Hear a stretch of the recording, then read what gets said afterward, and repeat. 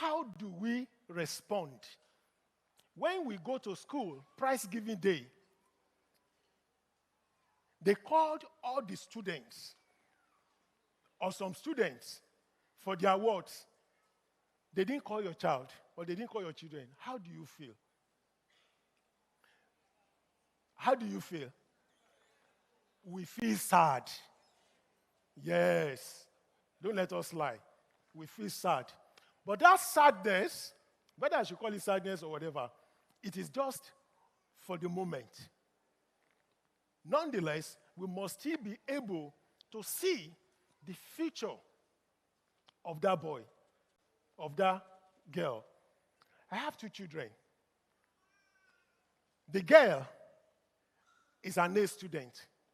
The boy is not an A, but next to A. The boy didn't really win any award throughout when he was in secondary school, but he was always doing well. You know, when somebody gets like 80 on the average, 85, 90 on the average, but you can't compare him to the sister that is always around 96, 97.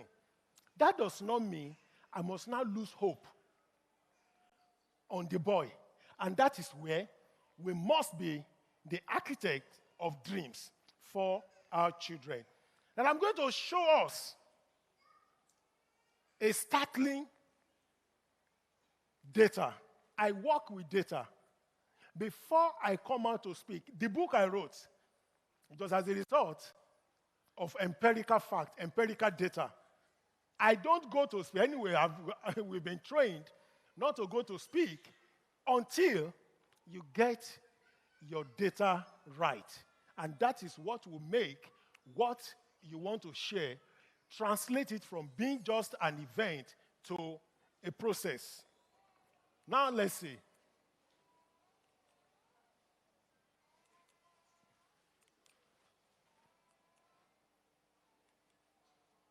All right.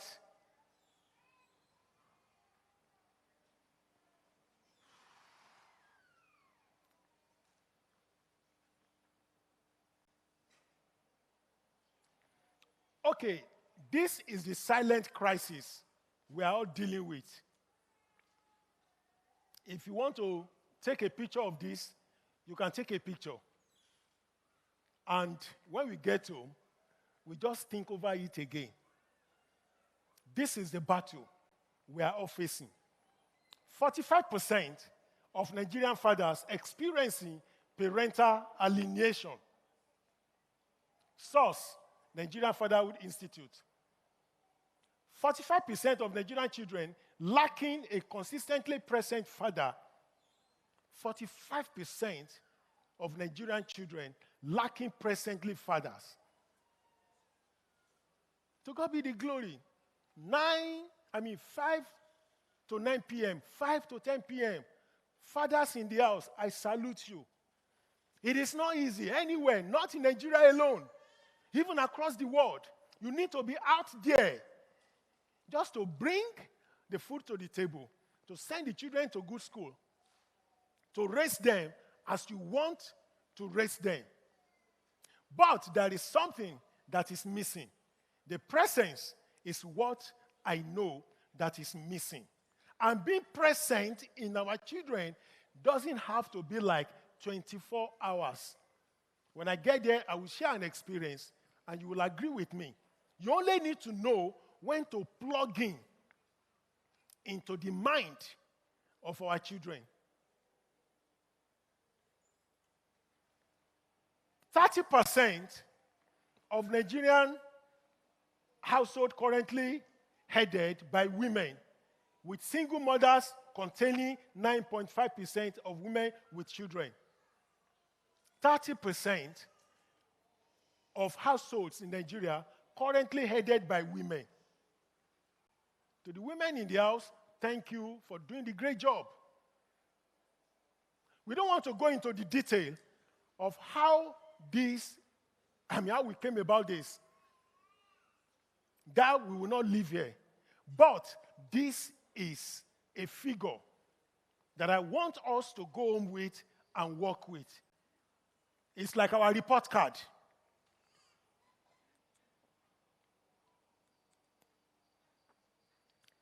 The ripple effect of this absence, you can now see 100 or 200% more likely to experience severe emotional and behavioral problems.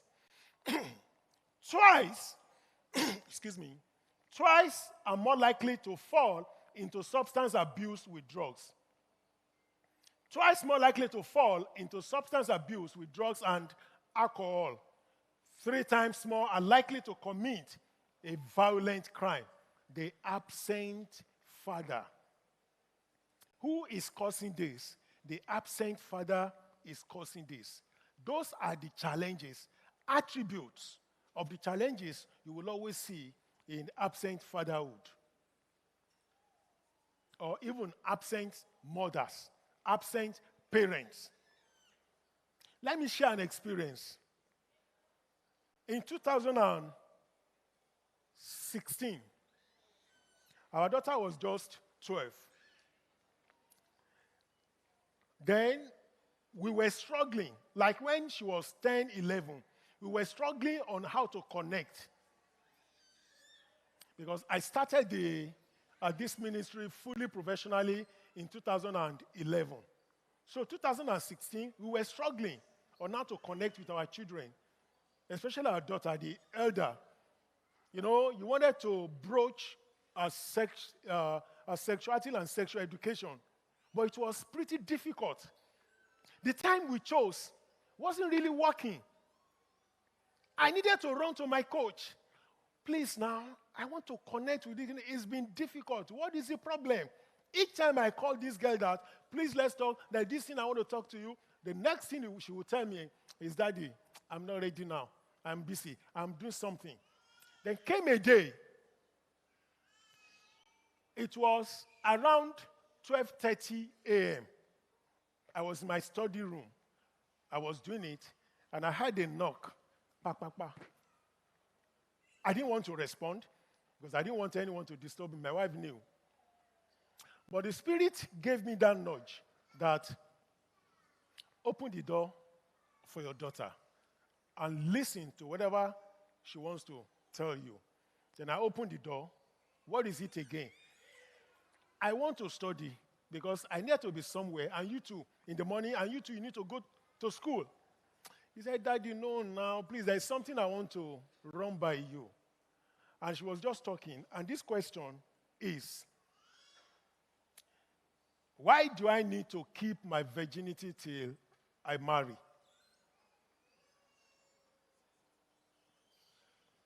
So, the church mind in me suggested, because God said so, that if you lose it and Jesus comes, it is hellfire straight. Excuse me. But the parenting strategy, models in me suggested otherwise. And what the parenting expertise in me suggested superseded what I would have ordinarily told him. And I believe that is almost what every parent will tell our daughters here and our sons, which is fine, right? Bible says so. God says so. It is fine. It is true. But our children don't know God. They don't know Jesus physically. Mm-hmm. That's what I tell my children. They are not descendants of Abraham. By faith, we are descendants of Abraham. No? But physically, I tell them that you guys are not descendants of Abraham. And there is a reason for that. It is difficult for our children to connect with abstracts. Who is the Abraham in the house? Who is the Sarah in the house? The mom. So, it is me. So, and I started from what is in need for my child. When we want to correct our children, want to raise them, just want them to hear, want them to connect with what we are saying, don't start from what is in need for somebody they are not connecting with. What is in need for them? So then I asked my daughter, that thing just dropped in me. I didn't think about it. I've never heard about this body count. I don't know whether it had been in existence since then. I don't know. I just started to hear about body count maybe like 4 years ago. I've been hearing which one is body count again? So I asked my daughter, I said, you are 12 now. You are 12 now.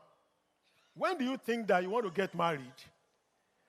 And my daughter said, before she wants to begin to think of getting married at all, that at least she will be around 25, 26. And that is when she must have completed her master's. I said, fine. 12 years now to 26, you have 14 years in between, right? So, if you had had sex with any man now, are you going to get married to the person immediately? No. Okay, the person goes. And there is likelihood that if you have sex with anyone and that person is not going to, in the next maybe 6 months, the person might likely leave you. Then another person. So before you are 26, it's possible you have had like 6, 10. Guess what, my daughter? For every man or for every sex one has with opposite sex, a sizable premarital sex, a sizable glory is taken away from the person. So what is the force about you now want to have it before you get married? She heaved a sigh of relief, and the next thing she said is, Daddy, well, you know why I'm asking this question? Because yesterday, among us in the class, during the break, we have this discussion among us, and she mentioned the names of her friends. This said they've done it before at 12. This. And somebody now challenged them, why are you guys doing this? Don't you know it is wrong? Don't you know it is wrong? It is a sin. And one of the ladies said, yes, it is a sin, but God will forgive us. We have many pastors' wives today who lost their virginity when they were 12, when they were 13. Some were even aristo. God still forgave them. So God will still forgive us. And my daughter said, I was waiting for you to come from the angle that it is a sin. That if you had come from the angle that it's a sin, it is not about what is in need for me. It is about what is in need for God. She said that she would have just cut herself off and just go. And the following day, she jotted everything, wrote everything down, and took it to the class. Ran it with them. That was the moment to connect. So immediately she left. We were on it for like 2 hours. Immediately she left. Then the Spirit of God confirmed to me that the best time to connect with this girl is in the night. We were looking for the day. And the boy also, the best time to connect with him is when I put him in the car. We're driving out. And we are talking. But the girl, when the girl is in the car, she doesn't want to be disturbed. She just wants to be by herself. So that was how we broke that. So the next thing for us to do is to look for that moment. That is why I want to appreciate us. We may be tired, but when we are so, patient enough to know that right moment, we just clock into that moment. Now, let's go.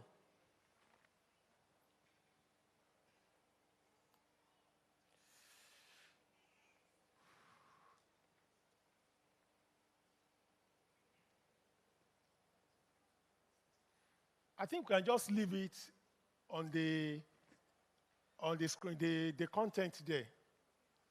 At least people can still see me. Just, they can hear my voice, even those who are not here. So after now, let's just leave the content on.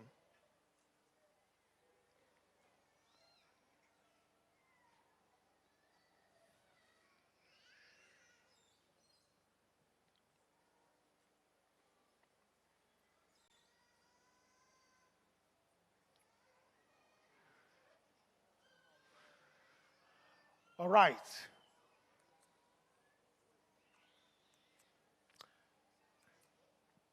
So we are getting there. There is a story in this Lagos. The man came back from work, 8 p.m., met the son, on the phone, chatting or whatever, just doing anything. And the dad screamed, "What are you doing? Is this what you're supposed to be doing?" And the boy didn't just mind the man, the father, as if the dad does not exist. So when I was invited, and the boy told me that the dad is always, anytime I pick up my phone, the dad believes that I'm doing something that is not so, productive. And I asked the boy, how do you really convince your dad that what you are doing with the phone is really productive? No answer for that.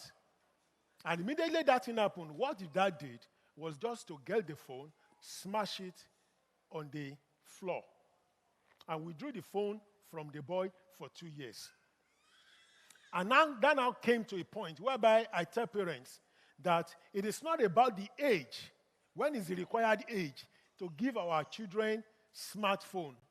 It is not all about that. It is about the information. It's about our duty to train them on how to effectively navigate the media world.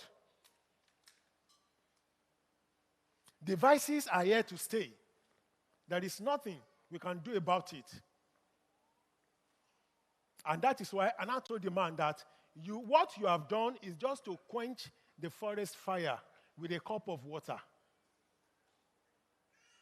If you have ever lived in the village before, like me, we came to Lagos when we were old.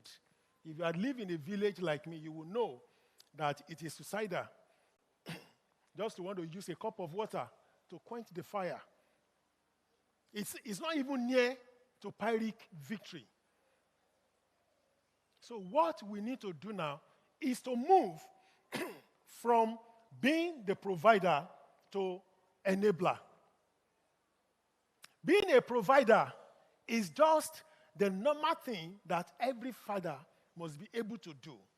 But every father that is on a mission is an intentional father. It is a mission. It is not easy. Hello? Please, I'm not afraid to say this anywhere. And I just hope Pastor Mrs. Njide will, 5 minutes, will forgive me for saying it. Please, it is not compulsory that a man gets married. It is not. If you know that your focus is just on being the provider, please stay off. We don't want you in our committee of nation, committee of fatherhood. We don't want you. Good. You are providing. Thank you. But you have to be on a mission. Can I have the content back? We have to be on a mission. And that is why we host a webinar every month. It is free. We break the myth of the provider, because that issue of the provider is actually making some people to run from being a father. When you hear about the provision, you want to step back. We break that. So, the provider meets financial obligations and pays school fees, but the dream enabler actively shapes and nurtures the long-term vision. The provider ensures basic nutritional and physical needs. But the dad on a mission provides deliberate and targeted mentorship. Whatever our children want to go to, whatever they want to achieve, get a mentor for them. Get a mentor for them. A provider enforces standard household discipline, but a dream enabler fiercely protects the child's raw potential. The average home, discipline is all about the children alone. Average home. And when we make discipline as an intervention, it will not last longer. Meaning that it is not part of the culture of the household. What do I mean? That the only time we shout about discipline, we want to flog, we want to punish the children, it is when they do something wrong. Who punishes the father? When father does something wrong. Who punishes the mother? When mother does something wrong. Yes? Who are parents responsible to when they do something wrong? And that is one of the reasons whereby the vicious cycle continues. It's the same thing that we replicate in our places of work. I'm the leader. I'm the oga. When I do anything wrong, of course, the subordinates have to overlook. But when subordinate does something wrong, you do something, the subordinate gets query. So until we begin to make discipline as a culture, our children will not ordinarily listen to us.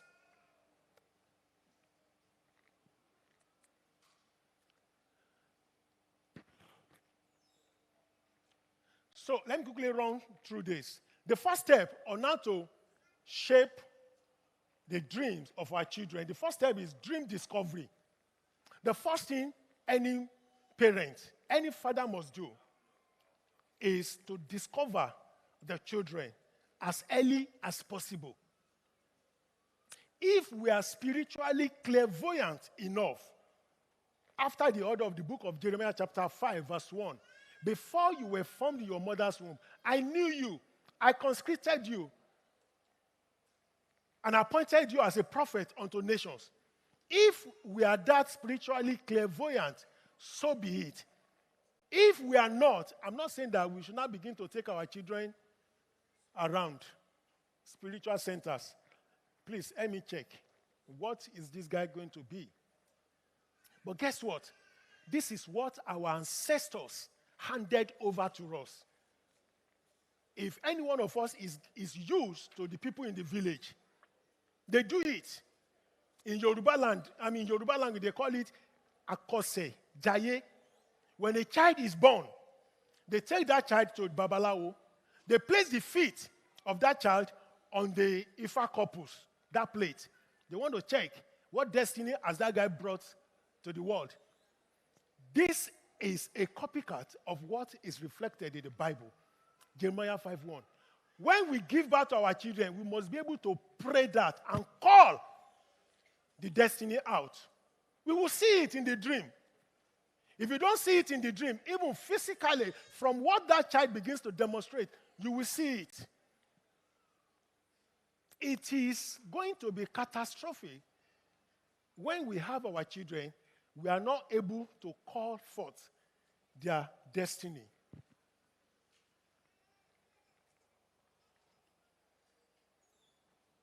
Hello? Number 2, the protective cycle. The protective cycle. Standing in the gap and reframing failure. You stand in the gap with prayer, with nurturing, with everything that you know that can make them, with money, with your investment. You do that. Number 3, the resource bridge. Connecting abstract dreams to functional tools. How do you do that?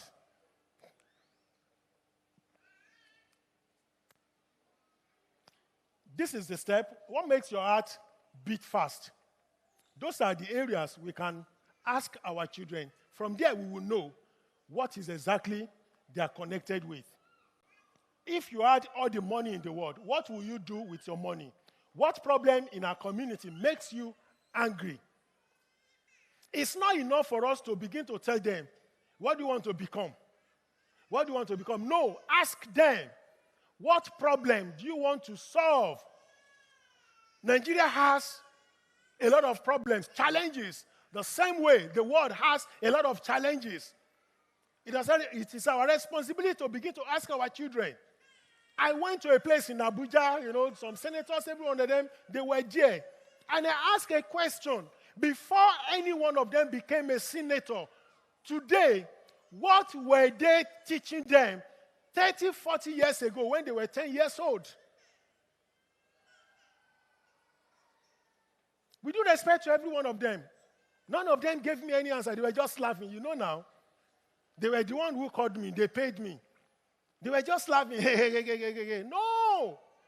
Our children must be able to have a documented paper about the solutions to the problem of Nigeria. Yes. They must be able to have it. And the fathers, parents, will now begin to nurture them in that reality. So what the children begin to see every day, they go over it every day, they see it, oh, this is what is happening. I don't like this road. I don't like this road. This is what I think we can do. This is what I think we can do. I don't like the way schools are being run. When I grow up, I think I'm going to have a school. And these are the things I need to do. Once they are saying that, please document it for them. And let them see it every day. Habakkuk, the vision may tarry. But wait for it. It will manifest one day. And any vision that is not written down, it is just mere paperwork. It is just an event, not a process. And I round off in the next 1 minute. I need to deduct the times they delay me. I'm sorry about that. All right. A child who is not embraced by their father will spend their life searching for validation in all the wrong places. This is the summary of the data I showed us. This is the summary of data that I showed us. They begin to search validation in wrong places, on internet, TikTok. What again? Snapchat. And they begin to have mentors around. I don't want to begin to mention names here. We all know.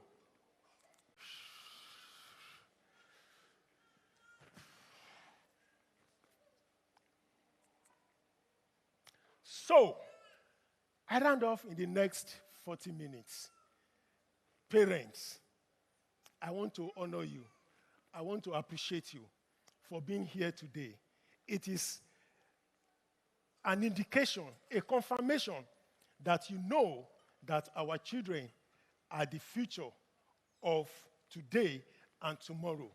The future of Nigeria, the future of the world, is not in oil. It's not in banking and finance. It's not even in AI. It is in our children because they have the potential. I want to call you back. I want to call you to remember how joy filled your heart when you gave birth to that child. I call you to remembrance when you were joined together with the mother. I called you to remembrance the promises you made to the pastor, the promises you made to the parent-in-law, even the promises you made to the child when you carried that child in your hand. The first time you had that child in your hand, that child, the first thing most of those infants reach out for is the finger of their father. They wrap their tiny fist on the finger. They couldn't talk, but they are telling the father, they are asking, will you be able to shape my dreams? Will I trust my life on you? And the father will smile.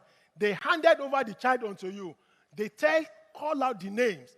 They gave you the name. You begin to mention the name. Akinroko, Akinola, Ajani, Ajadi, Ngozi, Betty. You are happy, and they prayed. So what has changed? What happened to the dream you saw when you gave birth to that child? This is a call for every one of us to keep up the responsibility of fatherhood. And I want to thank you for the opportunity that you have given unto me to share the word with you today. Thank you.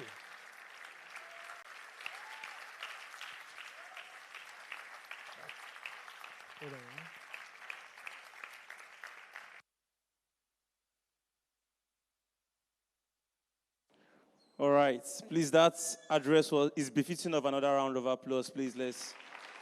One more time. Thank you so much. Thank you so much.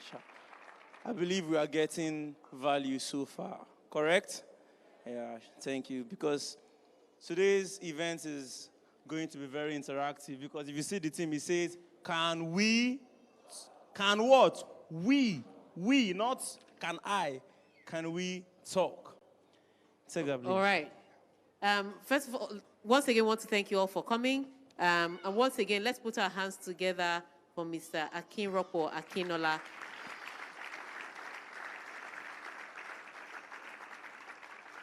I love it when he addressed the situation. You are a father, you are not a provider only. You are there to shape, enable, guide your children. So don't say, hey, I've put food on the table, I've done my work. You are there to shape his life. All right.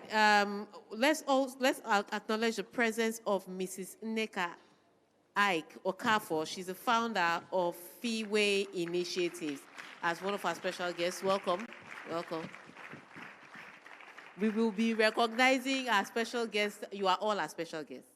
But we'll also be recognizing our special guests as we go along. There's so much more coming on.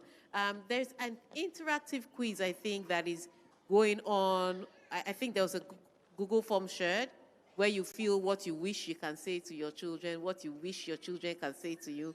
Please fill those forms. We'll be taking on them later in the program. But for now, Anonymous, you have something for us now. No, it's all of us are yet to, it's we all have something for each other. Yeah. Tega, let's do something a bit interactive. Let's engage the audience a little. Please, can you give the microphone to my brother here? So please, can you stand? I just want us to do a little exercise. Just stand. Okay, so this is a little drill. I'm going to be asking you some questions. You are not allowed to answer with yes, no, and maybe. Wow. Do you get? Okay. What's your name, sir? Obi is my name. Obi is your name? Yes.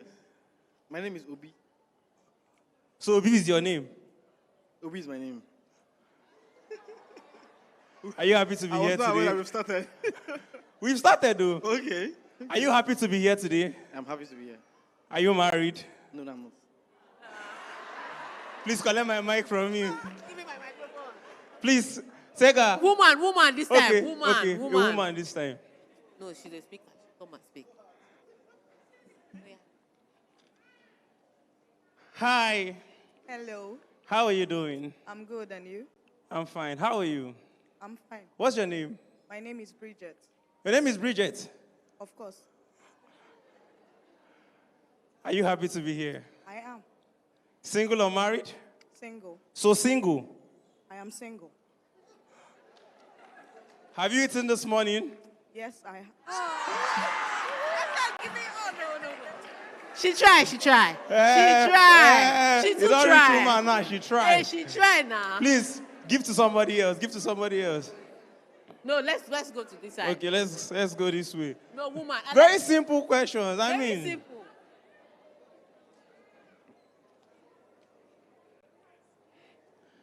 Hi, good morning. Good morning. What's your name, ma? My name is Hazara Jemima. Your name is Adora. Hazara Jemima. I didn't hear you. Hazara Jemima. Did I get it, Azara? Yes. Please look for a man. Okay, let's look for no. It's simple questions. Seem very. Okay. Let's come to you.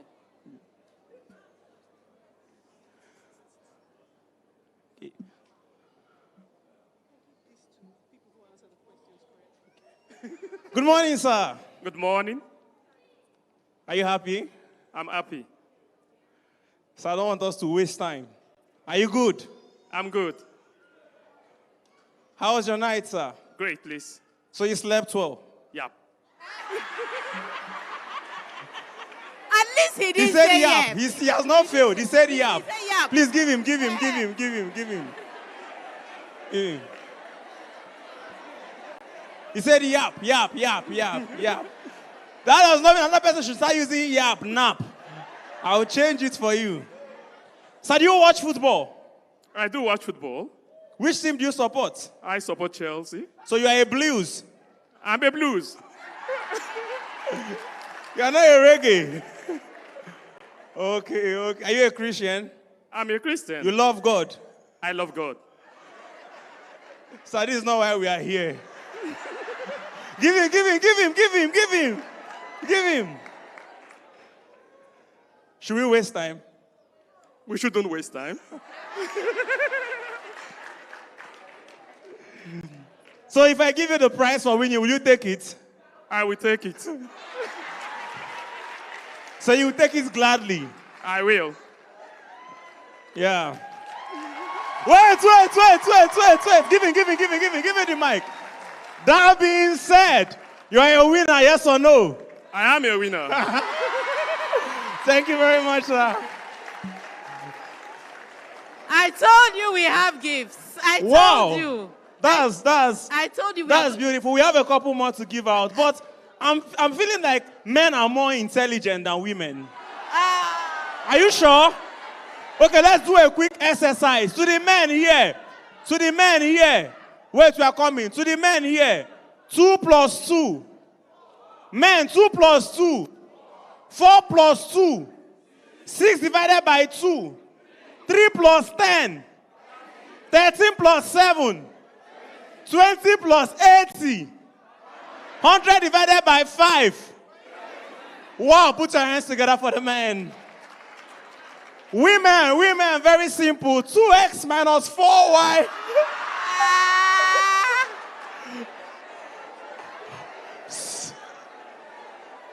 All divided by 4 minus 3y square. Sod 4, log 9, whatever. Find W. Please, I want to give this out again. Please, let's do this yes or no game. I want a woman to win this time. Please, this side. Go to that side. Eh? We have done this side, that side. Okay, this way. Yes, let's go to that side. Let's go to that side. I'm here. Sure. Please give to a lady this time. A lady this time. This is too close to here. Please, are you passing them? Are they not a people? Let's come here. Don't worry. We will try our best to go around. Good morning, ma. Good morning. I believe you are smart. Of course I am. Are you a graduate? I am a graduate. From which institution? From Maiduguri University. There's a university there? Of course there is. Wow. Are you a proud graduate? I am. Do you know of UNN? I didn't get you. Do you know of UNN? I know of UNN. It's a simple yes or no question. I know. You want to win this game? I will win the game. So it's sure for you? You shall die. Wow. Are you a winner? Always a winner. Do you always win? I've always been winning. Will you win today? I will win today. Are you married? Hello? Collect my mic! Collect my mic! Give us our bag! Collect my mic! Give No! us our bag! No! Give Collect us our my bag! mic! We won! Collect my mic! All the single people here, clock it! Should we give her? No!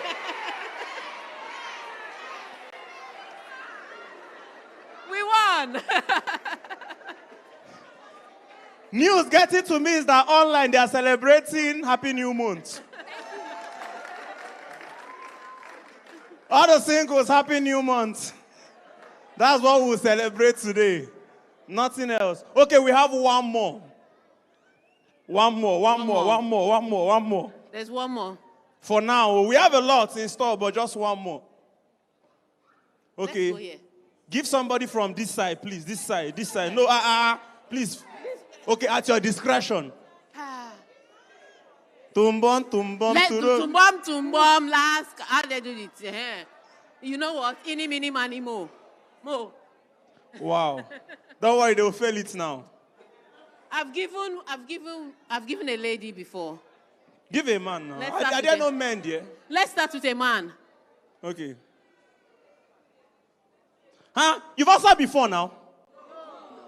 So have you answered before? No. Collect my mic. Take. I give to you. You were here now? I wasn't there. So I don't be figure of speech. Question tag. You wearing there, were you? I wearing I wearing. I think I should just give you, right? Give it to me. Take. Do you want it? I do want it. Do you deserve it? Well deserved. But are you happy to be here? Of course, I am happy to be here. How happy are you? Very, very. You must be very happy. Yes, I am.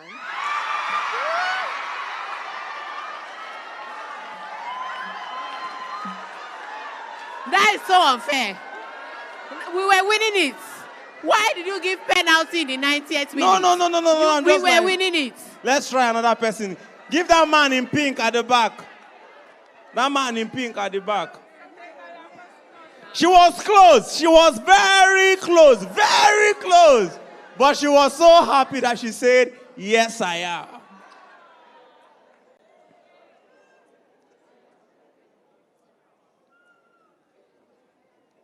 Sir, very simple question. Are you single or married?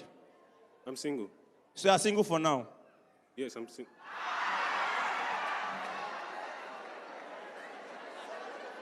What's going on? What's going on? If you can win this, say I. Wait, I don't...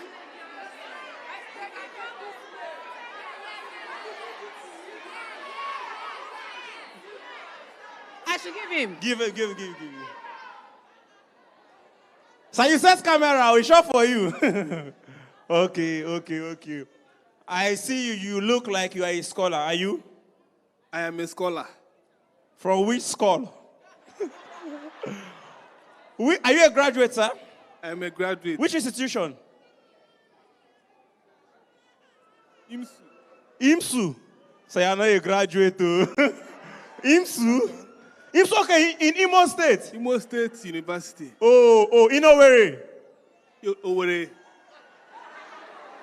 The one close to Anambra now? It's close to Anambra.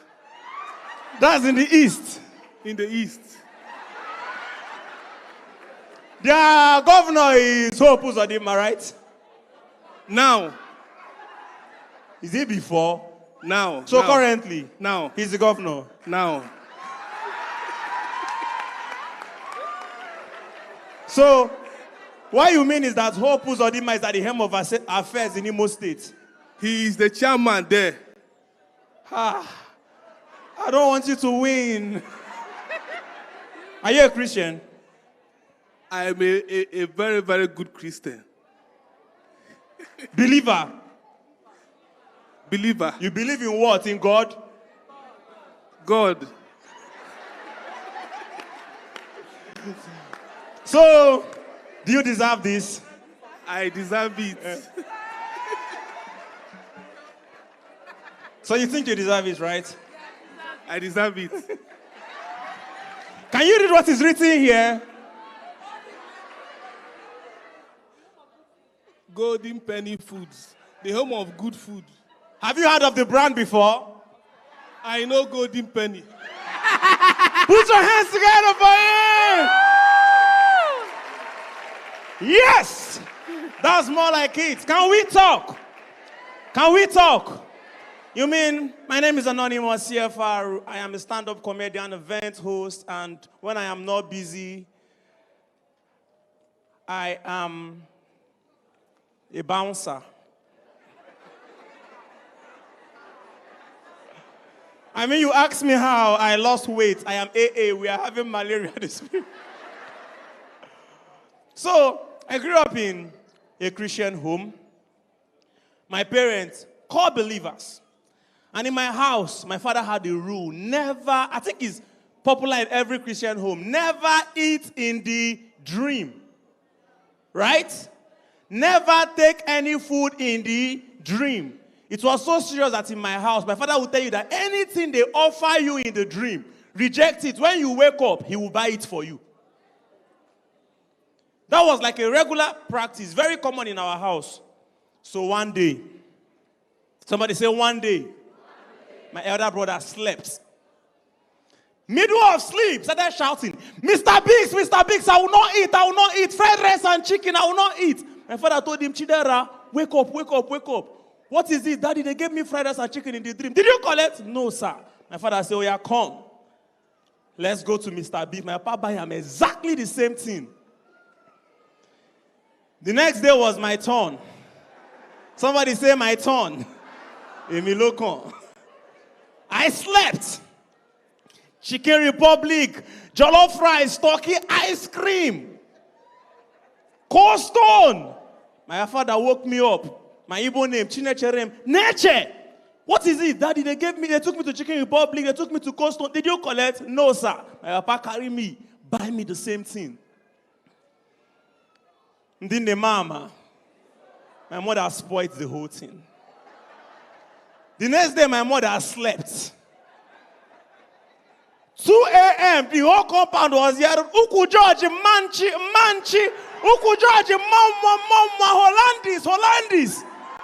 My father woke her up. Ma Victor, what is it? Nanekwao. Actually, Hollandis, Uku George. In Alufa, my father took her to Onitsha main market where we grew up. Bought her exactly the same thing. She took it, she went home. Instead of my mother to stop. The next day, my mother slept again. And then in Igbo, where wrong is 2 a.m., that faithful night to just the year, GLK 470, manya, GLE. My father just told her, Machida rice ni manya gini. Better collect you. Now our family can now. From the dream. Somebody said dreams come true. If you like, no collect. But it's beautiful. I came here all the way from Enugu State. Yeah. Do I have Igbos in the house? Igbo Kwenu? I don't like Una. Do I have Yorubas in the house? Yoruba Kwena? What is your greeting in Yoruba? Na secondary school. Hello. There's what they used to say, arararara. What does it even mean? Well, just they shout. But in the Igbo part of the country, that's the East, we have a very unique culture. We have Igbo is Igbo, but the language is different. But people say things like Igbo language is difficult. Personally, I disagree. Igbo language is one of the easiest language in the country. Right? See, if you don't know how to speak Igbo, let me teach you now. In 30 seconds. Igbo 101. There's an Igbo word that is a hack. Once you add that word to every English sentence, it automatically becomes Igbo. That word is called godulum. What did I say? Godulum. In English, you will say, remain the food for me.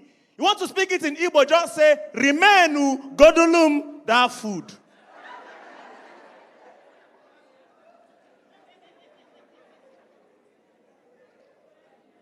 Shift for me. In Igbo, shifty, godulum.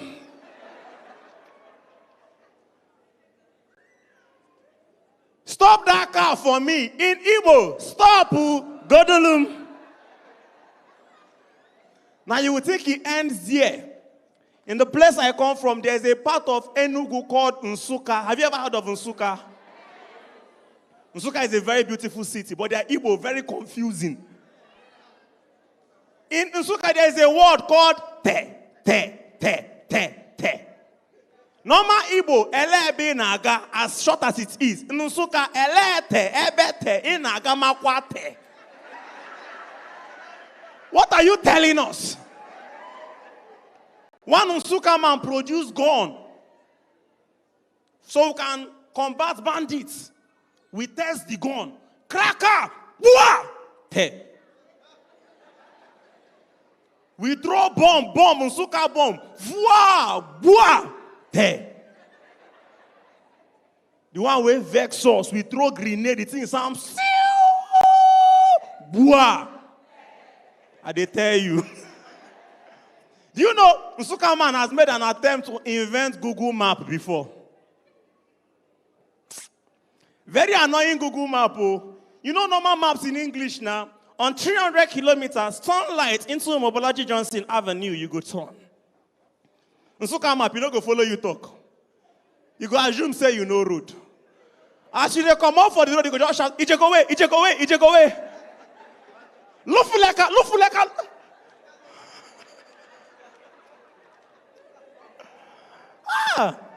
And Nsukka, 5 a.m., nothing like alarm, oh. We dey wake up. 5 a.m., you go just hear, Okpadioku! Okpa no dey code, oh. For Nsukka, Okpa can never be cold. Bro, we'll be taking it bit by bit. We'll take a bit of comedy, we'll come back, and we'll listen to something, because me, I cannot tell you anything that will change your life. I don't understand. Tinubu is spoiling the country. Me, I'll come and inspire you. Give up. The best I can do is to introduce the people that are grounded for topics like this. So, I grew up in quite a stable home, but some people have had it worse, and they still were able to come out on the other side victorious. So right about now, I'm about to introduce our next keynote speaker, a woman a single mother at that raised 4 boys. 4 boys. That is a landmark achievement. Please, if your hands are not too busy, with a clapping ovation, with a shouting ovation, permit me to bring up on stage Mrs. Chioma Chukwu. Hello, everyone. Hi. I'm so glad to be in your midst this day. The opportunity to stand to share my experiences as a single mom. First of all, I want to thank this Almighty God who has been my strength, who has been my source of inspiration, and who has been my joy. Please, anywhere you are, just raise your hand unto heaven and say, thank you, Jesus. Because if you are a single mom here, you cannot do it by your own strength, nor by your own mind. It's difficult for both parents, talk of a single mom. But this God who is in heaven has been a helper. I want to thank the convener of this program, Mrs. Njideka Ken Ujogun, for deeming it right to help the single mom here and all over the world watching this program. I also want to thank my children. They have been a source of joy. Also, my sister, Pastor Nomi, that lady played a great role in my life at a point I needed her most. Anywhere you are, Pastor Nomi, I appreciate you. Standing on existing protocols, I was asked to share a topic. Now, today is hardly can you hear such topic anywhere, but deeming it right to share it with you, I'm so grateful.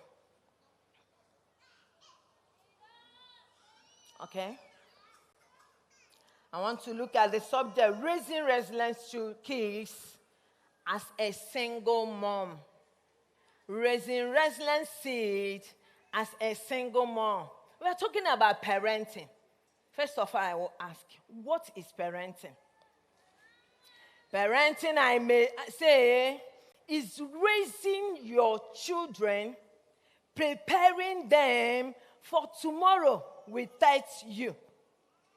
Raising or preparing your kids for a world without you, while pointing them to God that watches over them.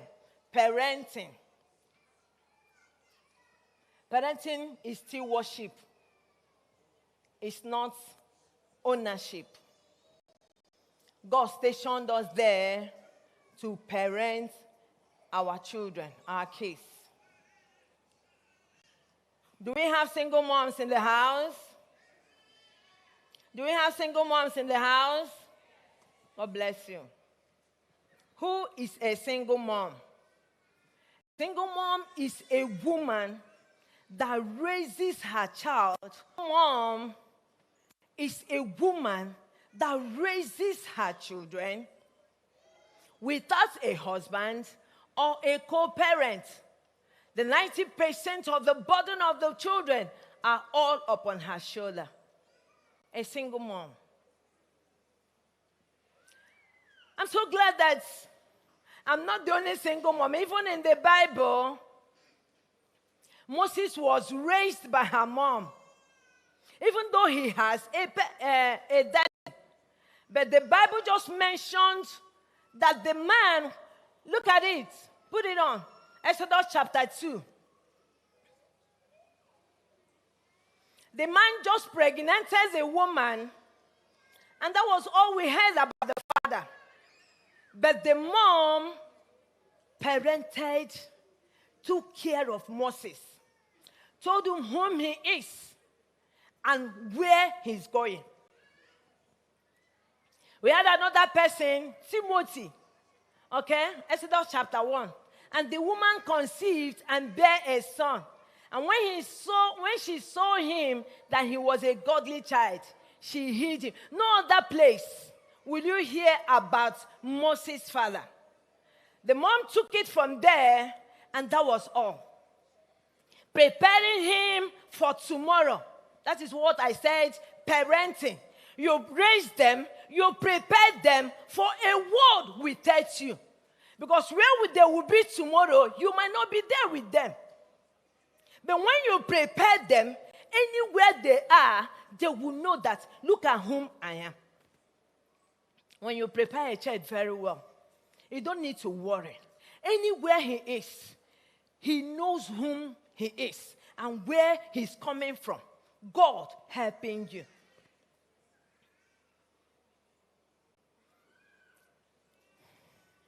Note, parents, if you want to raise godly kids, you must give them all it takes so they can give you all they have. That's parenting. There are 4 dimensions of a single mom. We are going to look at it before any other thing. For someone out there, there are 4 dimensions of a single mom. 1, widowhood. Widowhood. 20 years now, I lost a husband that made me a widow. A woman that lost her husband by death is a widow. So one of the dimensions of a single mom is widowhood, where she lost her husband through death. And every other thing she accepted as her responsibilities.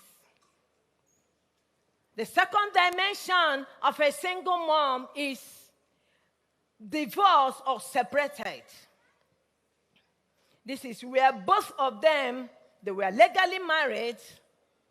Somehow, by circumstances or maybe problem, they decided to separate. They made that decision. This can't work, let's separate. They agreed. They separated. Most of us go into marriage these days without even understanding, the deep things of marriage. So whereby you meet any of them and you can't bear it, the best thing you say, let's separate. And the man will go his own way and the woman will go her own way. Second dimension of singlehood, divorce or separated. The third one is another dimension of single woman, a single mom, I called de facto single. Whereas the woman is legally married, but somehow the man is incapacitated, he's sick, jailed, unable to face his responsibilities. He left all the responsibilities, 90% of the responsibilities upon the woman. The man didn't die, but he's unable, unstable. The responsibilities laid down on the woman. Maybe he is sick, incapacitated, abroad, jailed. All these things can make a woman to be single, carrying all the 90% of the load upon herself. The last but not the least, never married by choice. Never married by choice. These days, one can decide not to marry at all. I don't want to be under any man. Probably she's financially buoyant.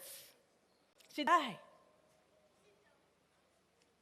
She takes the responsibility all alone by herself. Never married. Again, we are moving on quickly. What single moms are not. These days, the stigmatization of single moms are too much. Go to internet, they're worth nothing. That's why I was so glad when I got this invitation.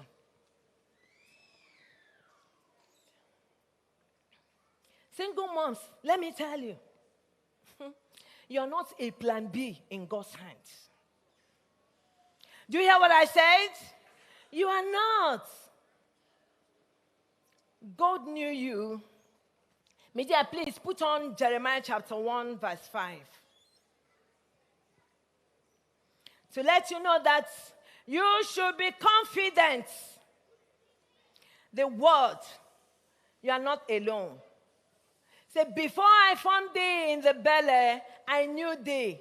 And before thou camest forth out of the womb, I sanctified thee, and ordained thee a prophet unto the nations. Single moms, is there anywhere in the Bible or anywhere that you can say, this did not include single moms? No. You are in the plan of God. God knew you before you were born. No matter the circumstances that led to your singlehood, being a single mom, you are still in the plans and purpose of God. You are still in the plan. Whether widow, separated, made by choice, whatever it is, God has you in mind. Single moms, you are not alone. Many a times when we lose our husband, you think you are alone. You are not alone.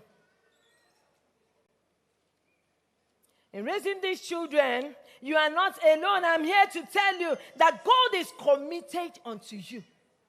He said, I am the father to the fatherless. I am the husband to the widow. So you are not alone, I will tell you. I told you that 2006, I lost my dear husband. on that bed that night, 12 a.m., when I saw that the spirit has left, hi, a woman you are seeing here hated God with all her heart. Hopeless. Not thought of the future. Not even thinking how to raise these children. When you hate God and your heart is biased against God, I don't know how you will do things, coordinate things. I said, okay, I did all I could on that bed that night. I danced, I prayed. I said, God, if not for my dancing, take my prayer. Don't let him die. The children were so small. The first one was just 6 years. The second one was just 4 years or thereabouts. To the last one, I just weaned him. How could this be? So God, you are so wicked that you will not let this man live. That night, if you are conversant to Abba, this place, General Hospital, that was their temporary site then. I said, okay, you've taken him. I'm going there so that you take him. Because I don't know where to start. I just finished my youth service. I was doing nothing. Where do I start to train these children? And when that night on the road, laid down and said, you wicked God, take me as well, so that we'll join together. Laid down on that night on the road. That road, I'm telling you, by 8 o'clock, you don't 12 a.m. in the night. I was all alone. I don't care about fear. Fear, of course. I don't know anything about fear. All I need to do, I want to die. Don't die before your time. Don't die because your husband died or whatsoever. Don't you ever. God still has a plan for you. He said a plan of good, not of evil, to give you an expected end. That expectation, when you will see it, you will break with speed. Because you can't pass through that road without being on speed. So that you won't jam any spirits. I laid down there. I said, God, okay, it's finally. By the time the vehicle will come close to me, I saw a mighty hand. Drove me out from the road. I don't know the hand, but I know and understand that it's the hand mighty God. I understood that. I saw myself at the corner of the gate shivering. That was when I got myself. I said, wow, I was panting. Those of them inside, though, didn't know when I slipped away from the bed, from beside his bed. When they came out, they now saw me. I was hearing them. Bring Choma. Where is she? Oh, where is Choma? Where is Choma? I was panting. They didn't even know what happened. I could have been a dead woman. They took me home. I said, leave me. If this God can, this wicked God can. I forgot that it's the wicked God that saved me. Still, I was still angry with this God because he took my husband away. I was so tender. How old was I then? Hi. They took me home. And on that night, I said, God, why? Why did you take this man away? So handsome. He loves you very well. Why? Very intelligent man. Oh, you can't bring him back. If he's destined to die, you can bring him back. That night, of course, even till tomorrow, to sleep. As at that time, I must wake up. These eyes have seen tears and agree with tears. I cried that again all through the night and said, God, why? Looking at my children, I didn't even know where to start. I cried and cried. Still that same night, this faithful and merciful Father appeared to me. I saw somebody at me and said, daughter, I looked around. I saw this might. God's will is God's bill. Did you get what I said? God's will is God's bill. I said, baby, come on. Be romantic for once. Every of your thing is God, yeah. Be romantic for once. I wanted to be so angry. At the time, I don't want to spoil my day that day. I said, okay, go ahead with what you want. He said, you will understand. You know, buy and buy out. Listen, when you follow God, just follow him with all of this. I'm not alone. But from today, you will show me how these bills will be paid.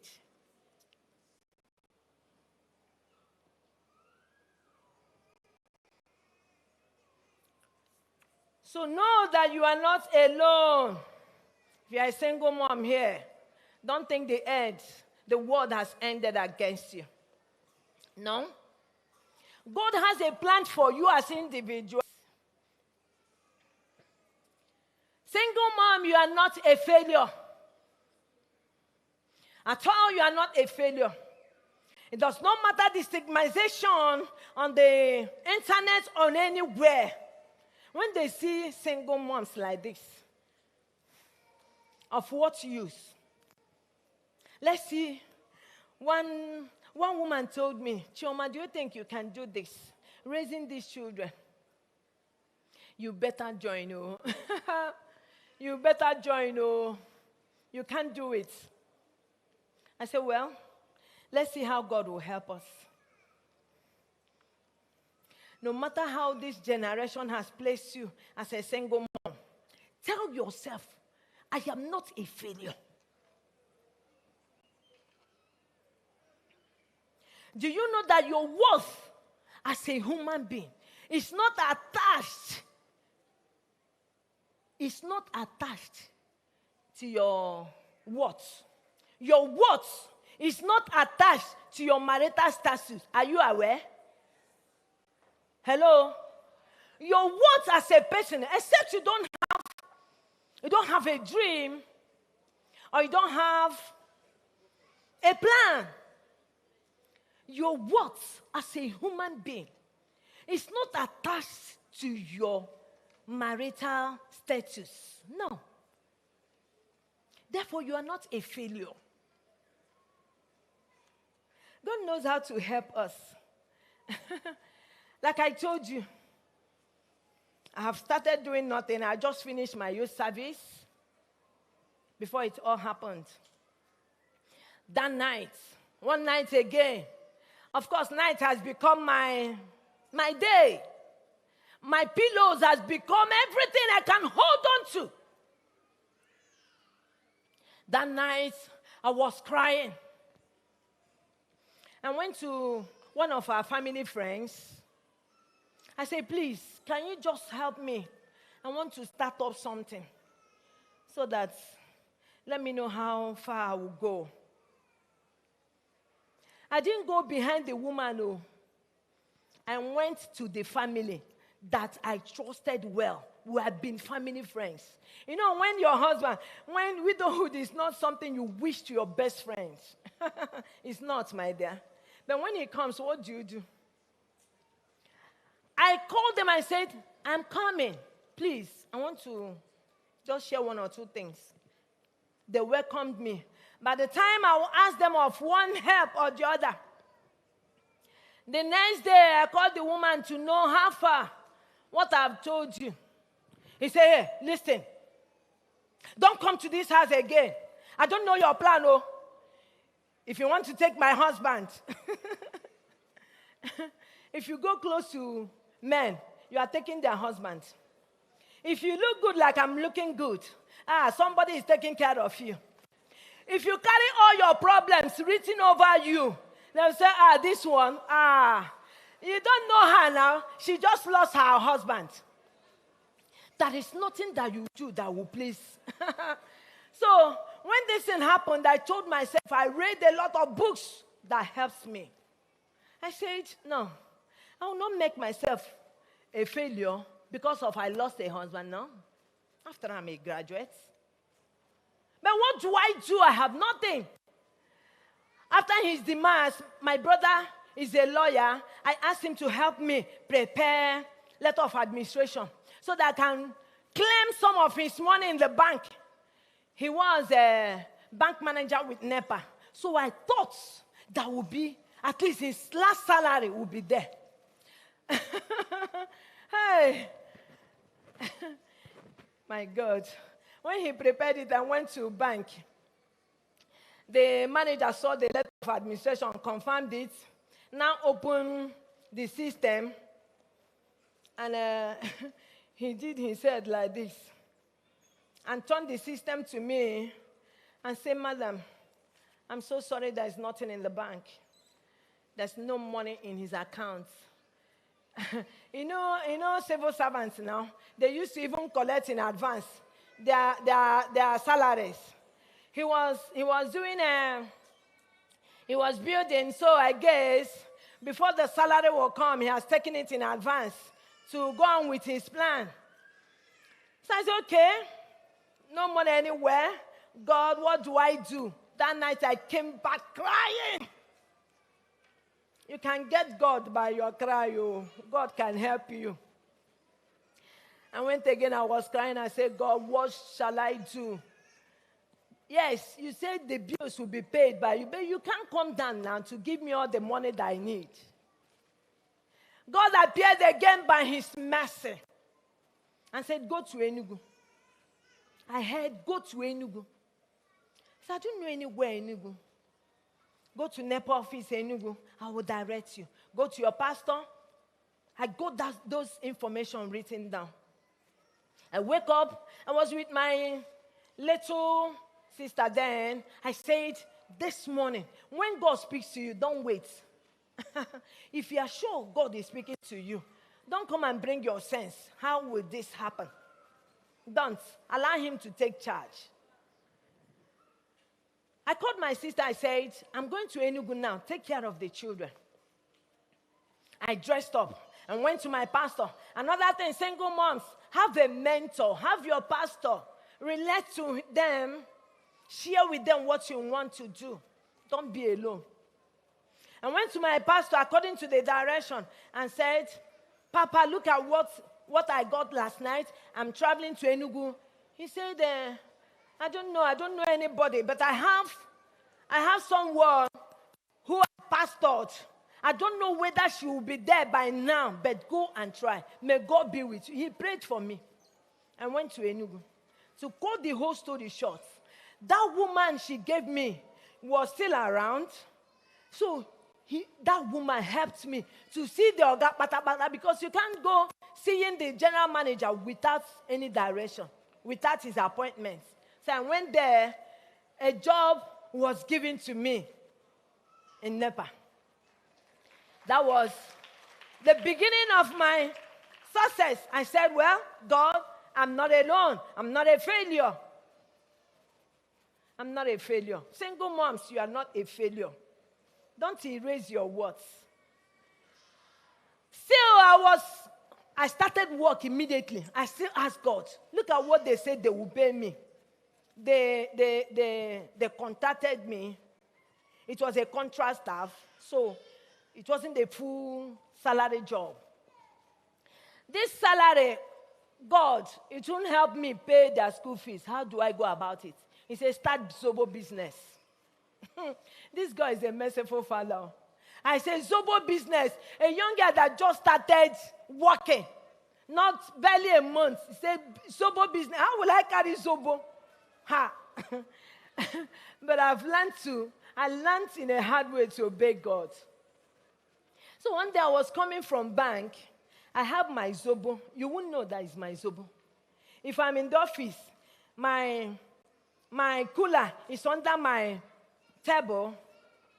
I will package it. If I'm coming, when I drop my children to school, very early in the morning I'm in the office. From the booth, I will take up my Zobo under my table, arrange it, so that even if inspectors will come, they will never know that there is Zobo under my table. So during break, this God is a master planner. There was no chaos. There was nothing. So they do go outside to buy their food. Even the canteen they have there, nothing like Zobo or something like that. So I made money out of that Zobo. The bank, they always come, you save. I bought a land from that Zobo business. You can't believe it. Who said you are a failure? It's how you package yourself that they will say you are a failure. Ha! One day I was from my break, coming back to the office. I met my old school friend, secondary school friend. From there, she shouted, Chomi, you look so good. Your husband might be so rich. Husband, okay. Say, Chomi, you look so good. Package yourself. In Aba, we have good okreka. Go there, you bench, you get good ones. You don't need to stress yourself which kind red made or whatever you are. When the time comes, you wear red made and red made will be chasing you out. But as long as you know what you want, cool down. Cool down. From time to time, you will get what you want. He said, Chioma, you look so good. I said, praise God. Hey, tell me, what about your husband? He said, husband, okay. That one, my husband. That man, if not for my children, I for leave that man. Me no get a husband. He dey praise me. She said, my husband, Choma, I wish I would see that man. I would raise my tongue for him. I said, go and see him in the grave. I said in my mind, this woman, if I share my story, you will leave me alone. And she left. What are we saying? Single moms, you are not a failure. You are not. Don't let yourself down by carrying the whole problem upon your forehead.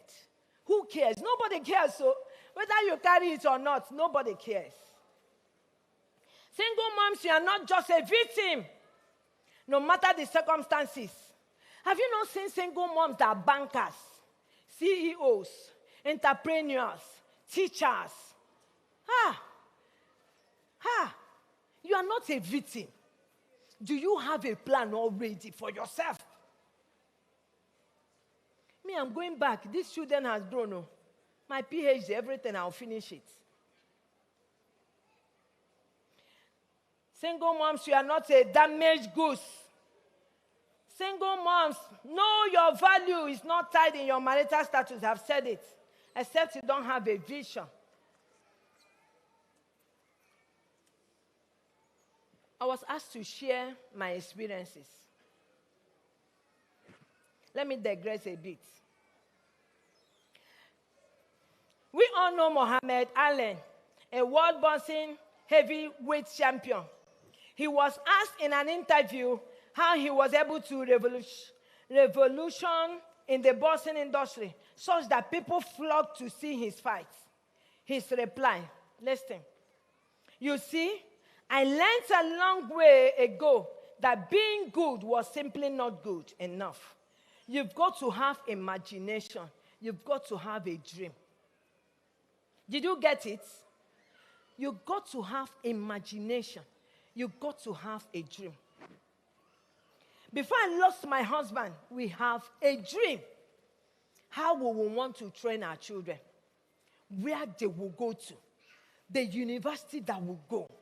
We had that dream. But now that he's not around, will you leave the dream to die? No. Yes, both of us have big dream. Now, my problem was how to fit into the dreams we have for our children. Now, I asked God, what do I do? I called them and said, Excel, the name of my children are Excel, Exalt, Emmanuel, Evidence. I say to them, be aware that there is no Father. God has been helping us. Sit up in your academic. One thing I will never leave is leaving them whatsoever they need academically. So God helped my first son. God knows how to orchestrate things. He got the first scholarship after his jam. He got the first scholarship while he's in University of Nsukka. He got the first scholarship. The second scholarship came. He went to Ghana. From there, he moved on. God from there helped us orchestrate our things. I told myself, like I said, when you read Isaiah, okay, see them, okay, that's my first son, Esau. This boy was 6 years old when they died. Bring all of them out. Let's see them.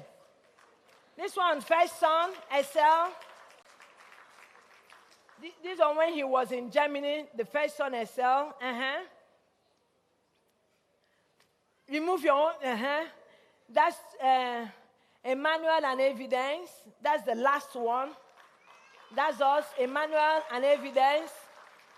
Then the second one, that's the third one. He's now an accountant. That's the second one, Exalt. Exalt is doing his service right now. That's them. Bring when they were small. You see them. See them. That was when they have grown up. These ones, they have not entered school when they died. The last one have not entered school when they died. But look at them now. Why must you kill yourself? Because you lost a husband. Or circumstances made you not to, you think you are mad, you are alone. No. Another thing that helped me know that a life without purpose becomes a wasted life. A life without a purpose becomes a wasted life. Don't allow your life to be wasted. Have a purpose. Secondly, I told myself that I will not dwell in the past. When you read Isaiah 43 verse 18, forget, can you put it on?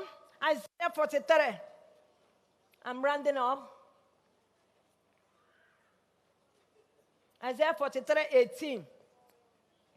Forget the past. Remember not the former things. Neither consider the things of the old. I told myself, one of the things that helped me, I said, I will not dwell in my past. Did you get what I said? I will not dwell in my past. If I should continue crying and keep myself without doing anything, these children will not become. So the first thing I did, I forgot my past and moved on my life because I have my life to live. These children have their life to live. Another thing that helped me, Deuteronomy 30:19, part of it said, choose life so that you and your children will live. Deuteronomy 30:19. Choose life. That day, I decided to choose life.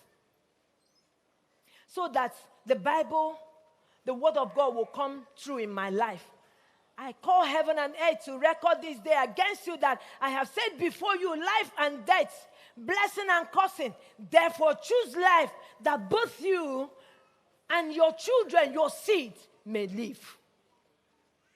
So I chose life to live, not to die. Another thing that helped me is prayer. You may say prayer, yes. The family that prays together, they share things together, yes. But there are things beyond prayer. There are things beyond prayer. Do you know that these children, I decided on my own. They were 6, like I told you. I bathed all of them from the 6 years to the last one, up to 10 years. I bet myself. I bet all of them.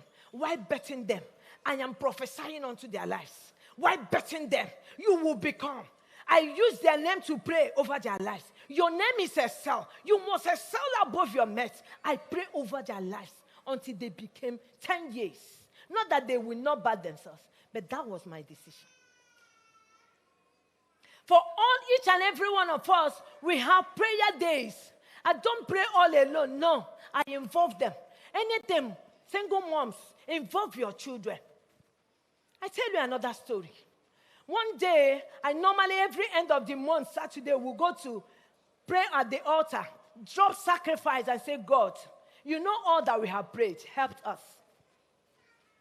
One day, because I involved them even in my business, my last boy, he was the one to be at the shop that day. I came to change him over. He said to me, Mom, since today, I have been having this urge that something bad wants to happen to me. I said, God forbid, nothing bad will happen to you. I held my hand with him and I prayed together with him. I said, go home. Don't look left or right. Go home straight to your room. Let me see that thing that will come and happen to you. Let me see that evil. He went home. He said even at home, he was still feeling that urge that something bad wants to happen to him. He remembered one thing. What is that he remembered? He remembered that his mom will always take them to the altar after praying. She would say, which offering, which sacrifice are we dropping? We will drop our sacrifice. He left the house, went to the church. My church is just close to the house. He said he knelt down and prayed and dropped his sacrifice. On his way back to the house, he met a keke guy. The passenger was inside, the driver was outside. I've told them several, do not talk to a stranger. But that day he said, as he was about to cross the road to the house, the keke man just showed him a paper, written an address that he knew very well. That was our hospital. A family friend. Just to say, it's not this. He didn't know himself again. Friends, do you know where we finally got him? At Akure, on those states. Just wait, I'm telling you a story. He said he lost his senses. Where he now find himself was where he was tied together, his hands tied, his neck tied, his eyes tied. He can only feel people around him. His son came for him to go to the machine. They brought him out. Used their whatever, their juju or whatever, knocked him on the forehead. They started shouting. So you came here with your father. You came here with your father. We are seeing native man beside you. My son started crying. Please, I don't even know my father. My father died when... Shut up! I am seeing a man beside you and you say... He said, Master, this boy came here with his father. He said, the master said, what else are you doing? Take him out. They took my son outside, packaged him. Said, take everything that belongs to him. They packaged him to a market square. Dump it there. One man, this God. There is something about this God that makes me to love him. I'm telling you, he's a covenant-keeping God. He doesn't joke with sacrifice on the altar. The man said he came to work. Somebody was pushing him. Go home, go home. He said, why am I going home again? I just came to the office. Reluctantly, he was going home. He now saw my son roaming around. He said, boy, what are you doing here? This place is a dangerous place. Let's go. He took my son home, and my son narrated his story to him.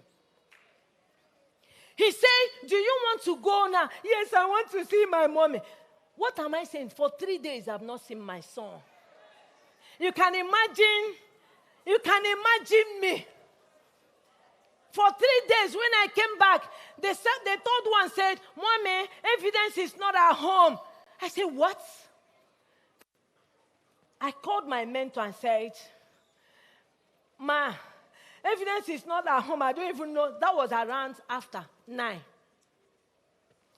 He said, have you told your husband? I went upstairs. Just a little prayer. To be honest, that night I couldn't pray. I said to myself, not again.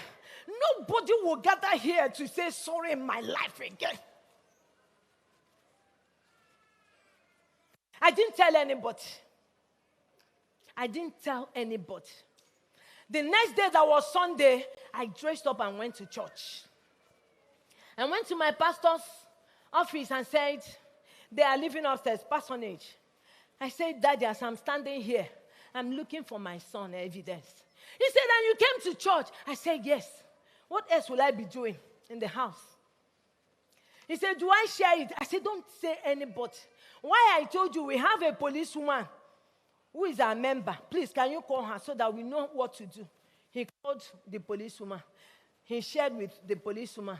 The policewoman said, there is nothing we can do now as police until after 3 days. Hey! After 3 days, they will now start investigation. I said, it's okay.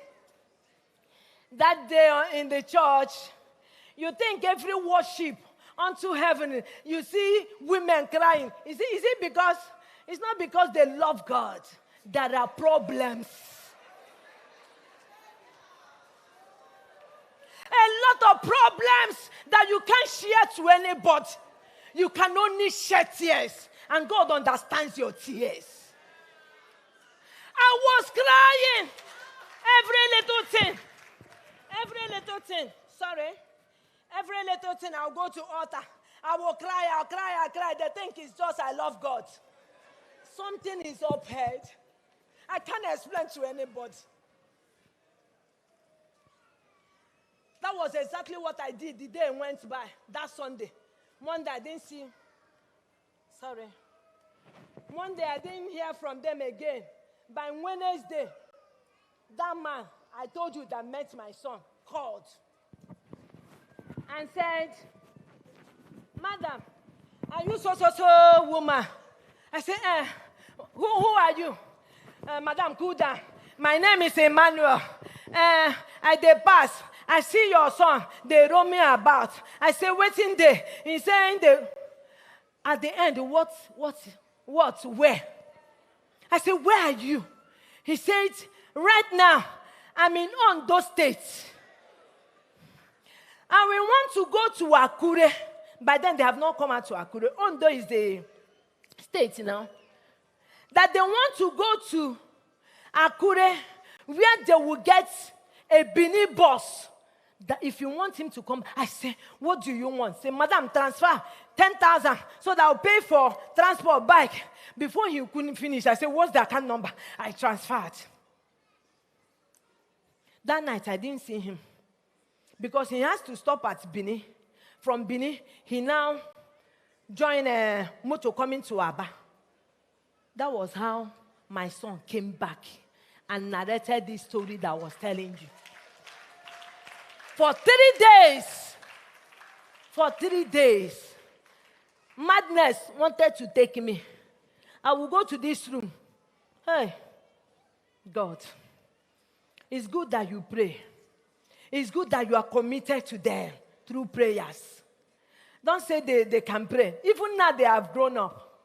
I can't sleep by 12 o'clock. What am I sleeping for without praying for them? That's my only access. What are you sleeping? 12 o'clock, you are still on the bed sleeping. That's where their destiny has been changed.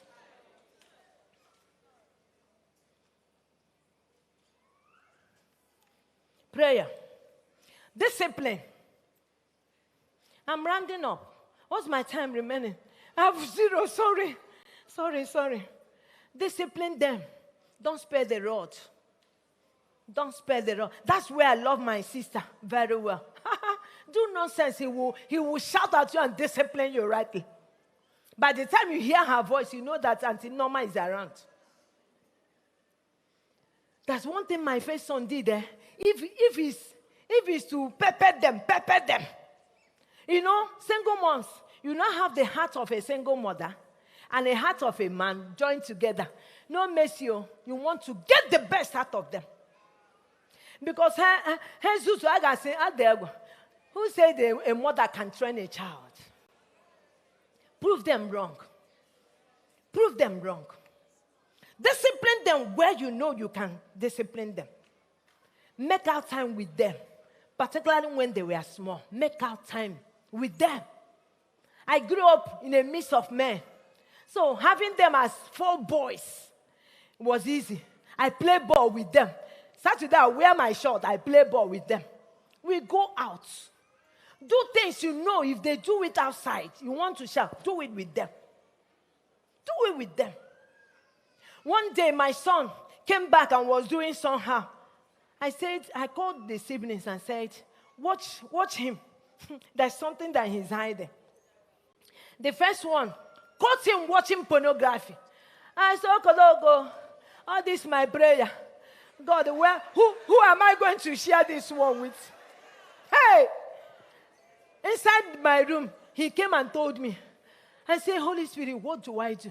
See, any pattern you know you will do it to get them. Use the pattern. I said to God, what do I do? I was wearing my nightgown. We just finished family prayer. So I was in my room. I was wearing shorts. I was wearing top.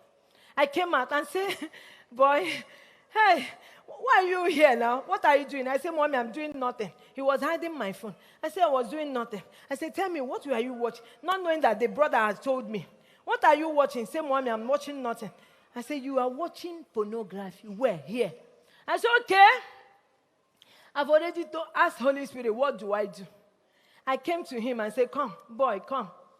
We are going to do it together now. You are watching boy and woman doing it, right? We'll do it now together. Ha. He said, Mommy, please, I will not do. No. Don't start begging. I removed my top. It's only my breast that is remaining.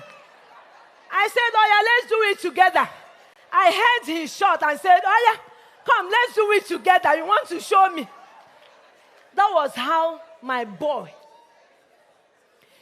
I didn't flog him. I didn't pepper him. But that singular act, he cried from morning to night because he didn't want to see my own nakedness. Anywhere, anyhow, God directs you to do it. Do it. Get the point.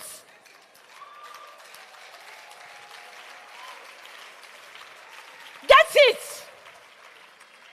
All of them are parenting. All of them are parenting. So that at the end, you will have them. And God will take all the glory. Finally, oh my God, make sure you clothe them very well so that they will not be intimidated by their mates. Clothe them very well. Go to boutique, down boutique. Each time you know they are going out. Parents, I want to tell you, single moms, don't wear anything that will showcase your body. Some women will say, I'm wearing it because of my husband. You, uncle, who are you wearing it? You want to showcase your breast. You want to wear half cut. Who is looking at you? So make sure you always dress well. Dress your child very well. You don't need to expose yourself for you to know that you are beautiful. Clothe them very well. So that anywhere they are, they can stand before their mates. One day my son came back and was crying and said they were calling me exhaust pipe. Exhaust pipe. His name is Exalt. I said, do you know whom you are? I said, do you know whom you are? A child of God. Anybody that calls you exhaust pipe, tell him that you are exalted. Don't allow any of your friends to intimidate you. And you can only achieve that when you let them know whom they are. Don't let them know that there's no father to take. After all, your father left nothing. Not be the child who will carry the wahala now. Please. Don't shout at them to let them know that after all, your father left nothing. Join hands together, you will achieve it. When I told you we are doing Zobo business, every Sunday I will tell them, they will enter car, all of us will go to where they were doing wedding. This person will be picking robe at this side. This person will be picking robe at this side. You think it's only me doing it? They were all involved. so that they know how you are getting this money. You're not picking it from the road. They will pick the come. I will be in the car waiting for them. When we go home, we'll wash it together. So that they will be part of it, that mommy is doing her own part. And they should be part of it. In conclusion, single moms, here and those watching us outside, online, the way of parenting is the way of honor. There is no rise without a prize. If you want to raise resilient kids, you must give in all it takes so that they will give you all that they have. God bless you.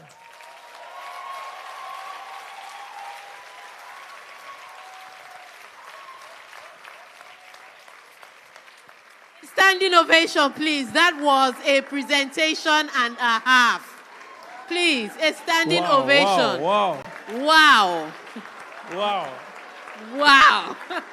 Wow. Somebody say wow. Somebody say wow. 4 boys. First of all, there are too many things I dragged out of this. And please keep your questions. We'll have all the speakers on stage, and every question you can ask, personal to you. Any question you have, personal to you, but to a particular speaker, you have the opportunity to ask them. So don't think we are done. The speakers will all come on stage, and then you can ask your questions. We'll have a dedicated session to that. So please have your questions written down.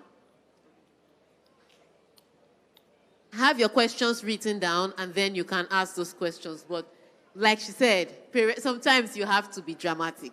Parenting is not easy. And she had 4 children, and it was important for me when she said, we did the business together, so that the children know where the money is coming from. And also, it still goes back to what Amarachi said in the beginning from Can We Talk 5.0, when she said the words you use. No need to tell somebody that your father or your mother is useless. That was your choice. Why is the child bearing the brunt of your choice? So please, let's take note of all these things. I like the fact that we are taking down notes, and we have questions. When the time for the Q&A comes in, we will ask, you can ask those questions. You have the opportunity to ask them. But for now, Anonymous, you have goodies. I don't like, give me a brown envelope. Now, I'm a journalist. Give me a brown envelope. Are you sure? Are you sure? I want. Listen, they remind me of my school days when they share report card. Chai. Thank you so much, ma, for that wonderful session. I believe we have loads of questions. But my own first question goes to you, ma, and by extension to every Nigerian mothers. Why is it that they would educate us for 1 hour and tell us I don't have much to say? The day my mother will finally have much to say. Mama, do you have much to say to us today? I don't have much to say, but I've said much. But thank you very much, ma. Everything you said was very timely, very necessary. Please, can we put our hands together for her one more time? Somebody there just they shout, how I wish, say, na single mother raised me too.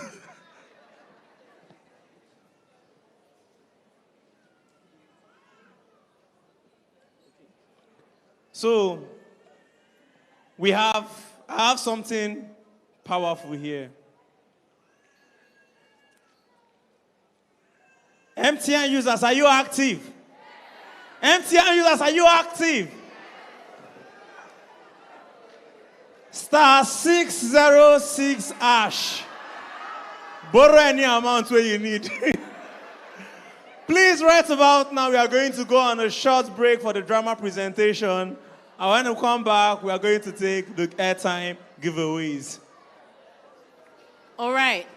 So yes, it's going to be fastest fingers. So before that drama starts, let's put our hands together and welcome the drama group as they bring on their drama presentation. Please, let's put our hands together for them.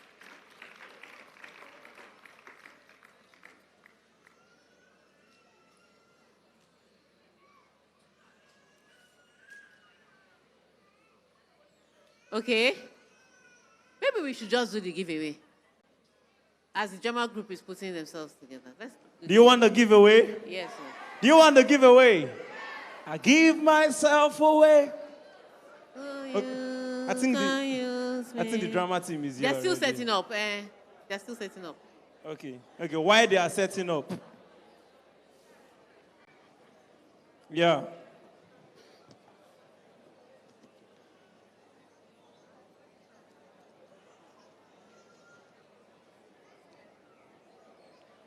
Fastest fingers, are you ready? Before we start the fastest fingers, if you know you are here and you know that from the depth of your heart, you genuinely need this airtime, just raise up your hand.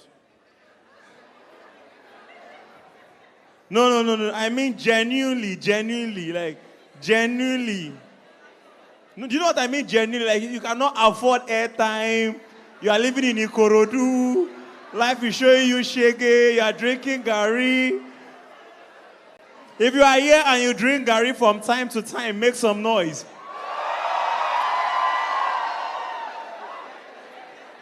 If you add granules, make some noise. All the people that shouted for this granite now are disqualified from this giveaway. You are doing well. If you add milk to your gari, can you make some noise? Disqualified. Disqualified. If you add sugar, make some noise. Never qualified. Gari, salt, and pankane. May that never be your portion. MTN users, this airtime voucher goes to the fastest finger. Are you ready? I'm sure that for a lot of us, we've never recharged airtime using code. We don't even know the code again. The code for MTN is star what? 311 star. And so you're going to know people where they use paper recharge card. Please, they said it's star 311 star. Are you ready? So it's a level ground now, right? Please, if you are in the building, I gave you my phone. Please be trying the airtime too. I'm going through a lot. 0011 8615 5721 27470. If you get it, testify. If you get it, let me see your hands up. You got it. You got it. Please put your hands together for this brother over here. If you get it, testify, oh. All right. Okay, my brother.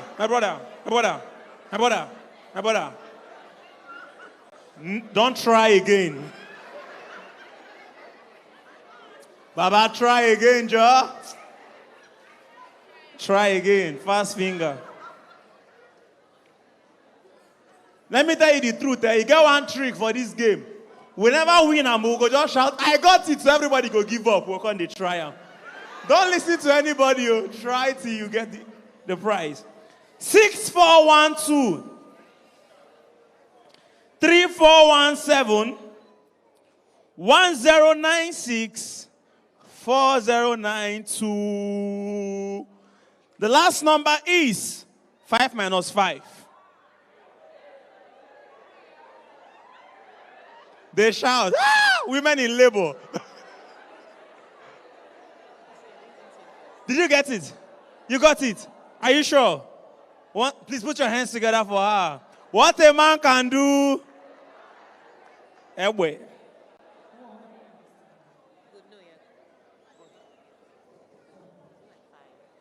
3422 70.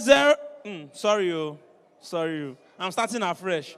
3422 7707 1134 76313.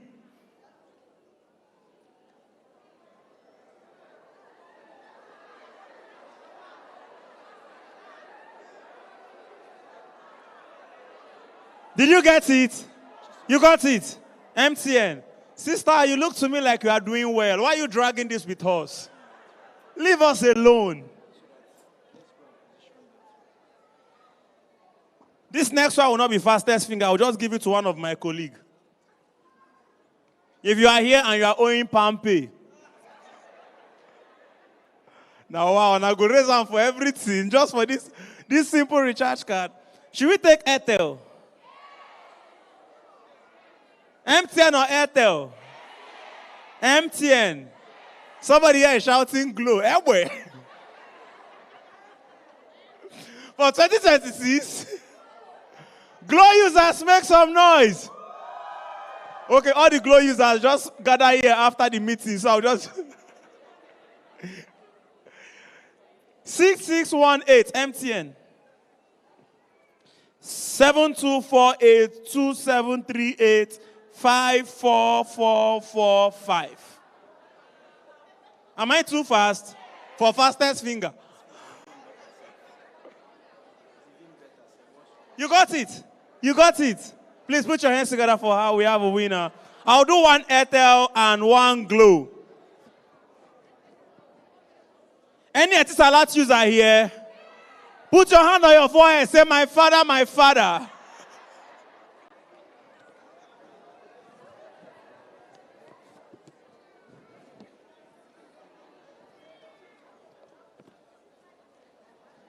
I want us to get to a point where fastest fingers will not just be for network users. It will just be for maybe OPay users, PalmPay users. Are you agreeing with me?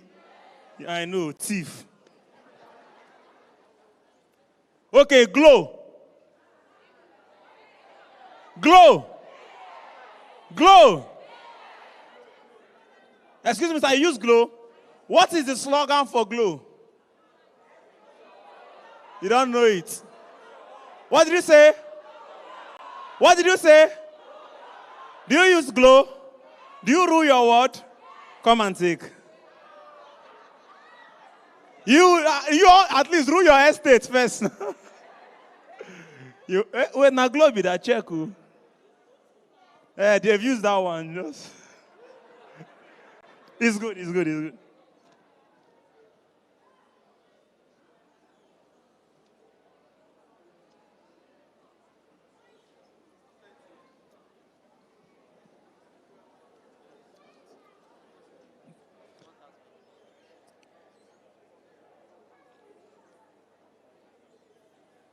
I feel special, man.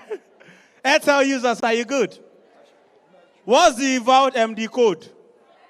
I'll assume you all know, right? You don't know it? Use ChatGPT.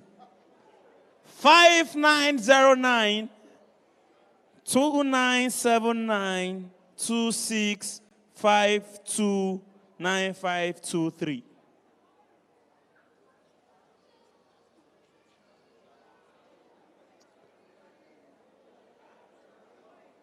Nobody. No Airtel network. Should I call it again? You want it? You want it? In short, this Airtel is get one, take one free. Come and take the second one. Who are you? No, there's a reason why I want to give her. She looks to me like a Man U fan, right? Man U fan. You go green now. Make you just go there. Use MTN. I've been calling MTN now. Okay, one more MTN. We have a lot, but one more before we... What do you use, ma? Airtel. Ha. MTN users, let me see your hand. Bring it down. Airtel users, let me see your hand. You are few. Glow users. That's the 6 of you. Okay, we'll do one Airtel, one MTN, one Glow.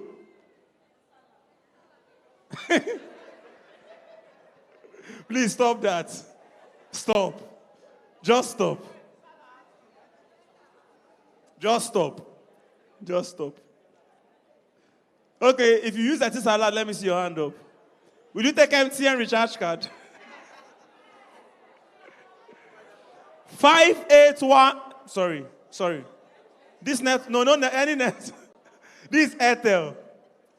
5851 0672 4682 2300. Airtel. You got it. Come and take another one. So, the one down is the one you just recharged. The up one is a fresh one. Enjoy. Yes, please. Call people to church. Tell them to come to church tomorrow.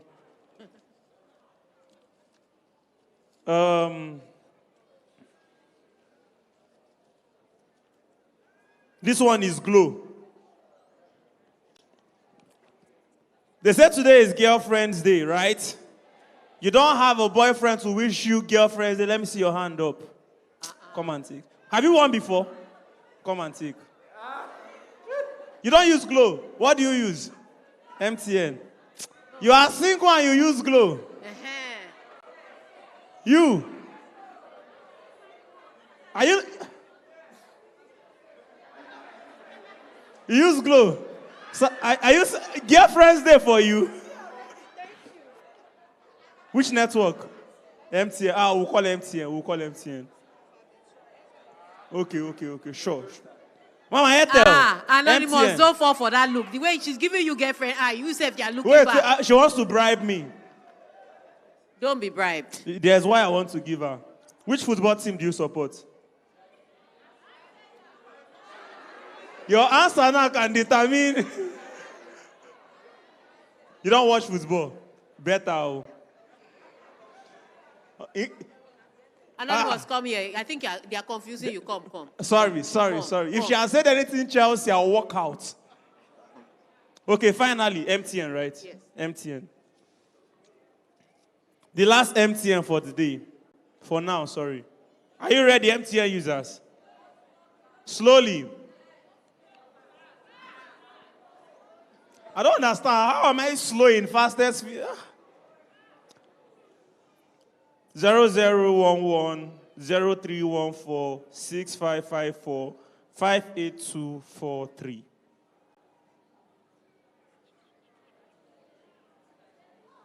You want it? Please put your hands together for her. All right. So whilst we are at it, let's put our hands together and welcome the drama group because we have delayed them. So the drama group with their presentation. Let's put your hands together and welcome them. Please, let's clap for the drama team now. Come on.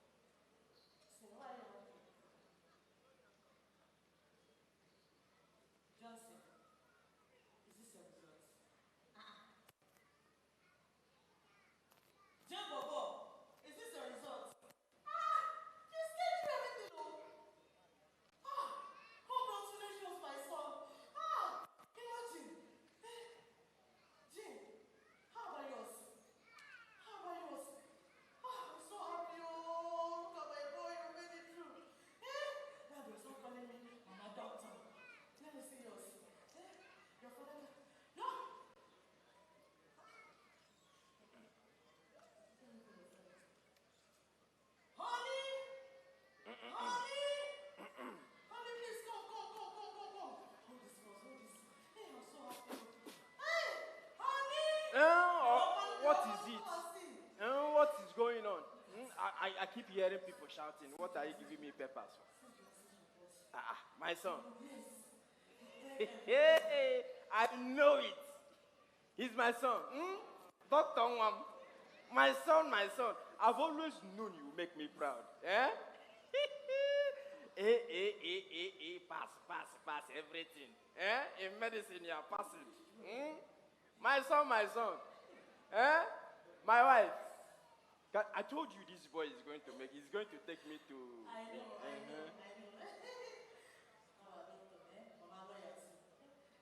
Lawyer Nwam. Yes.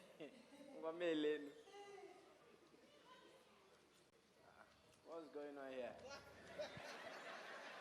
Again? You failed government again?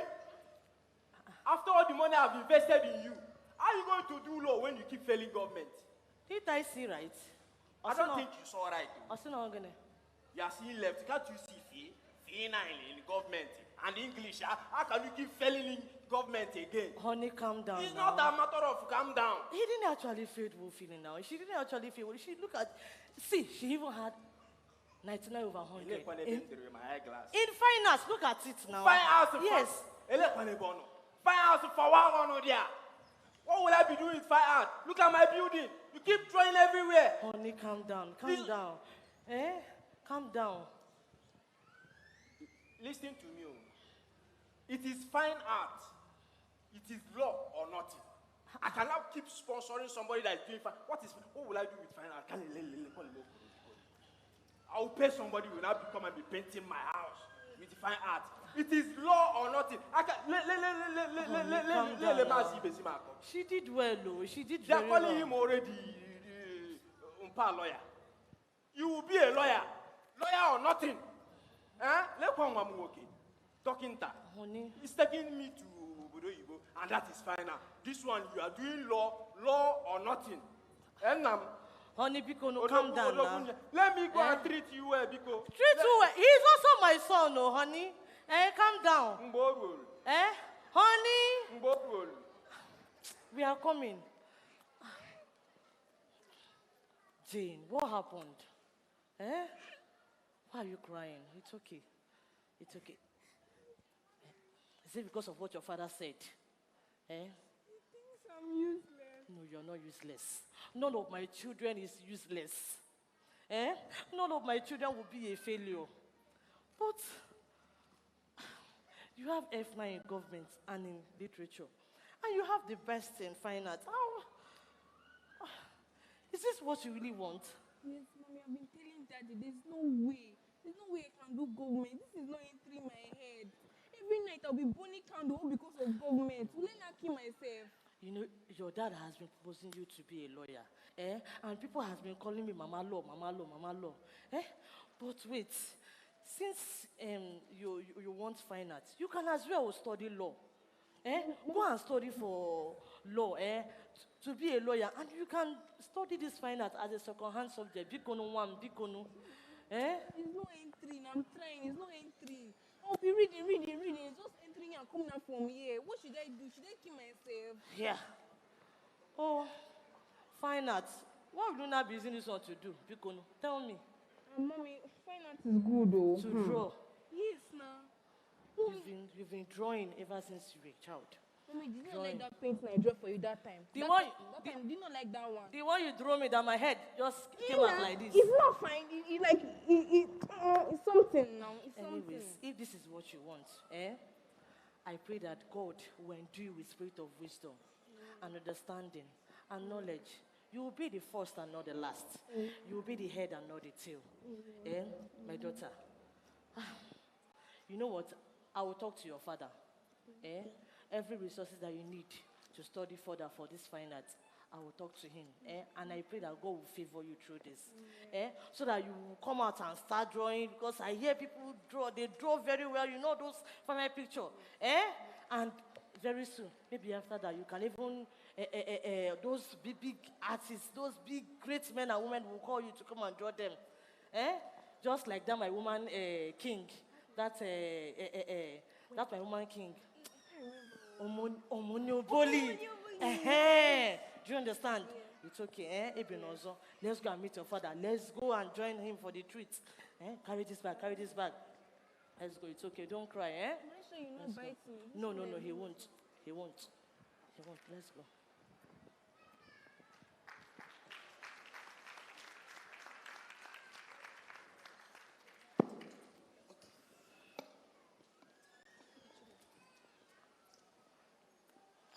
Cheesy. How far? Hey, what did you say you want to study in school again? Engineering. My engineer. That's me, that's me, that's even me. the course self I want to study too. Medicine. I think they have the same subjects. Which subject is for your course again? Maths, science, everything. You know me now. I trust you. Which school do you plan to go to? Unilag. Do you No know that's other one of one. the best schools like to go for medicine? Yeah, like it's Yeah, actually like, very nice. Very good. Especially Honestly, in- like you get lots of connection. Hi, guys. Meet my future lawyer. She's my lawyer. Are you not sick? Law, Let me give you law. the law. The law. Beg, oh, which lawyer? I beg, all this law thing people are talking is hard, I beg. Me, see, fine out, oh. How? Hey there. What happened? This government is not for me, oh. I'm trying. I'll be reading to enter here, to come out from here. Or to evaporate from here. Anyhow you want to go, you should just go. It's not entering. Me? I'm studying engineering. And you know that once I finish from school and I come outside, you know that. Even I told my parents, they didn't argue with me. They said I can go and study what I want to study. Are you serious? Yes. You're enjoying, oh. Enjoyment. My parents want to hold my neck. So, the struggle. Hey, say, guys, did you remember? What's that? Do you remember, like, okay, I told you guys about this before. There's a competition happening, an international competition. Which competition? Concerning arts. That fine. We are talking about something You're talking relevant. about We're art. talking about medicine. You're talking about Engineering. art. I'm talking about How art. does art and medicine relate? Hello? See. What's going on? Go and study. Hello. Relevant. Hey. Come on. What's going on here?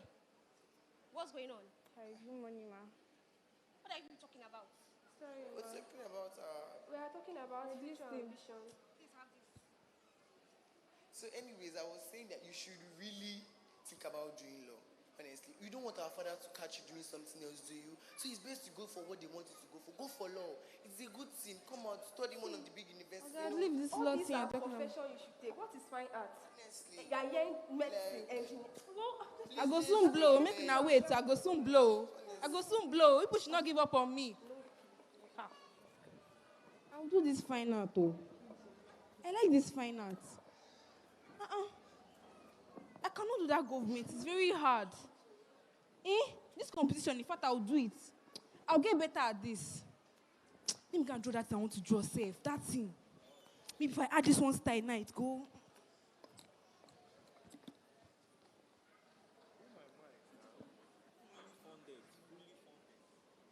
Collect from that girl.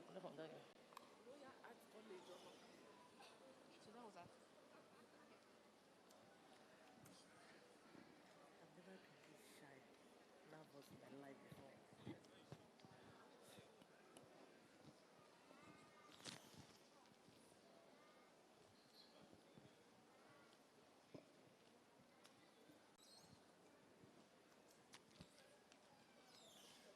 No, Dad.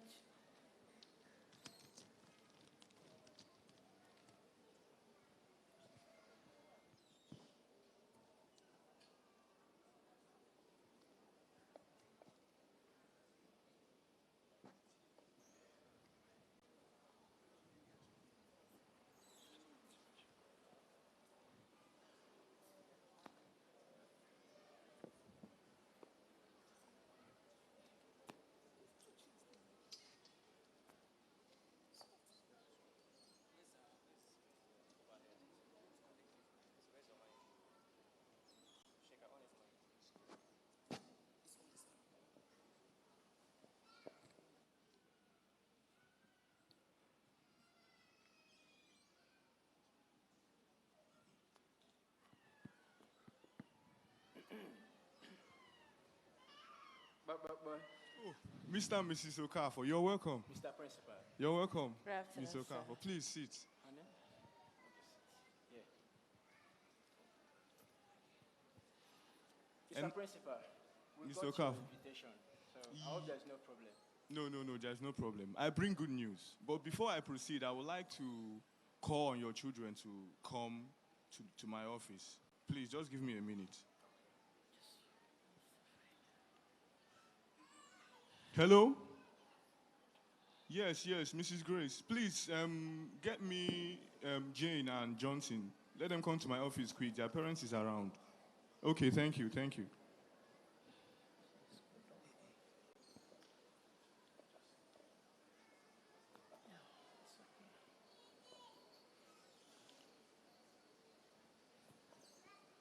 Good afternoon, Good sir. afternoon, sir. How are you? How are you? Good Kids? afternoon. Wow. Before I proceed, I would like to commend you both for doing a great job, raising amazing kids. These kids are inspiring to our school. Beyond your busy schedules, I know you're a very busy man, a businessman at that, your wife also, but you guys took out time to raise amazing kids that other students imagine. Thank God. Thank God. And that brings me to the reason why I called you both here. I want to let you know that the final result is out. And Johnson here did amazingly well. He excelled in everything. And he got an admission instantly. You know, Principal, I am not actually surprised. I can see that. I can see that. And your daughter here, Jane, she also excelled in her academics too. But beyond that, there is a competition we normally do by the end of the semester. It's called Fine Art. I don't know if you are aware. She did amazingly well.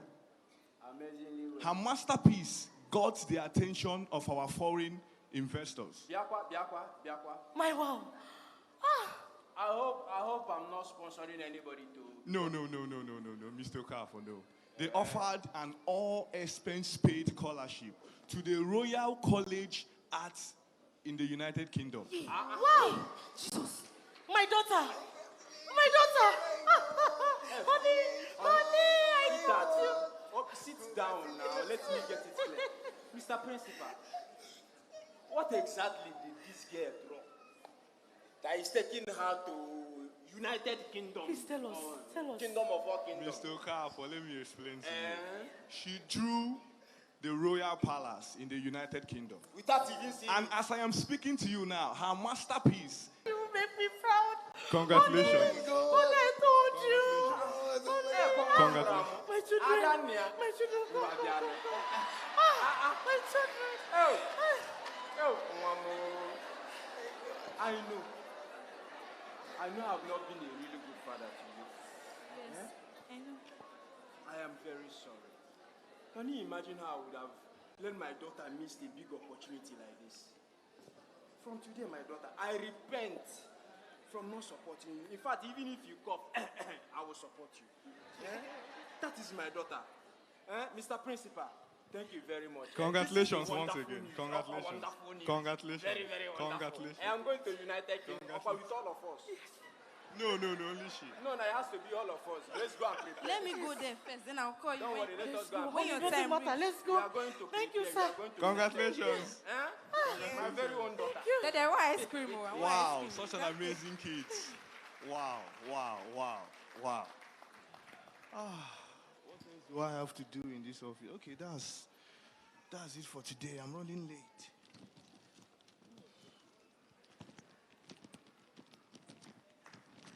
I hope I'm not forgetting.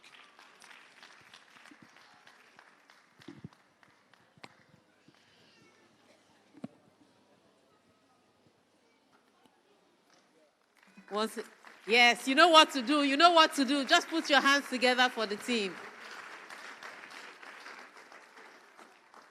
I wanted to pull off one and ask what the lessons was, because I have goodie bags. But we will not do that. Let's hurry the program along. All right? But there was a key lesson there. Growing up, they all wanted us to be lawyers, doctors, things, you know. And fine arts was not. Now, if your son says he wants to play football, you will buy ball, you will buy pitch. You know where the money is. Yeah, our role models have changed. Once again, thank you so much for that drama presentation. All right. From one impactful lesson to another, we are going to bring up our next keynote speaker, and she will be speaking on navigating parenting in the 21st century. She's looking at the topic, navigating parenting in the 21st century. Ladies and gentlemen, let's put our hands together for a banker of over 20 years and raising her children in a complete family. Yes, we have to put, so we had the single parents, we had the father, we will have our next speaker coming up from a full family. So a family where father and mother and children are present. She's going to talk about navigating parenting in the 21st century, and she is a professional banker to boot. So ladies and gentlemen, let's put our hands together for Idahota Arabome.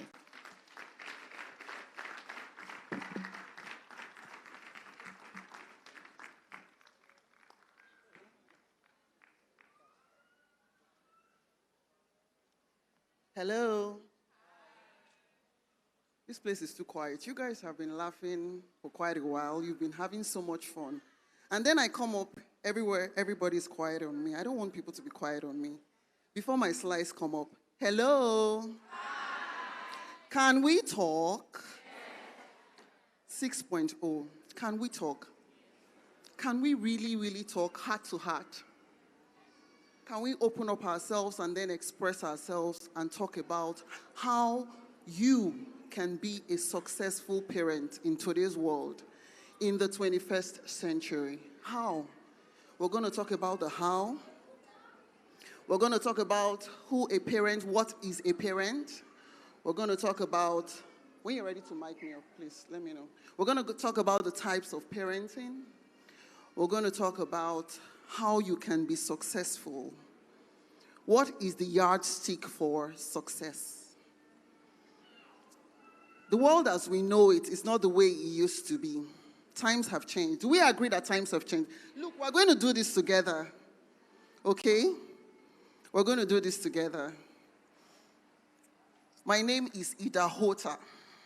People call me ID. Some people call me Ida. Some people call me Didi. Well, however you choose to call me. And I just want to say that I'm here by the grace of God. We all know that it's not by power, it's not by might, but only by the Spirit of God. The world is not the way it used to be. We all know that. Do you agree with me? Times have changed. Times have really, really changed. And the truth is that for parents to be able to successfully navigate parenting in this time, the how, the when, it's really, really challenging. It's rare. People rarely talk about it. That is why programs like this is a program like this is very important. Do you agree with me? A program like this is very, very important. And I do not just see this as a program. Okay, thank you. Are you ready to mic me? Can you give me a minute? Let me just, thank you.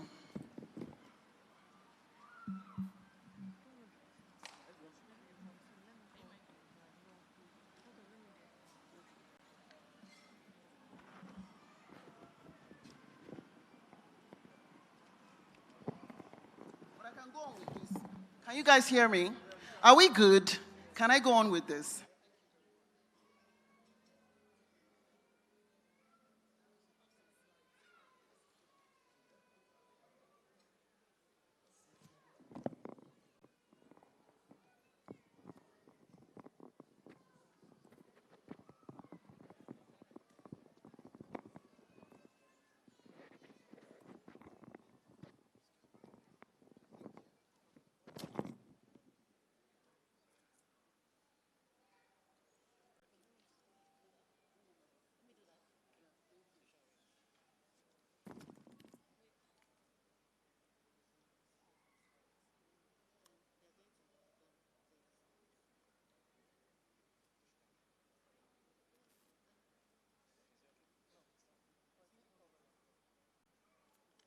Can I cover it? Yes, you can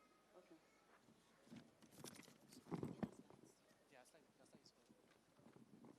Okay. Okay. Hello? Okay, we're back. Hello? Can we talk? 6.0. Are you with me? Okay. So, how can you be a successful parent? How many parents do we have here? Let me even start. If you are a parent, single parent, would-be parent, do you know we have would-be parents? We have parents that are trusting God. And you know, I always tell people that you don't have to wait till that child comes. So you being here is very important for what we are about to do. So put your hands together for being here, every one of you. We have single parents, we have two parents, father and mother for those of us that are privileged. For whoever you are, whatever parent you are, they say it takes a village, right? And I want to start by saying, can I have the slides, please? The world as we know it has changed, and opportunities for parents to intentionally train and have opportunities like this is increasingly rare because of the kind of world that we live in. That is why this is not just an event. I do not take this for granted. It is more than an event. It is a timely intervention. Do you agree with me? This is a timely intervention. Because taking out time to invest in the people that are training, that are birthing, that are bringing forth the next generation of good families, great families, it takes a lot. So I want us to first and foremost to appreciate Parental Hub. Please put your hands together for Parental Hub. This is a welcome initiative, one that we must not take for granted. Are you with me? You must not take this for granted. So I'm going to start from the very beginning and say, what is a parent? Our first speaker said a parent is the person that, or our second speaker, Trauma, she mentioned something and said a parent, you should be able to leave your child and you won't be there. Your child should be able to act out what you have taught your child, even when you are not there. Is that not what our first speaker said?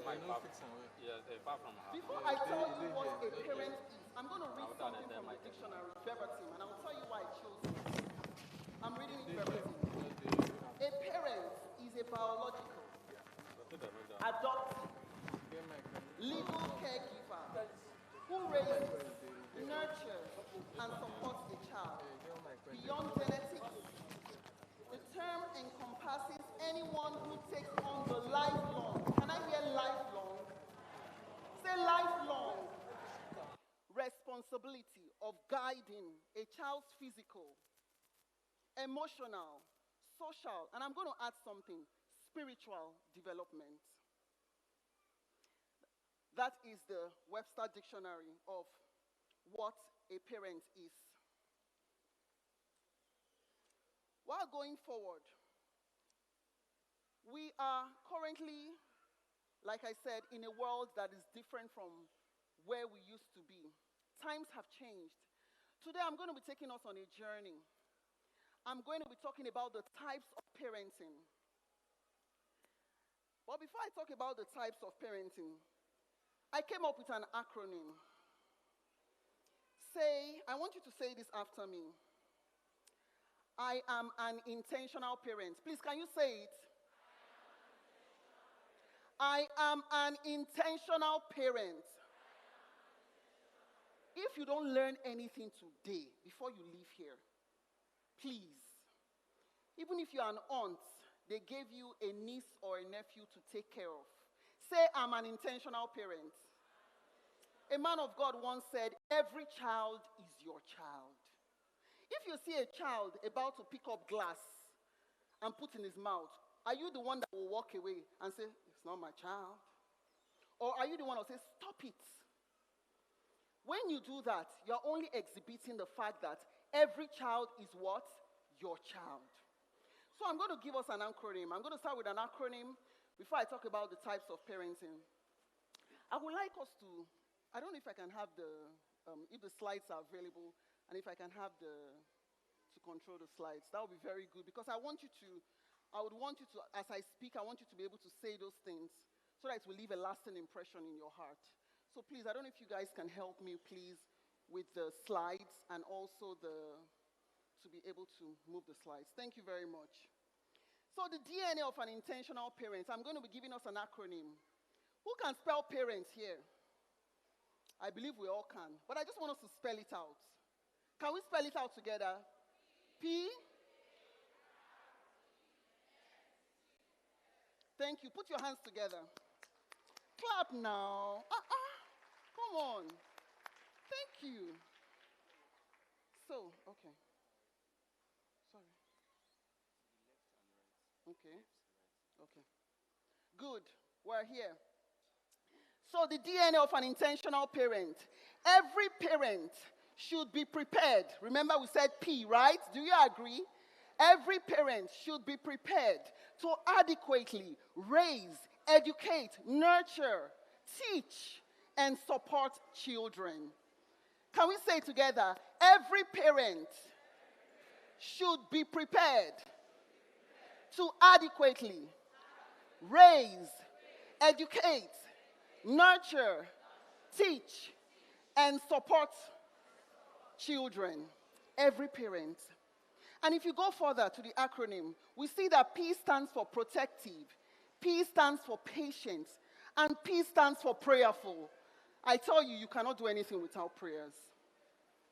A stands for authentic also. R stands for raise, reliable, resilient. We know what raise is, raising the child in a godly way. The Bible says, train up a child in the way he should go. When he's old, he will not depart from it. Reliable. Are you a reliable parent? Can your children come to you? Resilient. Are you a resilient parent? Educate. Do you take out time to look at your kids' work? Encourage, endure, empathize. Do you empathize? Are you empathetic? Nurture, train, trust, supportive, and service. These are the acronyms, and this should be your DNA. Say with me, I am an intentional parent. Now, this is the DNA of an intentional parent. If you as a parent can do all of this, I tell you, your job is 50%, 60%, 80% done. Do you agree with me? Thank you very much. The heart of modern parenting, I've already defined what a parent is from the dictionary. I've talked about our thoughts. I've talked about timely intervention. There's more.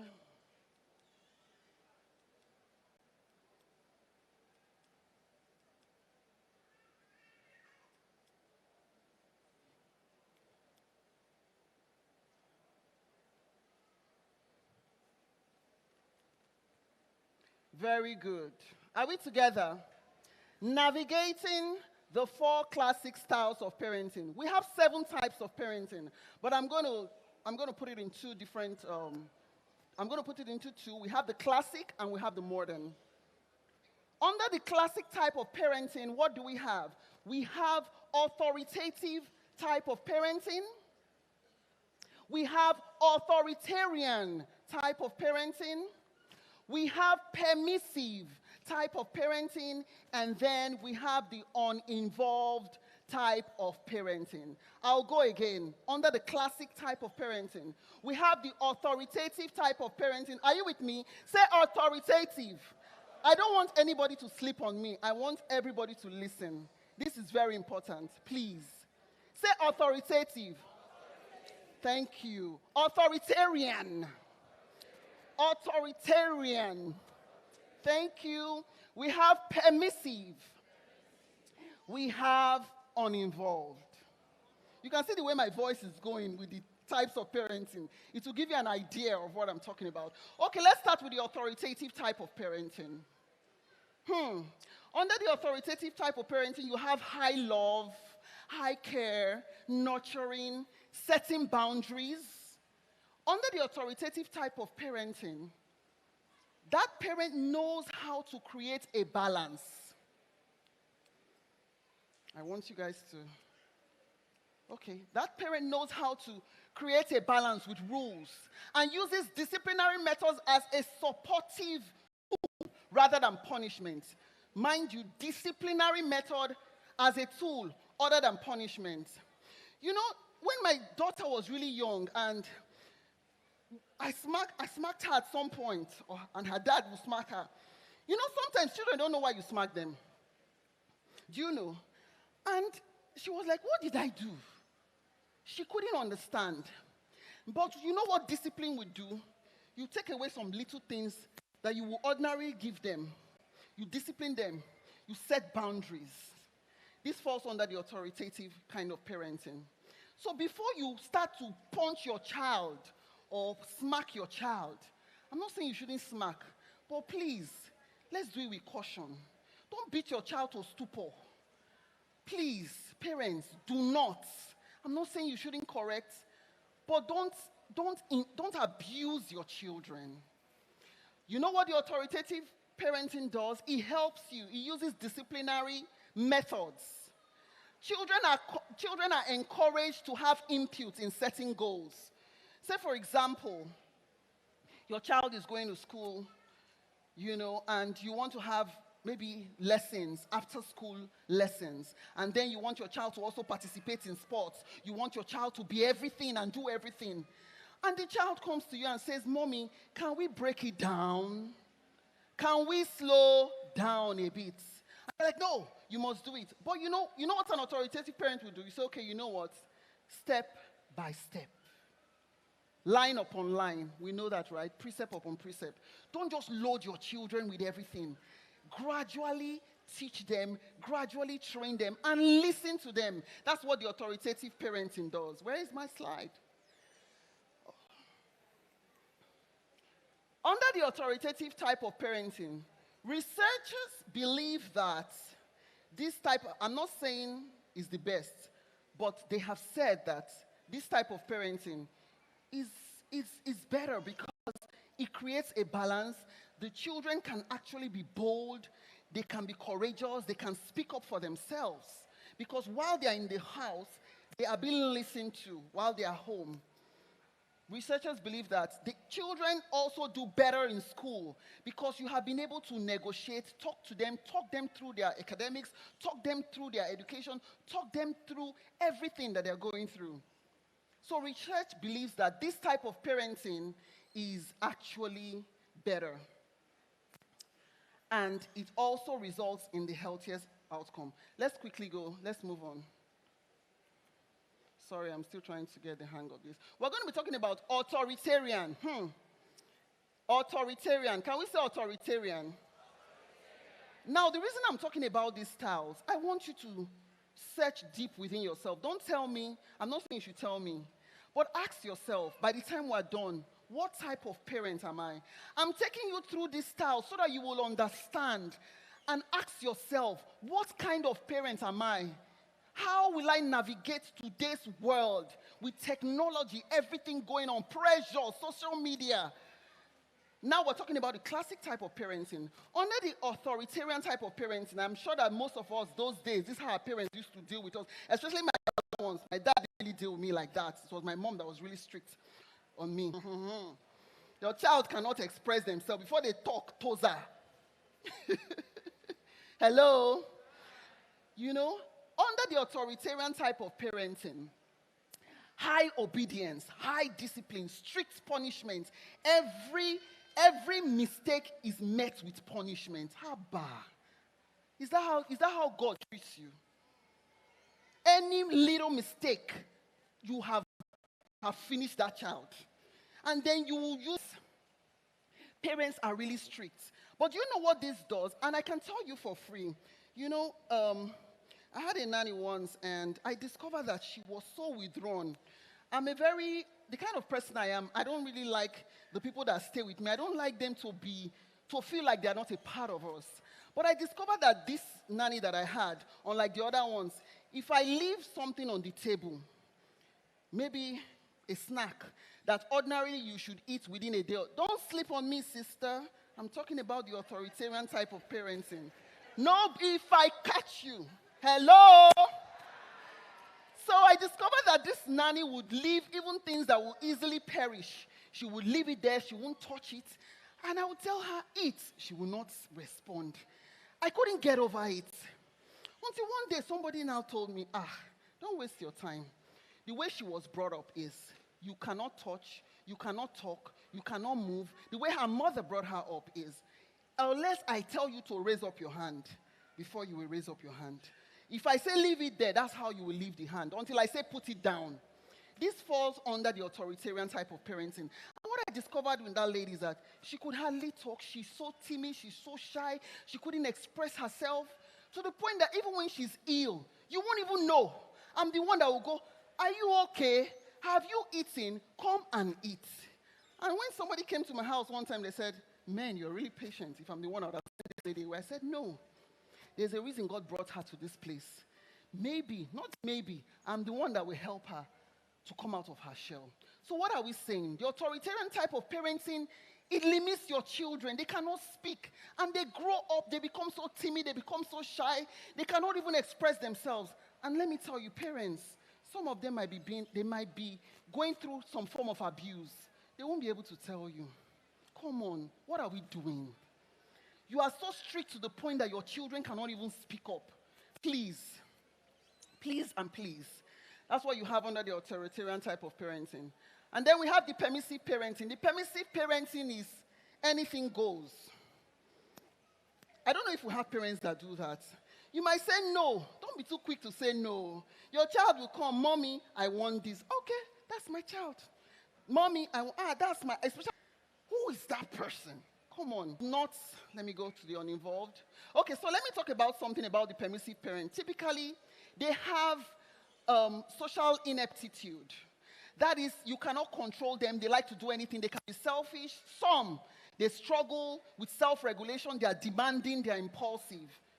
I want us to understand these types of parenting because I want you to be able to. Are you with me, please? If I hear Pim, you come and stand here with me. Hello? Okay, so this kind of children that are pampered and are allowed to do anything that they like, anything. You know, let me tell you, some of us will say, my child is not like, it's a lie. We do it. I will not lie. Sometimes, me too, I can be guilty. I will say, why didn't you give them that thing to eat? Why didn't you do this? But you know, sometimes, why you need to know these types of parenting, you can check yourself. With these types of parenting, you'll be able to put yourself in order and say, am I allowing too much? Say, am I allowing too much? Am I allowing my children have their way all the time? Permissive parents, please watch out. You don't want children that are selfish. Me. No, please. It's always about them. They cannot think about the next person. And then we have the uninvolved parents. Under the uninvolved parent, they grant their children high degree of freedom. This type of parent, you know there's too much traffic in Lagos. When they come from work, hello, they will give you food. Have you eaten? Yes. How was school? Okay, bye-bye. You lock yourself. No interaction. Whether your children, then when your children bring bad results, your result was not good, and I'm giving you food and I'm doing all of that. You don't even care. You don't even take them through the journey of being a successful student. You say my daughter asked me one time, say, Mommy, I was discussing my first daughter. She said, I was discussing, and it's as though every parent takes first. My friend said, my father said he's the one that used to come first. The other one said, my dad said so. He was the best in class. Mommy, how come in your generation everybody comes first? Do you understand what I'm saying? Uninvolved parents, please don't be uninvolved in your children's life. Don't be an uninvolved parent. Please. And someone asked me a question one day. My colleague, she said, you've been in banking for over 2 decades, and your children, she came to my house, and your children are so close to you. How? How is that even possible? Can you remember what I said the first time? Who can help me remember? The first thing I said. Intentional. You must be intentional. Do you know what it is to be intentional? We all know. You must go the extra mile. What do you do during your break time? Is it just walk? I call my children. Right from when they were very little. They know that When my nanny picks them from school, mommy is on the phone. I'm already asking them, what happened in school? I'm already asking. I don't wait. Then when I get home, the story continues. I don't wait. In the morning, before I leave, when they were much younger, I prepare the meal. I don't leave till tomorrow. I don't leave everything to my nanny. People will look at me and say, can you cook? Man, I can cook up a storm. Yes, I can. I can. I do it for my family. I do it for my children. So people say, no, I cannot cook. Why? Why? I cannot do this. Why? Those are just little sacrifices that you need to make. My first daughter is not here. And she will call me and say, Mommy, I want to eat your ogbono soup. I'm from Edo State. We love our draw soup. Hello? We don't joke with our draw soup and our black soup. Mommy, I want to eat that your black soup. Do you know what that does? Do you know what that does for them? That is culture, communication, those little sacrifices. Please, do not be the uninvolved parent. So those are the 4 parenting under the classic type. I'm going to ask you people questions. So if you like, don't listen. You know me, I'm a teacher of some sort because I do this all the time when I'm talking to my colleagues. Hello? So we've talked about what is a parent. We've talked about being an intentional parent. We've talked about the classic parenting. Now, don't tell me my time is up. I have 5 more minutes. Okay, fantastic. So I'll quickly go through the decoding the modern parenting spectrum. We have the helicopter. I haven't even scratched what I have for you today, but it's okay. Decoding the modern parenting spectrum, the helicopter parenting, you micromanage everything. Where's my child? Left, right, everything. Helicopter. I'm not saying it's bad. Oh, don't get me wrong. I'm just teaching you the types of parenting, and you know how to adjust yourself. You have the gentle type of parenting. Focuses on emotional regulation, empathy. You don't scold, you don't beat, anything goes. And then we have the free-range parenting. This is the modern spectrum of parenting. I'm just going to rush this real quick. Parenting in the 21st century. These are the challenges that we see with parenting in the 21st century. Technology, social media. We must teach our children. Yes, we know that the world is different today. But we must not leave out values and respect. Your children have telephones. My children do not get telephones until they finish secondary school. I don't.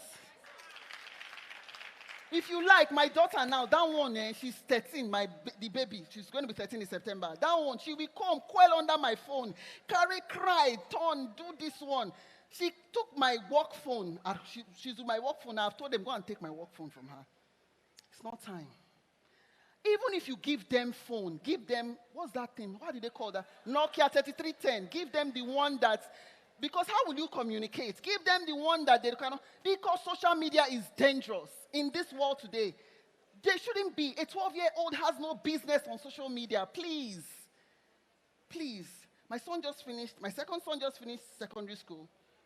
And he put in so much effort to study and all of that. We took him through the culture, the rituals, where he's going to get his phone. And we didn't just make it seem so easy, like you're going to get a phone. We had to tell him, you do this, you do. And he did all of that. And then he got his reward. He got a phone. He just finished secondary school. He's getting ready for the next phase of his life. He needs a phone now. But before then, no phone. No phone. Please, social media.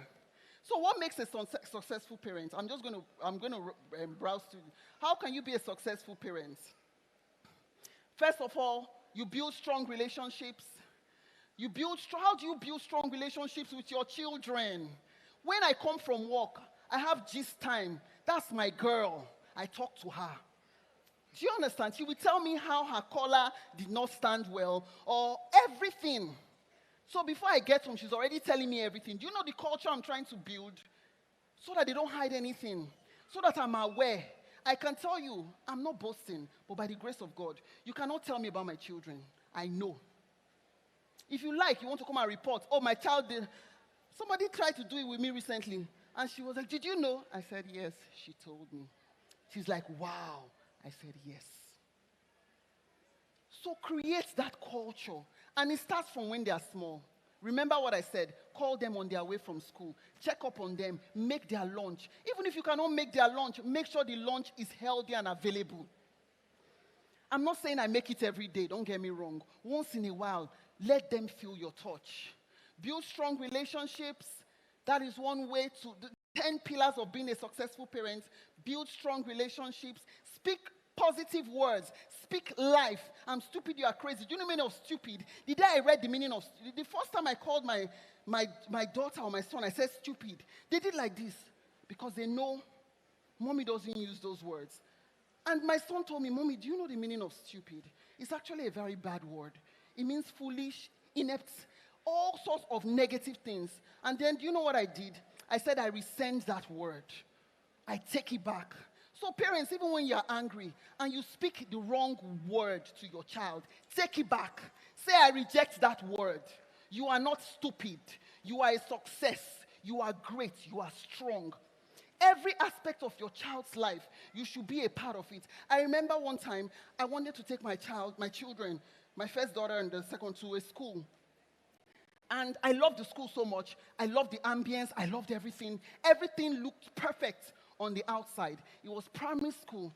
And then I started praying because I pray. Remember I talked about prayer, the DNA of an intentional parent. And I started praying. I told my husband, I said, let's pray. We prayed. You know when you are praying and you're not still feeling... I went back I started praying. I don't know why I was feeling that way. My husband said, okay, I'll write you the check. You go to the school tomorrow. You go and pay. And then we're praying and praying. I went back. Something happened when I slept. Immediately after I finished praying, I put my head to sleep. I can never forget that day. They were very young. Do you know what I heard? I heard the sound of angels, like flapping their wings. I'm not joking. This was not a dream. I heard it very close to my ear. And then I heard a voice saying, don't take my children to that school. It was so stern because I guess God knows that this my daughter, she's strong-willed. She might want to negotiate. I heard it clearly. Don't take my children to that school. They had passed the exams. Everything was set. I heard it again. And then the voice started, you know how it started quaking. Don't take my children to that school. Immediately, I didn't wait till I tapped my husband. I said, wake up. He said, what? I said, wake up. We're not going to that school. He said, I said, don't worry. We're not going. What happened? And then I told him, he said, it's done. Even to the school that your children will attend, please, parents, pay attention. Talk to God about it. I don't know what it was. Everything seemed beautiful on the outside. Everything seemed okay. I was just about to pay. And then God said, no, don't go to that school. Everything you do is very important. Parents, the school. Their friends. I tell people, if you can sort out the friends, the kind of friends that your children have, I think you're done. You know why? They like their friends, so don't joke. I'm telling you. When I moved my daughter, I know I have a few times left, but let me just share this story. When I moved my daughter from a primary school to a new school recently, a secondary school, she was going into secondary school, so I wanted to move her to another school. She liked her school because her friends there were like family. And everybody was like, why are you leaving? I said, I just want something different for her. I want more. You know, I want her to be a total child because there they focus on sports, they focus on drama, they focus on everything. The first year was in old school. I say, Father God, who sends me? But you know, I like a challenge. And then I started. Every day we come from school, she would tell me this is what happened. And she said, Mommy, people have cliques, people have so many friends, but I don't really have. And do you know what I told my daughter? I said, you don't need so many friends. When you find your person, you will know. I said, when you find your person, and every day I will talk her up, I will encourage her, you are the best. most beautiful. You are the most intelligent. Don't listen to them. My black beauty. Come on. Go and show them who you are there. Leave them. If they don't want to be your friend, it's not by force. And trust me, she's going to grade 9. Once she found her person, oh my goodness. It was back and forth. I don't want to go into the details. But she found her person. And that person, they think alike. They are focused together. They want to be the best. When you find your person, even as parents, when you find your person, you will know. I'm telling you, when you find your person, I think we're almost rounding up. Oh, they've removed my slide. Oh, okay. Develop emotional intelligence, and the list goes on and on. There are 10 pillars. I'm just going to read out the 10 pillars. You can just take it down, and I don't want you to forget it. 10 pillars. Build strong relationships. Speak positive words. Teach. Lead by example. Parents, lead by example. You will say, I don't want you to use your phone. I don't want you to be. Meanwhile, from morning to night, you are on social media. Develop emotional intelligence. Manage technology wisely. Everything. I say the phone. The whole library is in the phone. Anything that. So that is why you must guard your children. And even when you give your child a phone at 16 or 17, still help them manage it. I told my son the other day, I said, this phone I gave to you, you're not even gisting with me again. He said, I said, what is under your phone? Do you understand what I'm saying? Also ask. Don't just give them the phone and leave them. Help them, because that is your job. Encourage independence. Support learning. Prioritize help. Celebrate uniqueness. Keep learning as a parent. You must keep improving yourself as a parent. We live in a century like no other. Kids carry on their phones everything. So let us be intentional. You can encourage independence, support learning, look after their physical health, make sure you give them the right type of meals that they need. And,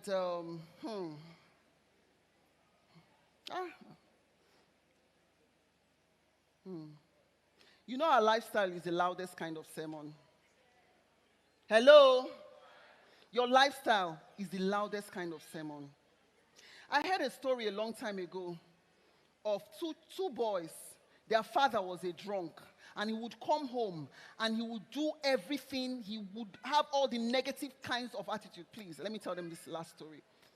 And one of the sons saw that attitude and how the father was, and he followed his father because he was watching his father's every move. But the other son said to himself, I don't want to be that drunk. I don't want to be that person. And trust me, he navigated his life. He became so successful. What am I saying? You are the loudest. Your life is the loudest. They are watching you. Everything that you do, they are watching you. There's a way I pray. When I'm praying, I like to pace. Even as I'm talking to you, I'm pacing. One day I saw my daughter. She was doing this. And I'm like, what's going on here? They watch you. Trust me, they watch you. I like my jewelries. And then the next day, I saw my daughter one time. She carried put one necklace. I said, who is teaching you how to wear necklace like this? She said, mommy, I know how you wear your necklace. I'm like, who? They watch us. They watch us. So please, our lifestyle is the loudest kind of sermon. My final thoughts to you. Please do not leave out spiritual foundations for your children. Very important. Love, prayers, word. When I say love, I'm talking about action. Love is a doing word. Please. Love is a doing word. Hello, say love is a doing word. It's an action word. Do it. Show your children love. Don't be afraid to tell them I love you. Nigerian parents, you will not. How will I tell? Before tomorrow now, she will not respect me. No. Let them know. It builds their confidence. Let me tell you something. The way I was raised, my dad showed me love. And right from when I was small, it built my confidence. I was very confident. Nobody could talk me down because I was shown love at home. And my father would call me queen, princess, hello, how are you? People said I was his favorite. But because of that love, it built my confidence right from when I was small.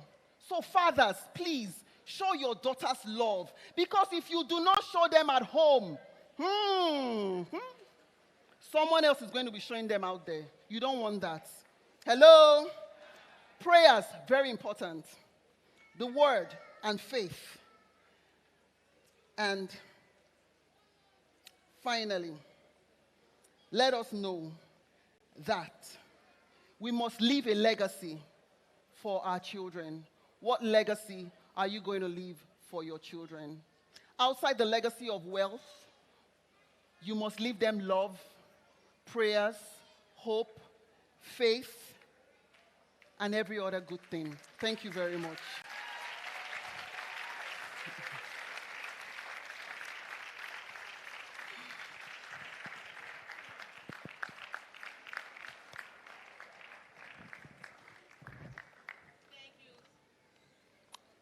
Thank you so much. Yes. I know that we are pressed for time, but remember what I said.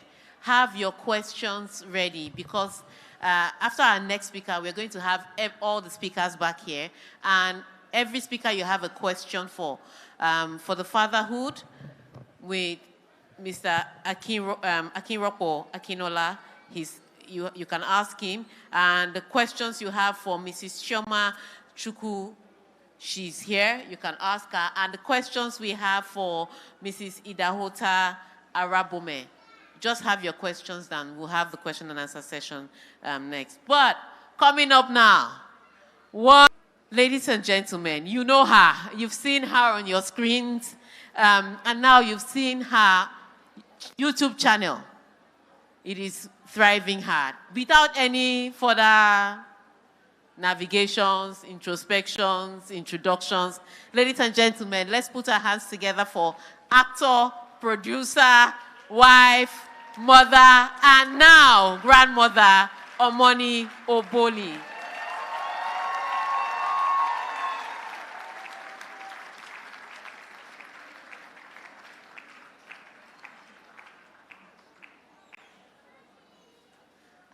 She is, okay, we are connecting, we are connecting. We are connecting now, she's here. All right, but while we're waiting for her to connect, please remember, I said there are some questions you may want to ask that are personal to you, but you do not want people to know that it is you. So I wish I could tell my husband this, I wish I could tell my child that, I wish I could tell my parents this, or how do I approach this situation? Please, all those questions, scan the QR code or you can see on your screen and send the questions there. It's completely anonymous and we'll address those situations as we go. While we wait for Omoni Oboli to come on. But scan those questions, scan the code and send those questions there. Your names will not be there, your picture will not be there. We will not check your IP address. So just send those questions and we can attack them head on. Even if it's your friend's problem, it's not, it's never our problem. It's usually our friend or someone we know from somewhere. Send those questions, we'll address the situation. Are we ready?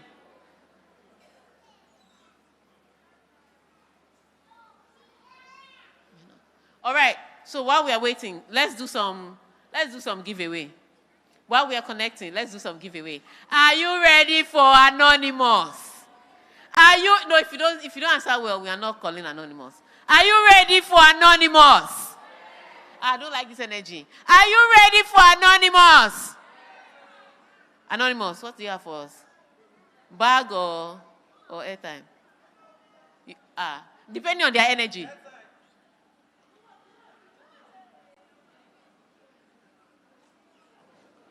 All right. Airtime or golden penny? Airtime or golden penny? If you are for airtime, say I. If you are for golden penny, say I. The airtime have it.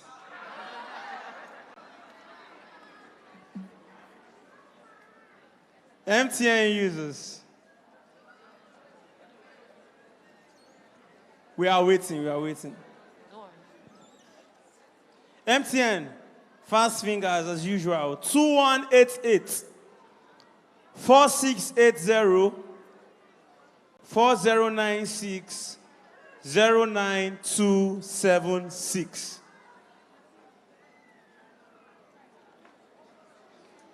If you got it, make some noise.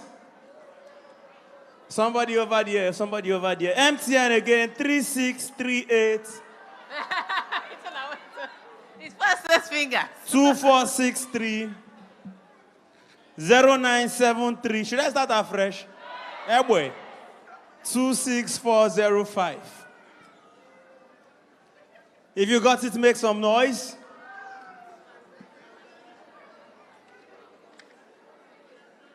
One more. Did anybody get it?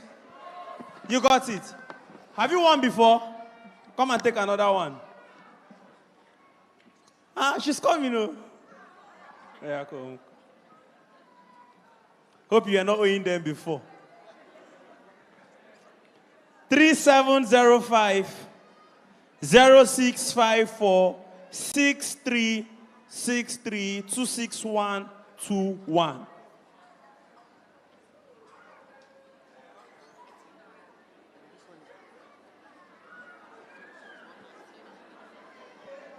Did anybody get it? Should I call it again? Okay, somebody got it. Okay. Those ones are not yet used. Okay, let's do a bit of Airtel here and there. Airtel users, are you active? Let's go back to MTN. Airtel users, are you here? Okay, 0879 3842 2022 3915 Airtel.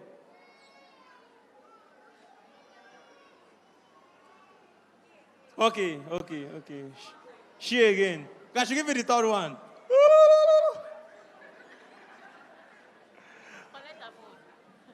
Please, if you've won before, if you've won twice, we'll seize your phone.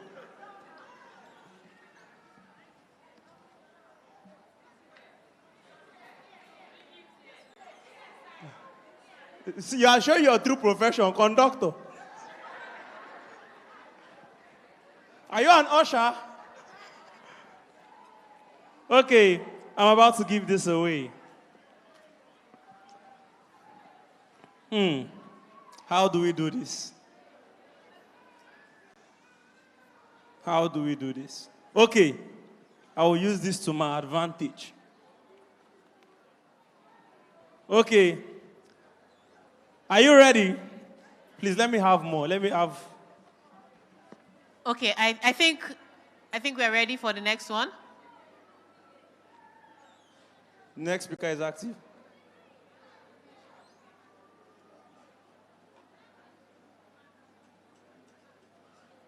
Are we live?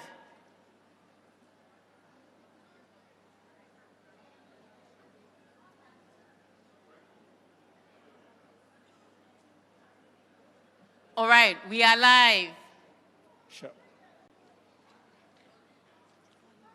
We'll be back.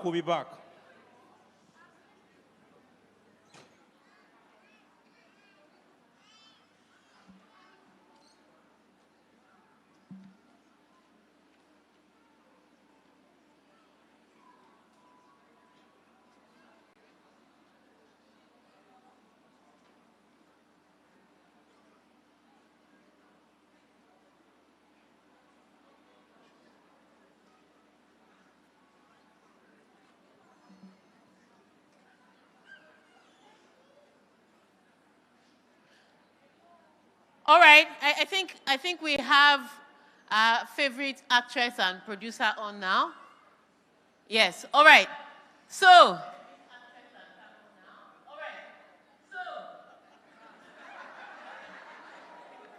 that was your favorite actress and producer.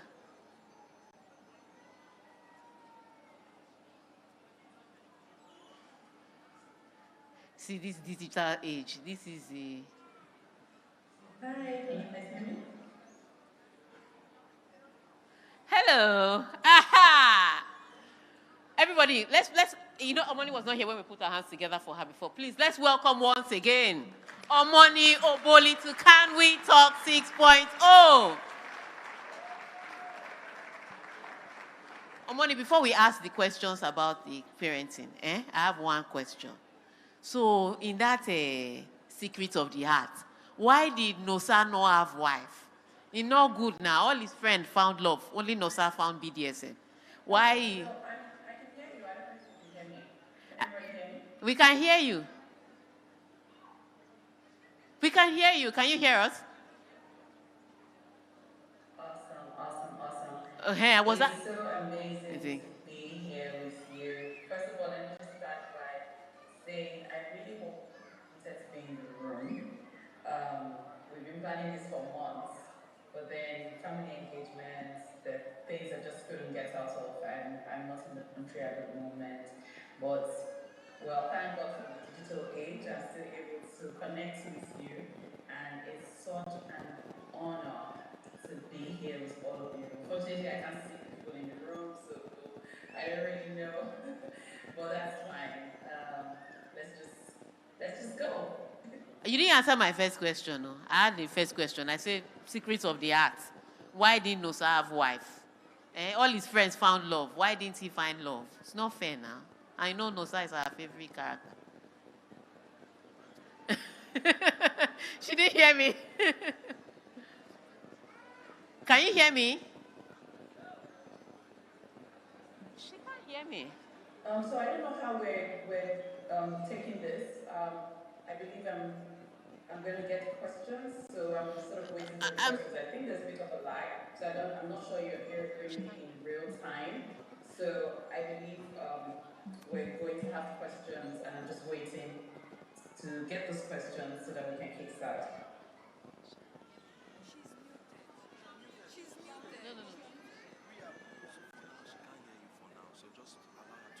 Okay, so just, I think just tell her to start. Yeah. It's not her. Okay.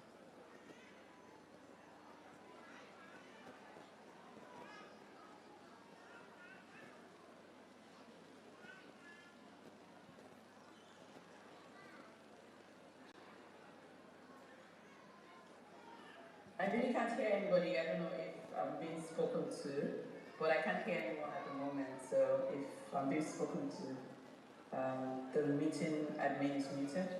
She can't hear us.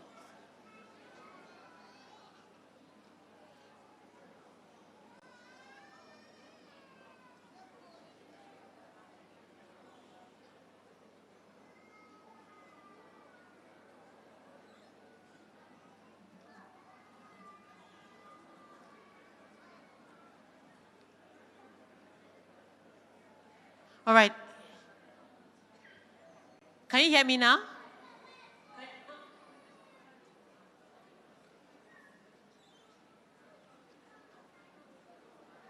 I'm sorry, Moni. Can you hear me now?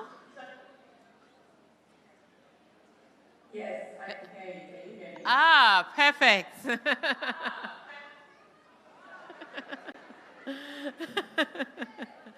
I'm so sorry. We are still. There's a bit of feedback, so we are still. We're still struggling with the connection.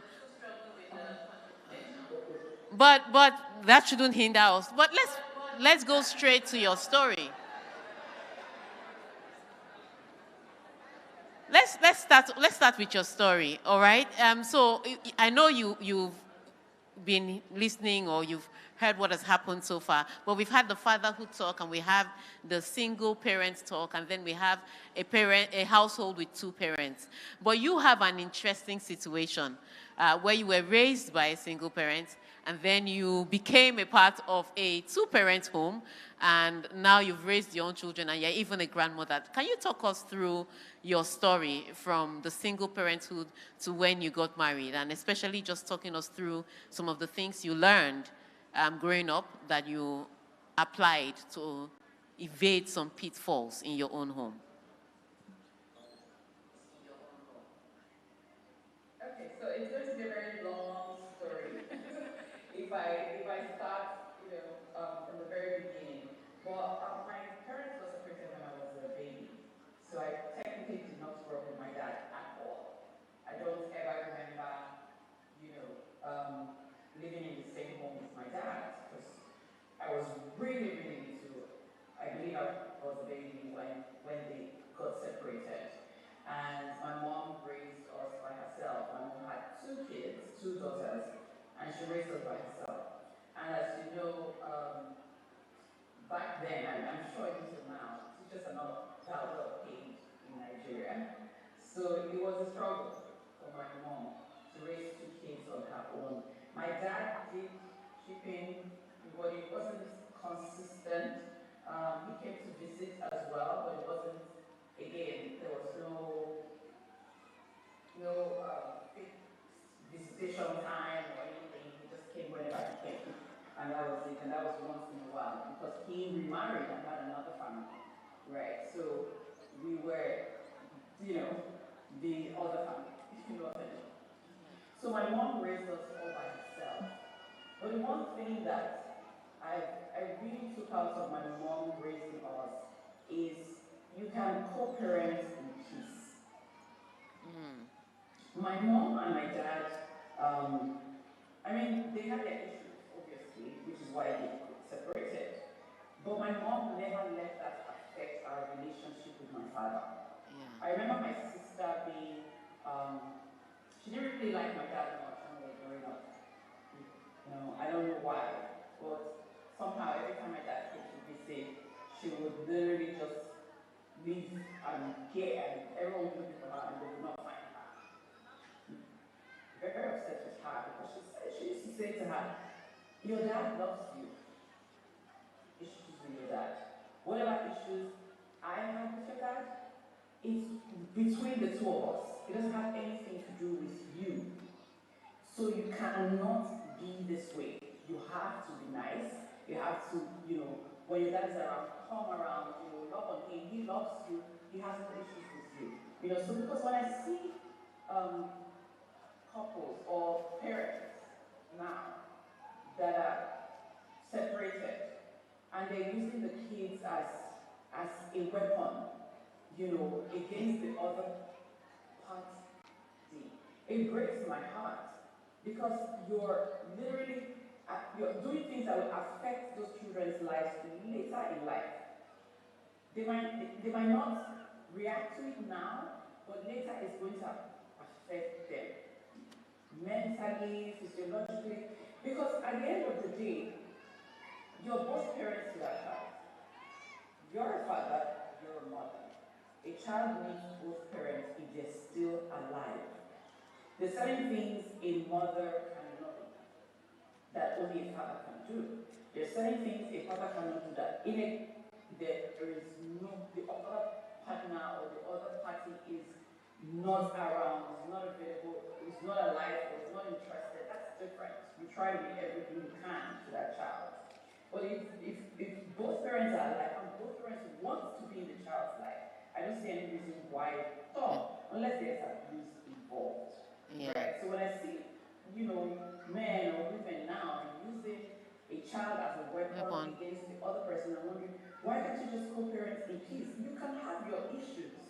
That's fine. But when it comes to the children, all issues should be put aside and the children should be raised as best both of you can. All right. So for me, growing up, it wasn't easy, again, because my mom struggled quite a bit, and we had to sort of do so many different things to survive. We had to, I remember my mom had a farm. I was telling my daughter-in-law yesterday, I said, it wasn't gardening, the way you guys do it here. It was a farm. Like we had to go there and carry hoe and cutlass and weed and plant stuff and plant cassava and do this and do that over the weekends, We had to do that. We had to find groundnuts to sell. We had to do all sorts of things to survive growing up because obviously my mom didn't have enough money and she had to find a way to raise us somehow. But now, having grown up and now I have a family of my own, I remember saying to someone many years ago, it was my late teens, I said I'm going to be desperately married. And he was like, what do you mean? I said, I'm not going to get a divorce. I'm not going to break up my home because I know firsthand what it means to grow up without your parents. I don't know if you guys can still see me or hear me. We can see you and we can hear you. Yes, we can see you and Are we hear still you. connected? Yes. We can see you and hear you. Are we still connected? Please let me know. Yes, we can see you and hear Maybe you. I believe there's no more here, but let me know if we're still connected. We can see you. Can you hear me?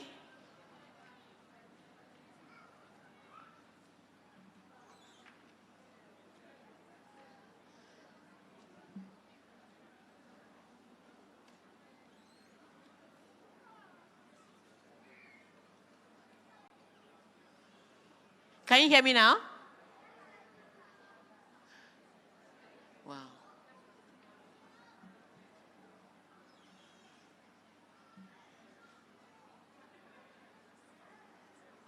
Okay.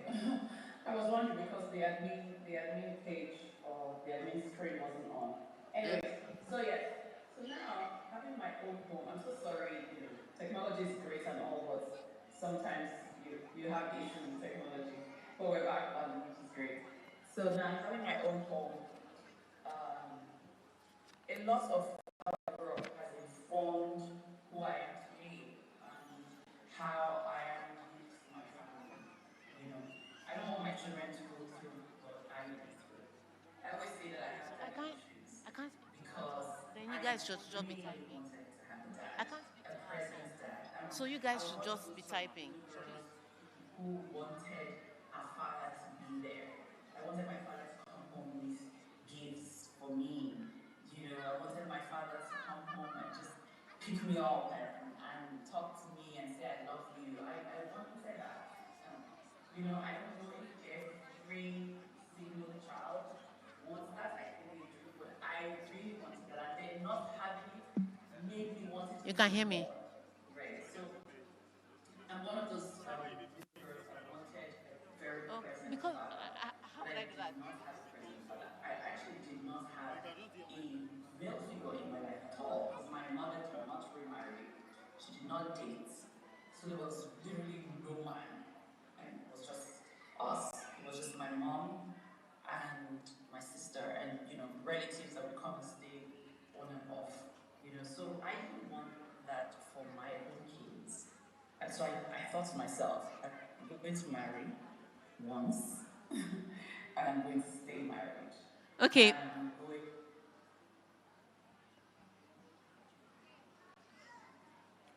All right. So, but I wanted to redirect you somewhere. So, what were the important things you saw in your situation that you said, I am definitely going to avoid when you got into your husband's house? Because you're in a very tricky situation because you're in public view.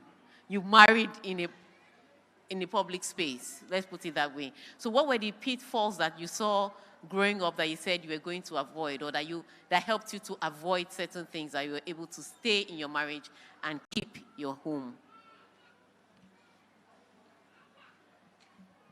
So, at the end of the day, you need to understand that there is the public and there is the private, right? My family is not public. It really isn't.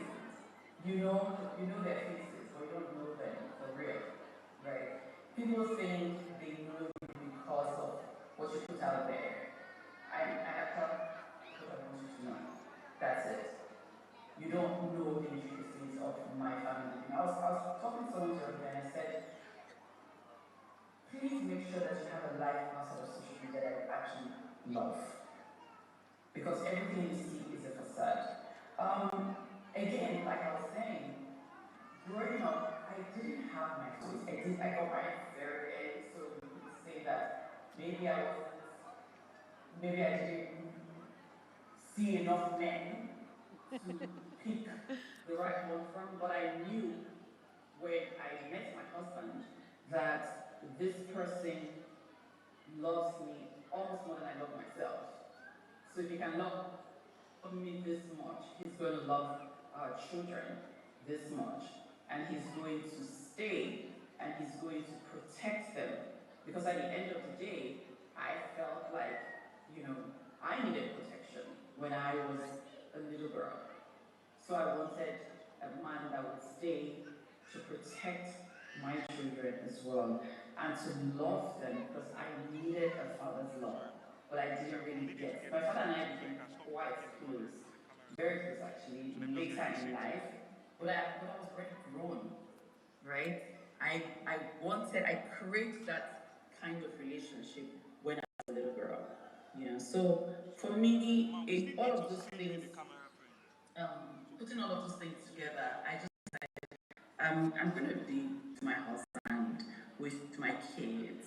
Like I genuinely protect that, and I keep most of it from the public eye. Or okay. Sorry about that. Yeah, this technology, we are going to get those pauses in between. But I like what you said about separating, private life from public life. There's certain things that also you needed to look at. There's certain stories that you also needed to kill. There's certain things you needed to do. Was there a time you said, because of my family, I'm going to step back from my career just a little bit? And how did that situation play out?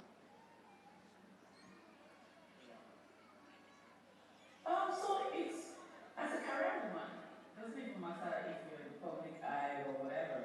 As a career woman, there are many times on your journey that you would have to, step back a little bit. So I always say to people, like, you can be everything, you can do everything, right? And you can be very, very busy, you can run a family, but you need to know when every part of your life takes center stage. So there are times where my career is center stage, and then, but I have to understand that and know it and have my family understand that. So nobody feels like, oh, we're being neglected or anything like that. I am working on a project, or it's a season where I have to give a little bit more attention to my career. It doesn't mean that I'm not going to be present. It means that I'm going to be present less than I am normally. But when I'm here, I'm going to give you quality time. I won't be here throughout, but when I'm here, be assured that you will get quality time. So, there are times like that. And it's the same thing for every career woman. There are times where you have deadlines to meet and you have things to do, and you have to give your career a bit more attention. But you need to make everyone in your life understand that this is what it's like now. It doesn't mean I love you any less. I just need to do this advancement. And when I'm done with this advancement, I can pull back a little bit. So there are times that it's just family time. Like, there's times in my life where I'm just like, guys, I need to just take some time off to just spend time with my family. I am not going to be around for a while. I'm not going to be as involved in the business as I am for a while because I need to spend more time with my family. And we need to understand that, especially as women, because many times there is what we call mom guilt, right? You need to understand that mom guilt is a thing. And you can make sure your family understand. When my kids were growing up, I made them understand. So now you can't ask my kids, oh, your mom wasn't around a lot when you were growing up. How did that make you feel? Did you feel bad? Did you know they didn't? Because they understood what was going on. Because I carried them on the journey. I was going to ask, how did that affect your career? Because, you had to take some time off and some people were still moving while you were resting. So did those times where you had to face family just a little more than you faced career, did it affect your career in any way? And how did you navigate that situation? So it is what it is. It would affect your career. Yes, it will. But when you come back, make sure that you're putting in everything. So there are decisions that we make in life. Again, you have to know what decision you're making and be okay with it. I'm making this decision right now. I want to take some time for my family. I have to be happy and okay with that decision. And as long as I'm happy and okay with this, it's fine. When I come back, it's go, go, go time again with the career. And yes, even if I feel like, oh, this pause, put a bit of a pause on my career, people were moving that's okay. Be fine with it. People moved, yes. If I start now, even if you move 10 yards, I can still overtake you. But as long as I'm okay with my decision in that moment, then everything is fine. All right, so we are talking about your family now. You've come up in your career, you've gone all the way far into your career, but now you are raising grandchildren. I saw when you were celebrating your son's wedding. What lessons have you taught him, or are you teaching him? Because I know you'll still be guiding him about your life, about your experiences that you think will be helpful to him in the 21st century, because they're growing up in different times. But what lessons and what experiences have you learned that you can tell him now that he's a parent, and also tell the rest of us in the room? I don't know if you can hear me, but I lost you for a bit. Should I head was 21st century in this 21st century? Because their times are different from ours, but doesn't mean that your experience cannot help him in his time.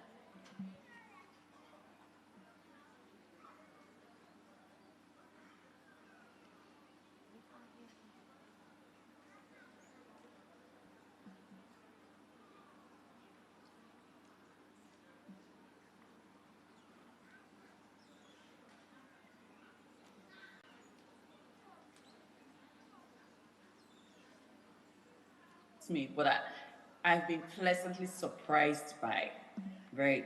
My son is raising his daughter now, and she's a 98% no screen baby, which means she doesn't really watch TV. Maybe once a month, or she would watch Do Not Man or some Christian, whatever, kids show. And she doesn't have an iPad. She's not an iPad baby. She eats only whole foods, no snacks, or everything is homemade. If she has to eat a snack, it's made at home. She doesn't eat anything that comes in a box or a pack or any of all those things, right? I mean, raising my kids, I was that mom that, they didn't take fizzy drinks. There were certain things that they didn't do growing up. And now seeing him even taking it higher,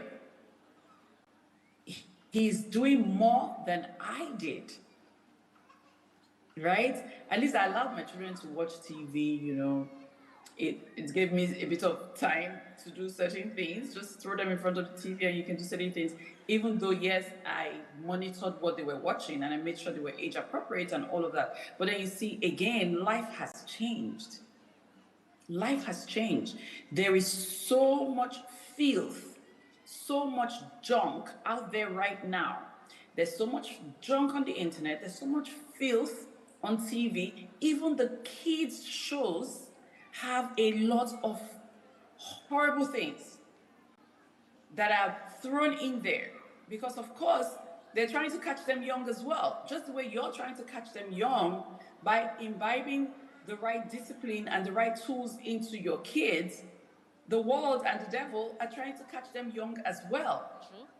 So even the kids' shows have horrible things in them. Even schools, right? In this part of the world, it's even worse. Like your kids are taught all sorts of things from like very, very young. So they have to be even more careful now.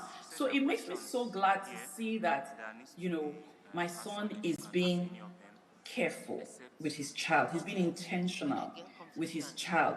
He's making sure that she's not exposed to certain things. She's not exposed to a lot of things at all. It's amazing how well she's developing, not being a screen baby or an iPad baby or one of those things, and eating proper food.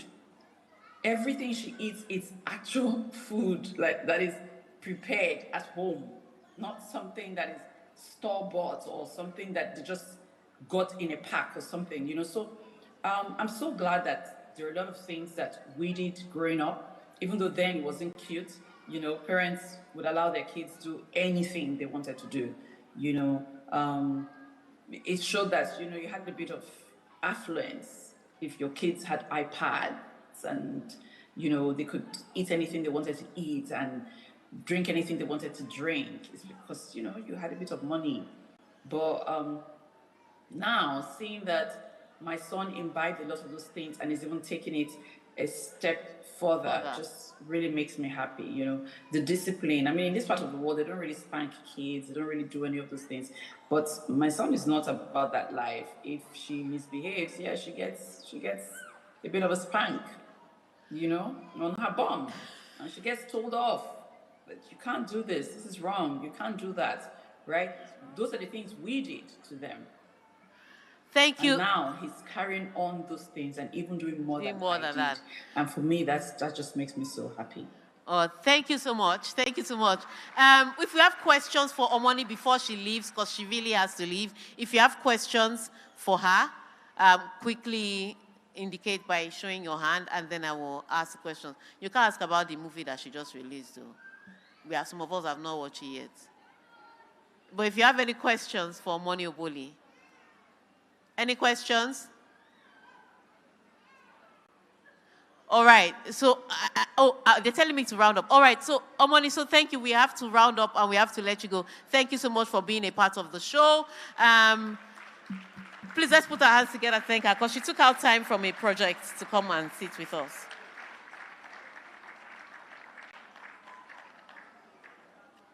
I never got the answer to my NOSA question.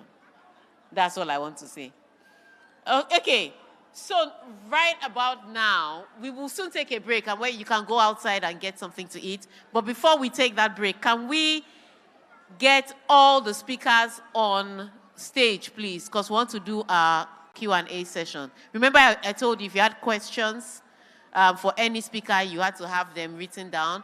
Now we're going to take our Q&A. So let's welcome Mr. Akinropo Akinola once more, our first keynote speaker. Round of applause, please, and let's just keep the applause going. Right on his heel, our second keynote speaker, Mrs. Chioma Chukwu. Please, let's welcome her.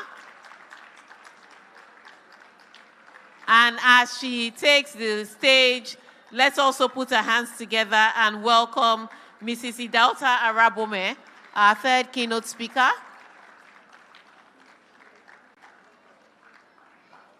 Also, so we note, I think we have one more speaker missing.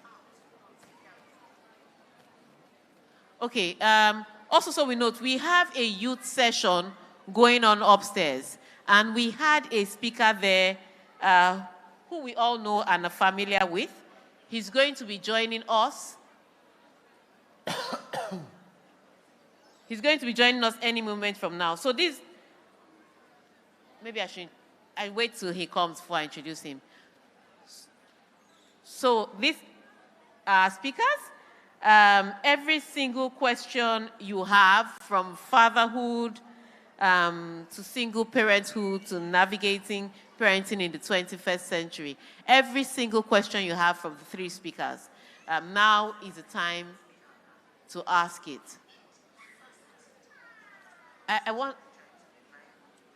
Please, can we get a mic in the crowd? Where are my ushers?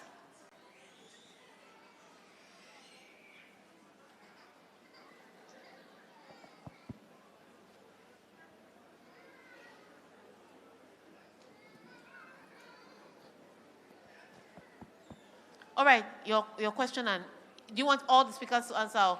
No, just one. But, okay, so direct your question to her. Your name, please, and then your question. Okay, good afternoon, everyone. Good afternoon, our speakers. My name is Chiedozie Onyinye. And then I want to thank every one of you for your session. It was very impactful. But I have a question for Mrs. Idauta. I hope I did not bother your name, please. No, you didn't. Okay, so, man, seriously, I don't know why they did not give you enough time, because it is because of you I came here. But it's all right. Thank God for everything. So, Ma, please, I just have a particular question, and I don't know how I want to phrase it, but I will phrase it in a way that you can understand. So, in it's talking about this day of, we are now in the digital age. And, you talked about how you don't give your children phones until they are about to enter university. That's exactly where I want to come from. Because in that kind of situation, how do we manage that kind of situation? Because not giving them that phone, especially in this day and age that other parents are doing it, and they are going to school, on the road, they have people that they talk to, even their neighbor, their tenants. They also have children like that have phones, even though they don't have phones, and they are brought up at least not to have phones. Because why I'm saying this is that I met a situation on the train when I was on my way to work. There were these two kids, boys. I think they were having their exam. So two of them had a phone, and obviously the second one was shaking, and in the course of their conversation, I got to find out that his friend convinced this boy to either steal his father's phone, because that phone that guy was holding was a Samsung flip phone, which I'm sure no parent will give their child that is writing for. So to steal that phone and to not come and use it in the school there. So in the process, like, the father called and was like, "You are dead." So the boy was already shaking from Marina to my two. And his friend was already giving him tips. When you go home, this is what you're going to tell your father. When you go home, this is how you're going to behave. First cry first, then do this, then do that, blah, blah, blah, blah, blah, blah. He had already given the boy details of how he's going to behave. So now, in that kind of situation, obviously, that boy that was shaking obviously comes from a family that they don't give phones to their children. But see the situation he found himself. And in worst cases, there are some, because of curiosity, steal phones, or maybe because of even use their friends' phones to browse those things that we don't want them to browse. So how do we handle those situations? I'm single, by the way, but I just wanted to know. Okay. Thank you very much. Can you tell me your name again, please? My name is Chiedozie Onyinyechi. Onyinyechi? Yes, Onyinyechi. Okay, excellent. Thank you so much. That's a very brilliant question. Please, let's put our hands together for her. Okay, first and foremost, I said I do not give them a phone. There's no ownership. But they have access to a phone. I talked about Nokia 3310. They have access to my phone. Sometimes, not all the time. So let me give an instance. My son, just before he graduated, before we got him his own phone, he told me he wanted to be able to communicate with his friends. Okay, that means we have to do So that when he leaves school, he will have an account. I told him, okay, I said, you know what? Can you set up another Instagram? And he wanted social media. Can you set up another I don't know if I want to say this out loud, but can you set up another Instagram account? And I told him, I said, you know what? I will not log into your Instagram account. As much as possible, I will try and give you privacy. And then while I was talking, I said something. I said, if you can be a part of the kind of friends that your children have, your parenting is 80% solved. It's very important. That's where being an intentional parent comes into play. You have to be aware. You need to know the kind of parents that the kind of friends that your children are going to be friends with. I know that peer pressure can be very catastrophic. Trust me. And sometimes not having a phone can make them feel insecure. So this was what I did. If they needed to go somewhere and I won't be there and I needed to have access to them, I had a backup phone, that phone. And you know there's also a way you can actually monitor those phones. So when I say do not give them a phone until they're a certain age, that's give them full license, give them access. Imagine a 12-year-old having her own phone, having access to everything on social media. That could be destructive because she has access to things that you don't even want her to have access to as a parent. So the first thing you can do is tell them why they shouldn't have it. I spoke to my son and we had an agreement. Explain to them, tell them it's not punishment. And also make them know that material things is not really what makes you hip. Trust me. Let them know that it's not about having the most recent iPhone. Trust me, I'm a Samsung girl, but people will tell you, oh, for class, use iPhone. I'm not about that. Samsung works for me, so I stay with Samsung. So I tell my children, I also train them and tell them, look, it's not about what you have. Remember, I talked about a legacy. What legacy are you leaving for your children? So it's not always about materialistic things. If you can, right from when they are young, make them understand that it's not always about what you have. You have a phone, you have this, you have the latest this, you have the latest that. It's not always about that. If you can train them to make them understand that the legacy that you're trying to build is not about material possessions, I tell you, your problem is solved. And then that child that you talked about, I can understand what peer pressure will do. Yeah. Or can do to a child. Yeah. But when you're an intentional parent, you're very particular about the kind of friends. I'm not saying about the kind of friends, yes, that your children keep. You advise them that this friend is not good for you. And because right from when they were young, you've been carrying them along, you've been talking to them, and they can easily open up to you. Like when I was talking, I talked about a session. I find it very therapeutic because when I come back from work, I can sit down and talk with my daughter. Do you understand what I'm saying? So if you can make them open up to you and then you begin to imbibe the kind of culture and the kind of things that you want to see from an early age, I tell you, your problems have solved. I don't know if I've answered your question. Okay, thank you very much. Let's put our hands together for that. All right, before we take our next question, remember I told you there was a youth session going on upstairs, and one of our speakers upstairs has joined us now so that he will give us sneak preview for what the children were saying, so that we know what your children were thinking. All right, ladies and gentlemen, let's put our hands together and recognize the presence of somebody tagged as a #1 interviewer in Africa, the host of With Chude Gideon Wu. Please put your hands together for him.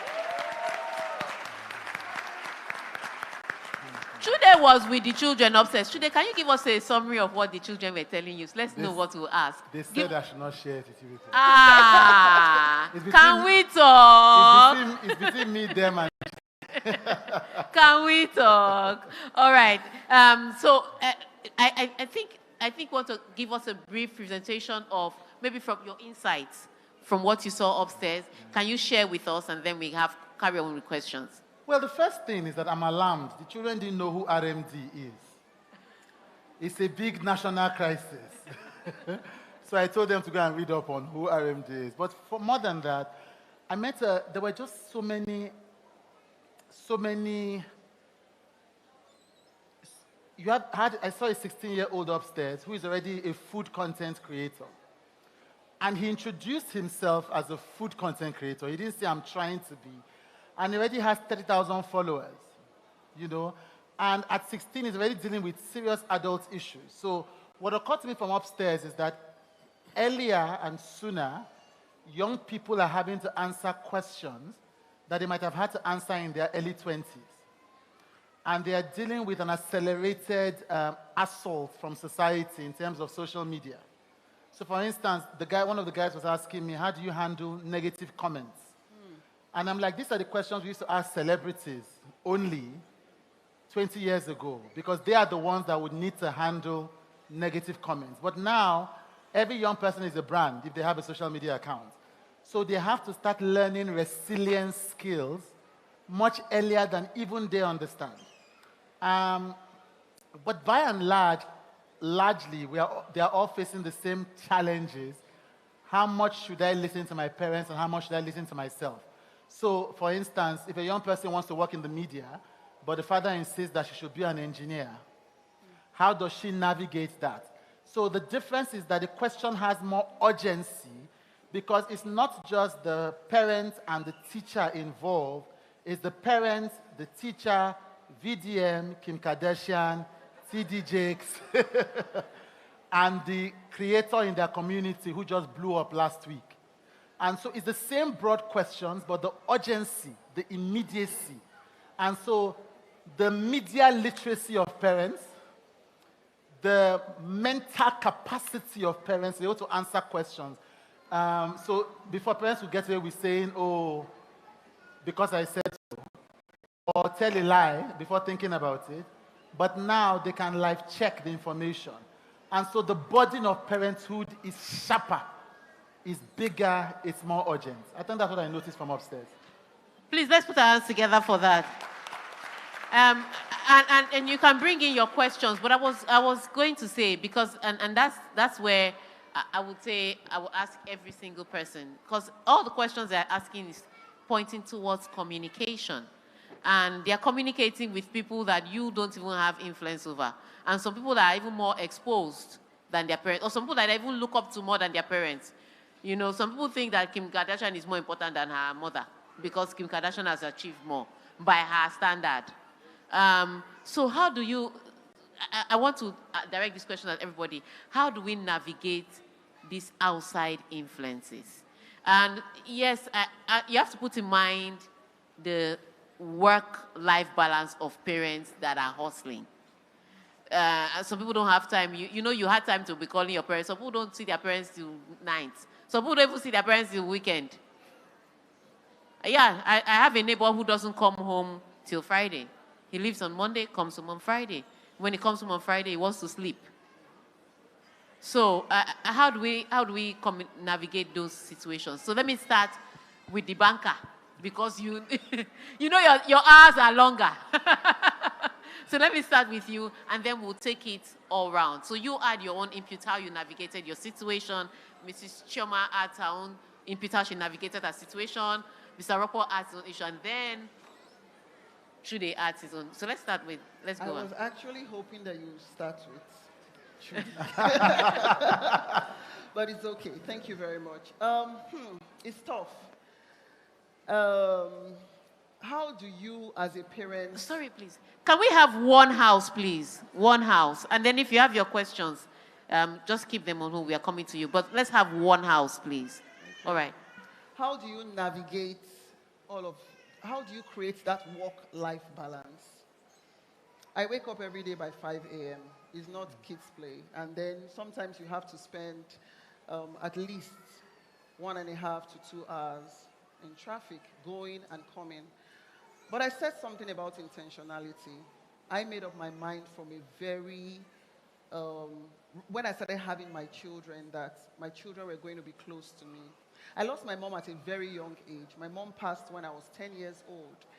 And I told myself that I am alive, so my children must know that I'm alive and they must feel my impact. So this is what I do. Like I said, I call. I have a landline. Oh, wow. I have a small 3310. They destroyed the 33. When they destroyed the 3310, that's when I got a landline. Then I make sure that the nanny has 2 lines, just in case.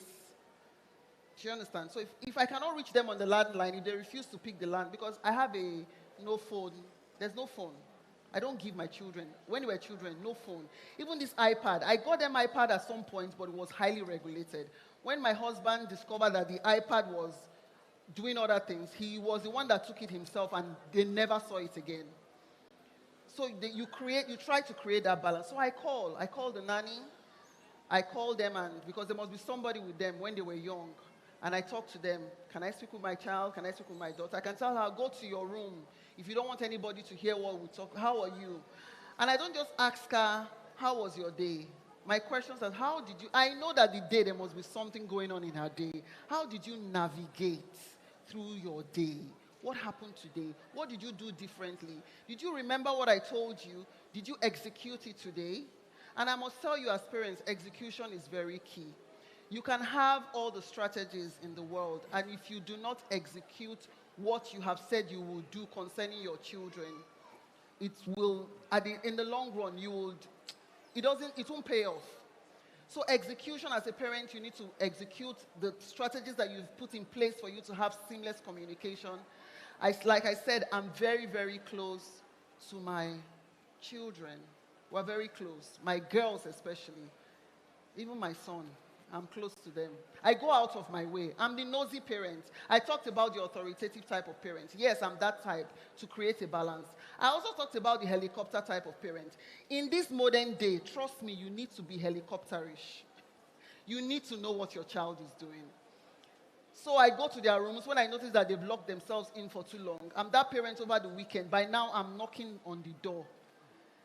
I'm asking you. My son would tell me, my son doesn't really like traditional foods, like maybe when I want to make moi moi or make akara. He's the kind of person that would like burger. He likes things like burger, wraps. I had to go and learn it. I will make it. I will go online and I will research it. So you need to go out of your way if you want to achieve what you need to achieve. You need to be in their business sometimes, most times. In today's world, you need to be. You cannot be a parent that is permissive. You just leave them or uninvolved.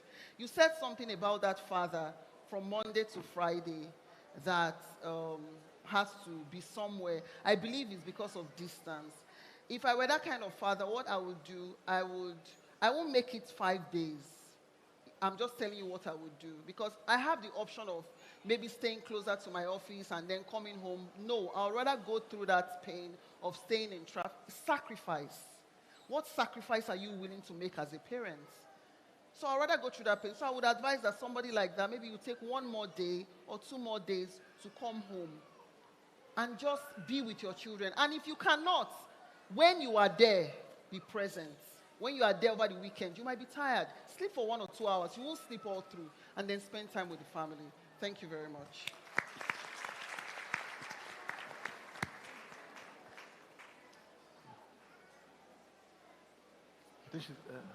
Mrs. Chukuya, next. All right. Ask that question again.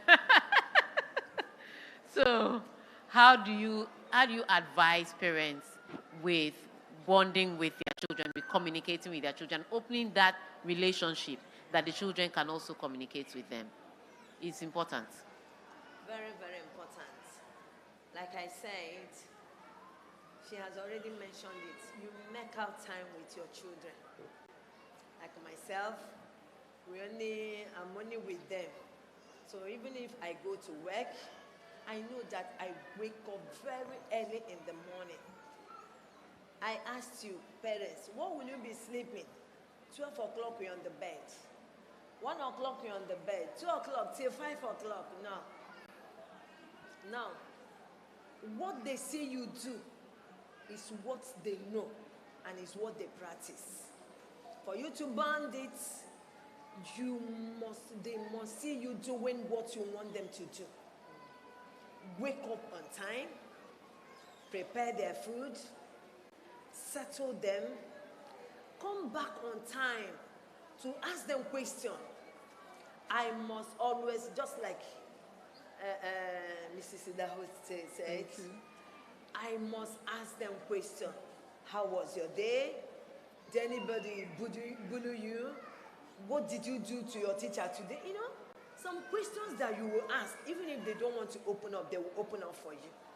By doing so, you are bonding yourself with them and you are gaining their hearts.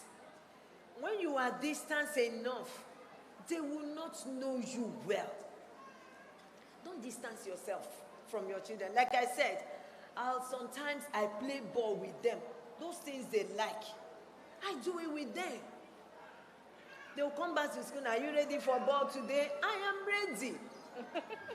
I'll wear my shorts, put on my canvas as they are putting on their own. I'm putting on my canvas. Who can play ball? They will surprise. I will even give them go. They say, Mommy, so you know how to play ball? I did. Because I grew among boys. So it wasn't a hard thing. When it's time for, of course, during school days, I don't put on any gadgets. I don't. So during holidays, if it's when they are watching ball, even if I am tired, I don't want to watch the ball. I will pretend I'll come to the parlor and we'll watch ball together. Those things you know they love, be part of it. Don't be far from them. Particularly you single moms. I'm saying as a single mom, when you are far, the daddy, if both parents were together, the father will correct. You are the one to correct. You are the one to show the example. So you make yourself available at every point in time. Even when there was a time I was so sick, and I pretended as if it's all well with me. Mommy, I need this. Mommy, how? You will answer their questions. You won't shun them because at that moment they want to get something important from you. So get what they want, answer them aright, and you win them. It won't encroach anything against your career. Thank you. Okay, thank you, madam. Hello? If you lift it, okay. Mike, try it again. Try it one more time. Hello? It's not there. Okay, thank you, madam. So, I just want to challenge every one of us parents. Anytime I have the opportunity to speak like this, I don't shy away from letting parents know parenting is not natural. Parenting is not natural, and it is not by force you become a parent. You can decide to get married and have arrangement with you and your partner that we're not going to have children because we want to enjoy ourselves to the fullest. Why did I say so? Out of 7 mountains that God commanded us to take over, right from the Bible, right? Parenting and family is one of them. When you read Deuteronomy chapter 3, all those 7 mountains, God commanded Moses to take over banking and finance, religion, media and entertainment. And that's why you see many people taking over the mountain of media and entertainment. Thank you, Mr. Chude. He's taking over that mountain already. If you ask him, he will tell you series of training, structures. It's not just by mere the fact that he's fluent or is articulate. The fluency, articulation, everything came out as a result of intense training. You don't see anyone who just goes to school to study law, comes out, and the next thing, he opens a chamber. It's not going to be possible. You still need to go to law school. Let me now bring it back. If you really want to connect with the children, you must know the children you want to connect. You must know the children you want to communicate. And lastly, you must have what we call family system structure. It's a compendium of a document that details how you are going to run your house. The relationship between you and your spouse. If the relationship between you and your spouse is not really going on well, it would necessarily hinder your relationship with the children because they are seeing you. How do you want to be spoken to? What is the minimum educational qualification that every child in this house must possess? What is it that in this family we stand for? What is our DNA code? What is our mission statement? What is our vision statement? When they come out, what am I known for? When they see me, Akinropo, Akinola, what is it that you stand for? When they Google the name of your, it's not about you go while I stay. It is not about making, I said it earlier on, it's not about the parent making discipline an intervention, making discipline child-centric. Then what happens to 2017? My son was just 10. Then my wife called him, oh, come and join us in the kitchen. Because my daughter and my wife were in the kitchen. And my son responded, no, Mom, boys are not meant to be in the kitchen. So my wife was livid. She put a call across to me around 6 p.m. And you said that we shouldn't beat in this house. I said, yes, we shouldn't. Right? What is the problem? This is what this boy said. Don't worry, when I come back, I'm going to undo it. When I got back home and I asked my son, the guy stood up, a 10-year-old boy, said, yes, Dad. Boys, men are not meant to be in the kitchen. Kitchen is meant for women. Who told you? Nobody did, but I have never seen you in the kitchen.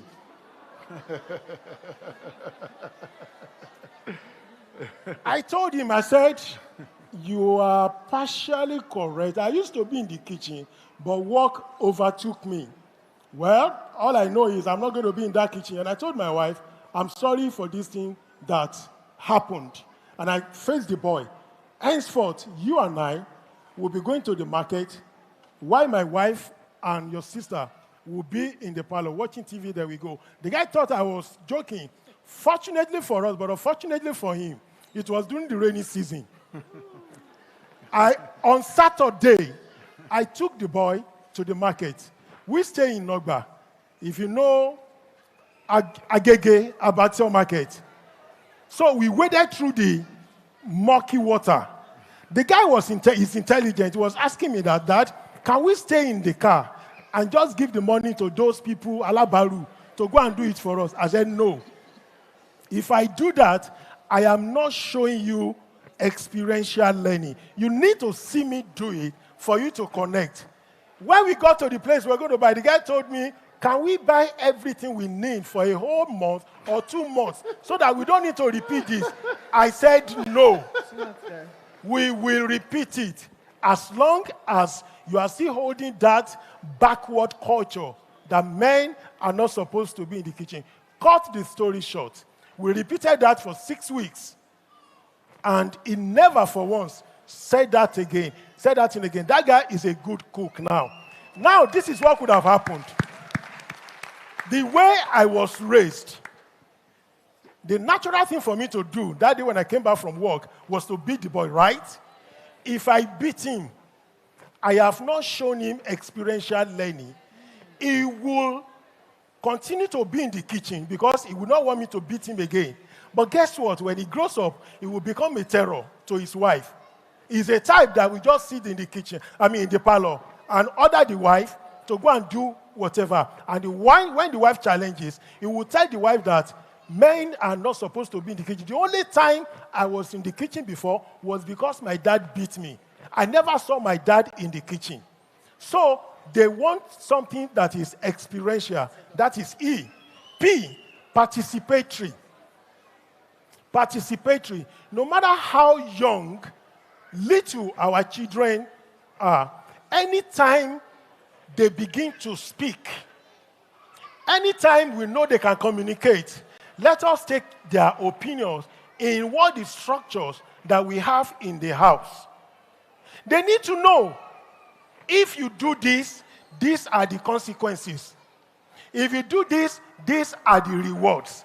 They need to know that. So when they know, when they are part of how the house, how the family is being run, number one, we are teaching them connection. Number two, we are teaching them skill, communication skill. Then again, negotiation skill. So anytime they grow up, they know that for them to achieve anything at all, there has to be structure in place. Then image-driven. Our children are image-driven. I want to beg parents, please save yourself the stress of having to explain over and over again. They get tired. Mommy is coming, daddy is coming. Immediately you turn, they do like this. So, what do I mean about this? You can store 1 million words in an image. Let me give an example. If you want to teach our children to be different anywhere they find themselves, there is this, because we have over 90 image-driven curriculums that we train them with. Now, one of them is thermometer or thermostat. So, what does a thermometer do, right? Thermometer reflects the existing nature, existing temperature. But thermometer kickstart. We tell our children, and when I go to school, I tell them, anywhere you go, make yourself to be a thermostat, not a thermometer. It means that any culture that is existing in an environment where you find yourself, you are not obliged to continue to abide with that culture. You can kickstart a new culture that will negate the idea of peer pressure. But when you are a thermometer in his heart, that he will not do what? He will not eat the king's meal, right? So instead of having to Shout at them every day. Don't forget, remember the son, the daughter of whom you are. Don't ever join with it. Just have it at the corner of your house. Maybe in the parlor or in their room. Thermometer or thermostat. When they see it in the morning, they know what it means. Then the last one, which is C. They want to connect, or they are connected. Yes, they are the most disconnected generation. And that is why you see them clutching to their phone. How does parents or do parents come in to, to break that? I shared in the morning that our ancestors, they didn't have the book, but our ancestors are growing, meaning that they have the ability, right, of storytelling, tales by moonlight. The phone that they have, we can make use of the AI and create the story of our ancestor. Please, I don't want us to join the generation of some parents who believe that our ancestors are evil. Let me tell you what that thing does. This is something, it's a paper I've presented worldwide, and it is accepted. One of the key areas, key strategy that we can affirm the identity of our children is to connect them to their roots. Let them know the village you came from. Let them know who were the warriors. Let them get used to know that what were the predominant business activities that their forefathers did. Let them know if your forefathers had ever participated in any war, civil war, Kiriji war, whatever war. Let them know. Tell them their ancestral stories. If I want to ask here now, how many of us know this history of the third generation behind us, before us? I doubt we will know. Then how do we want to connect with our children? We are giving birth to children that are carrying fake identity of foreign stars. I am not shocked when Mr. Chude asked them about RMD, and they didn't know, because we never told them.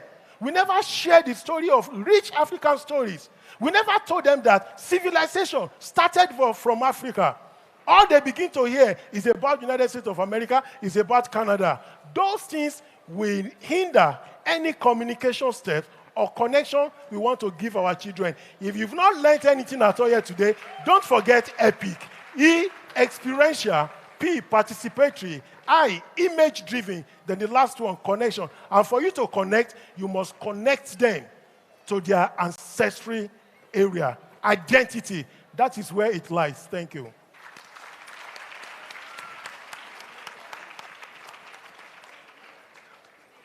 Oh, right. Please, people should help me judge this matter. Can you hear? Can you hear?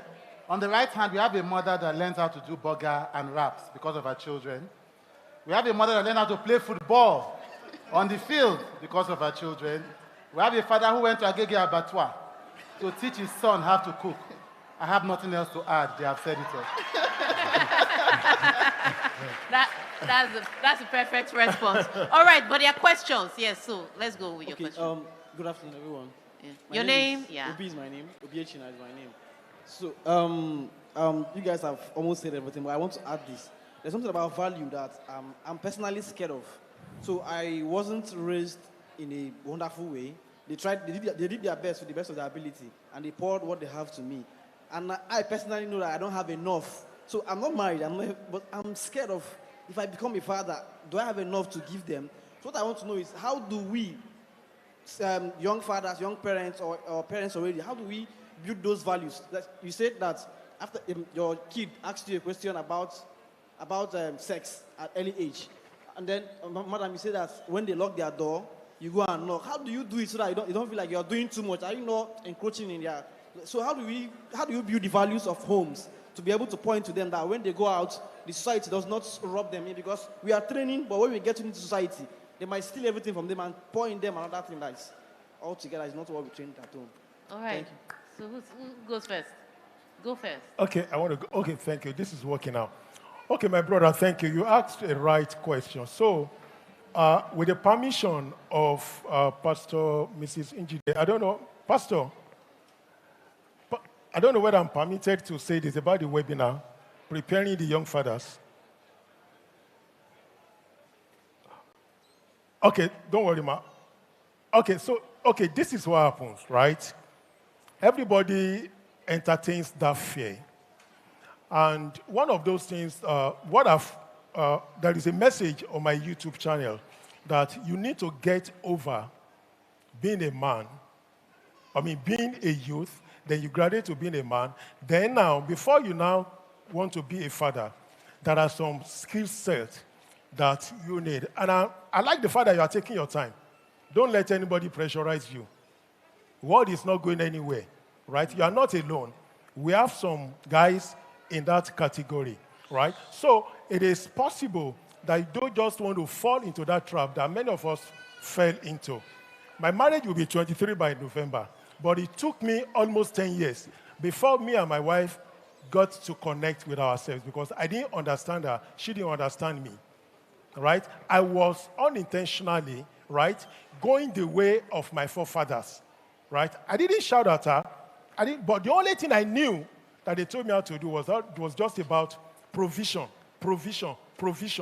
That once you are able to provide for the home, right, your job is done. The emotional connection about the children, you don't have it. And I still want men to listen to this. Fathers spend so much. Fathers, please clap for yourselves.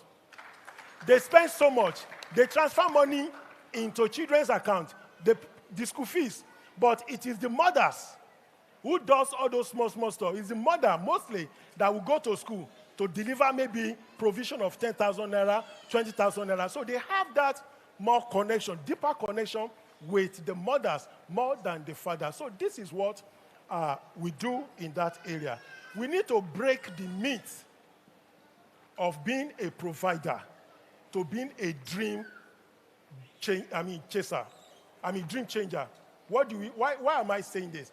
I am saying this so that every man will know that there are skill sets involved. What are the skill sets involved for you to do all this? So there is a mind shift that you need to embrace. Because what is really holding you back, if I want to ask now, is mainly about the economy. You are thinking about how, if I go from 5 a.m. to 10 p.m. in this economy, how much will I bring them? What time will I have again? So one thing you will do in that place is do yourself a structure. That is something we call manual user. Manual user is for both singles, is for both male singles and female singles. Manual user will reveal you to you. And I tell every single, not until you have that manual user, don't go into any marriage. Manual user will help you to choose someone who connects more with you. Somebody who will be able to understand you. So that's why I said in the morning, a situation like this, a place like this is an event. But you make it work when you commit it to process. So brother, what you need first is for you to get the manual user. What is it that I am attracted to? How do I be attractable to somebody that I know? Because when you attract to somebody that knows you more, then how to raise the children will be easier. I tell you, this is something that I know we have practiced before, and people are really testifying on it. 95% of any challenge, any scenarios that could happen in marriage, even the next 30, 40 years, will have been downloaded for you to see so that you know how to handle it. If you don't know how to handle your wife, it could be difficult on how to handle the children. The two really work together. Okay. All right, thank you for that. Time is fast spent. I know we would have had questions. Did anybody want to add something? No, but I just want to encourage this young man. Don't be afraid. That's what I want to say, yeah. Do you hear me? Fear can steal a lot from you. Don't ever be scared of your dreams. If you can think it, you can achieve it. So don't be scared. Back when I started from the scratch, my husband wasn't always the way he was. When we just got married, we didn't always have availability, but we grew through the ranks, we were consistent, we were focused, and above all, we trusted God. So if you desire it so much, don't be afraid. It will come to you. Keep speaking it, keep trusting, follow through the process, and it will happen for you. Thank you. All right. Any more questions? Okay. So, okay. You know what? We can't take too many questions. We're going to try and round up, but we'll take her question.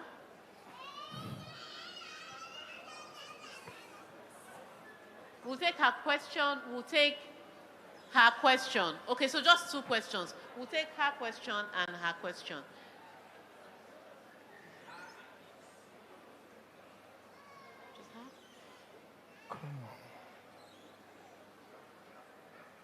Please, let's be with the answers.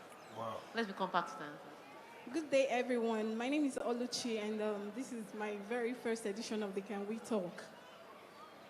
Before I proceed with my question, I would like to say a very big thank you to all the guest speakers. I have learned a lot from everybody that has spoken today. As a future parent, I believe that I would inculcate everything that I've learned here today tomorrow in the future. Now, my question goes directly to Mrs. Idausa.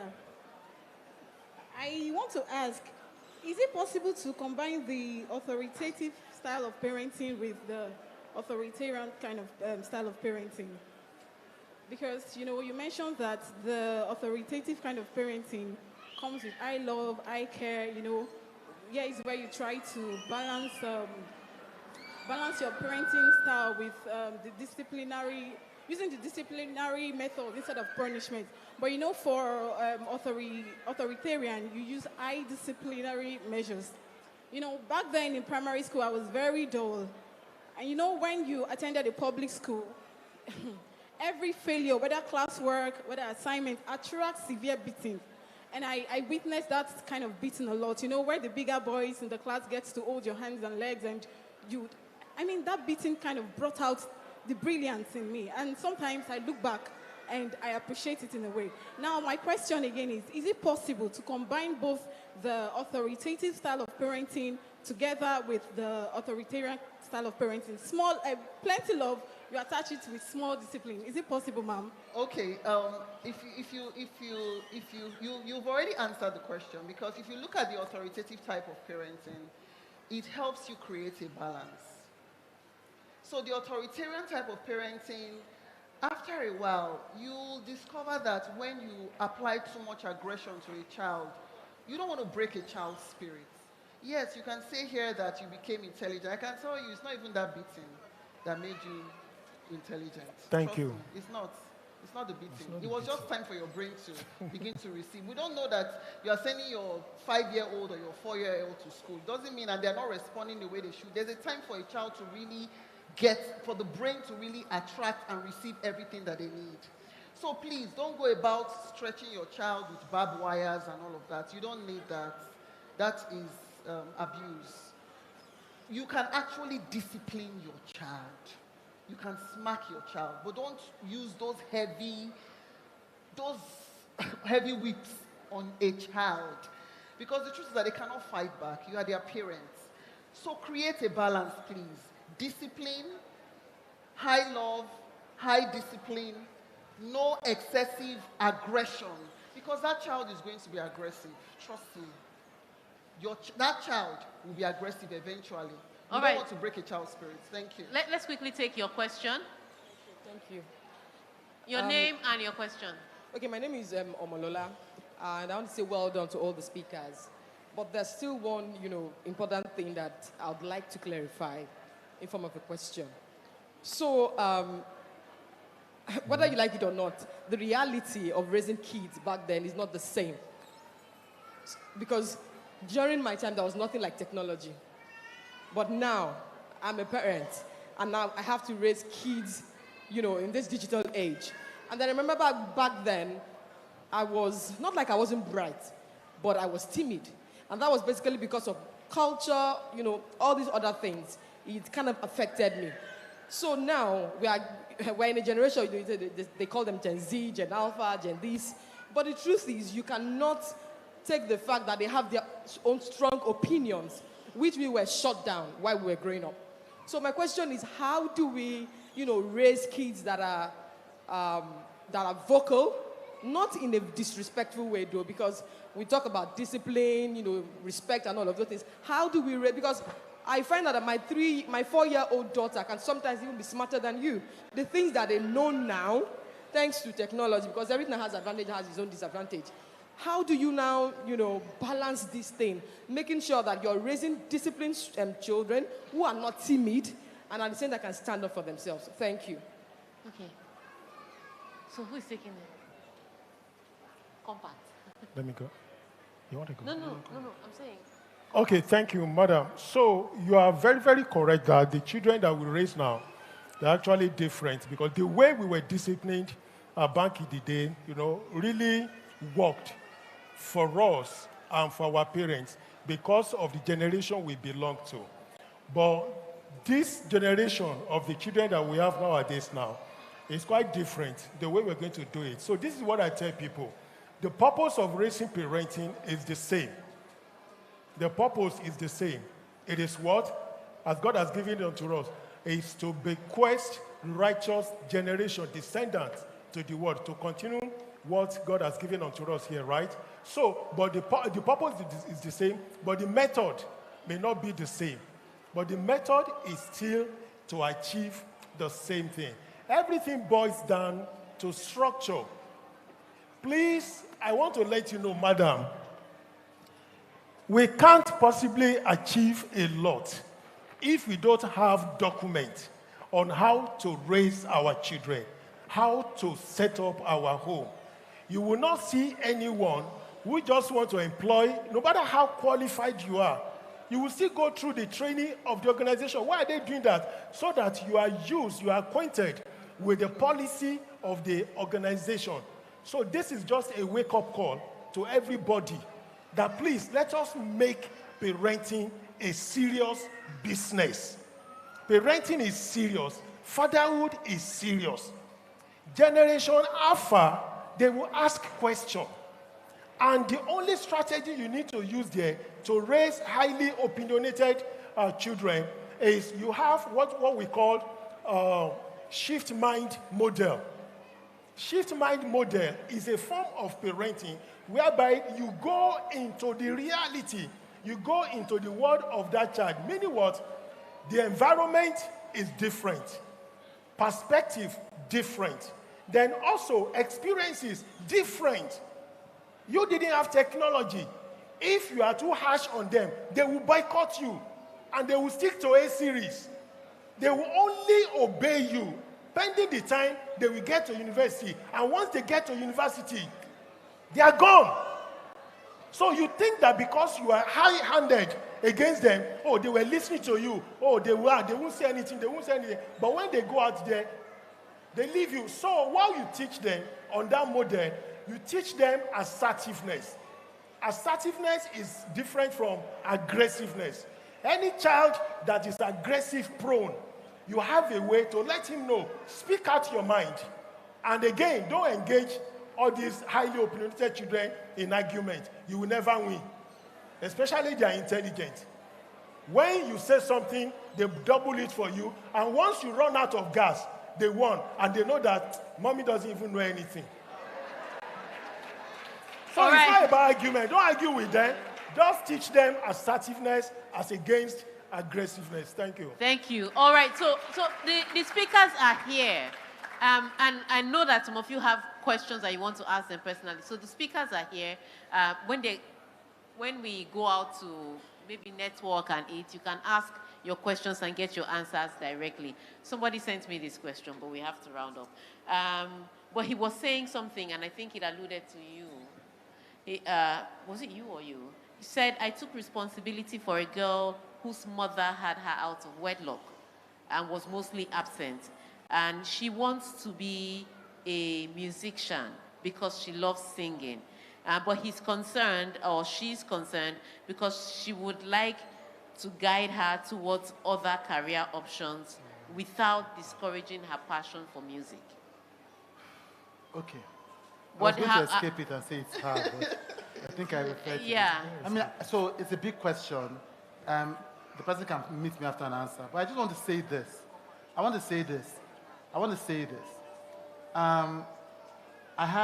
the favorite uncle to my nephews and nieces. And sometimes they come and complain about their parents to me. And what I hear is that they expect too much from one human being. Parents are human beings as well. You are human beings as well. One of the big things that people use to attack men is, oh, if you are just a provider, you are not a father. And providing is a big deal. It is. Some fathers kill their dreams, kill themselves, injure their bodies just to provide, so that when they are done, they don't even have anything else to give. They just want to sleep. And there's no compassion being showed for them. I've seen parents do everything, and still the child becomes what the child has chosen to become. So at the end of the day, I want to encourage you to forgive yourself. Yeah? You shout on a child when you are supposed to encourage him. You are a human being, forgive yourself. One day you're so tired, you tell the child, because I said so. It doesn't matter what they say on TikTok. Every parent has said that to a child at least once. So we can put so much pressure on parents to be perfect and not enough on parents to be human. You also have your own life to live. So breathe and allow yourself to be human. That's what I meant. All right, so let the children come in from upstairs. We have a session. Please, the speakers are all here. In case you have a particular question that you want to ask, you can now talk to them. And especially this person with the musician, Trudy has offered himself. You see him now or forever hold your peace. So, but thank you to, let's put our hands together for all our speakers. Thank you to all our speakers. We'll take a group photo with the convener.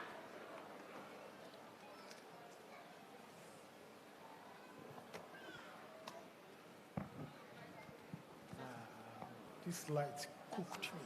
Oh, so sorry, the heat, yeah. We should remove this.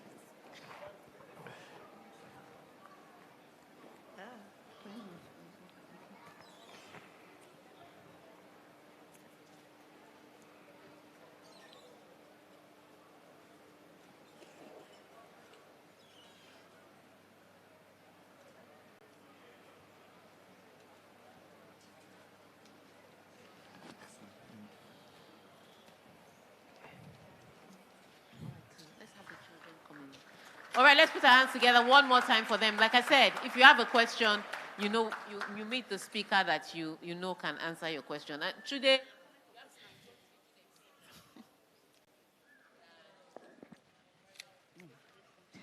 All right, on that note, let's invite the children to come down and interact with their parents. And whilst we are doing that, Anonymous has some goodies. In this stuff, thought we are behind schedule, kind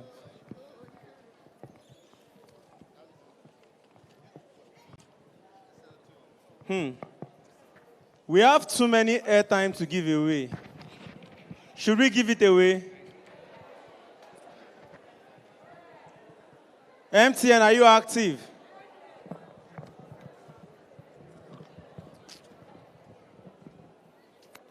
Glow. Glow 74593.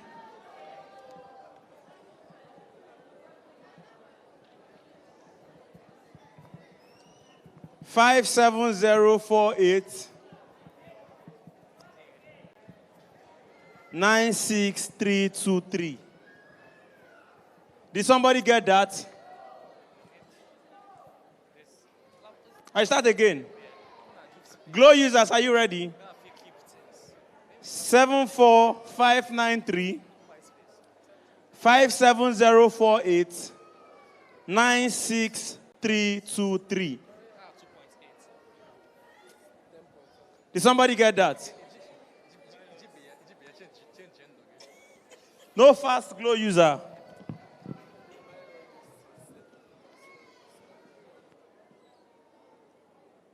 Airtel. Did somebody get that Glow? Okay, you got it. Airtel. 0908 9854 9283 3680. Airtel.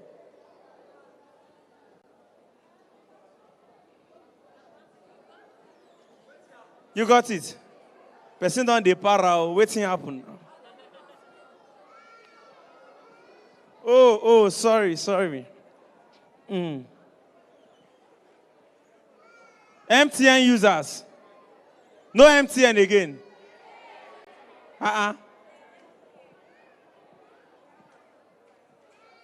7759 8158 9928 88445. MTN. It's a lie. Give me your phone. You've won before. Okay, you've won 4. And you won free 1. Oh, yeah, no. Sit down there, Joe. 1607. MTN. 8145.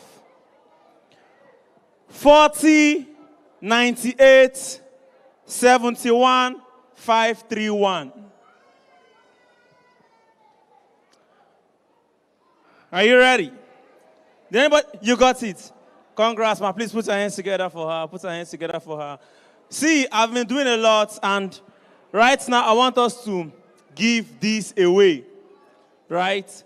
Give this away. See how we are going to do this one differently. Go on Instagram. Go on Instagram right now. Go on Instagram. Go on Instagram. Before we do the giveaway, please follow our Instagram account at Parental Hub _org, please. Parental Hub _org. Please, let's do that. Please. MTN and Airtel. I'll give you MTN. I like the honesty.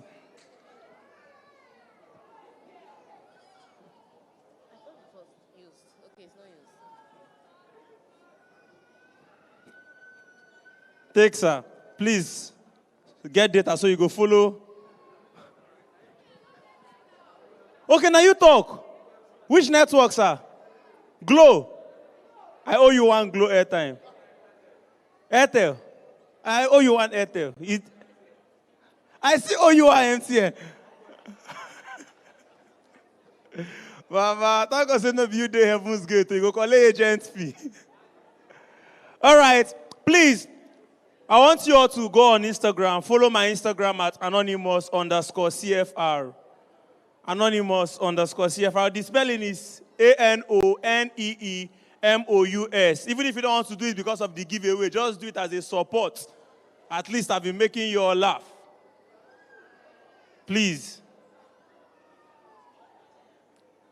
Please, who is Dookie's Cakes and Events? Are you interested in the giveaway?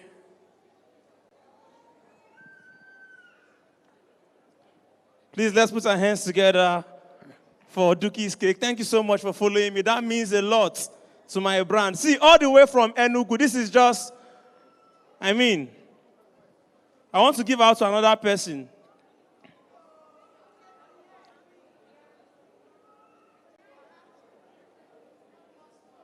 The next person here is not interested in the giveaway, so I'll just... Who is Ngozi Diary? I should just continue, ba? Should they even come for himself? Okay. Courtesy of Golden Penny Foods.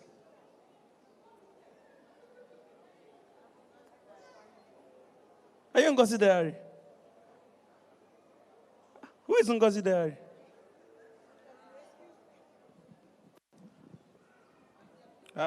Who did I call now?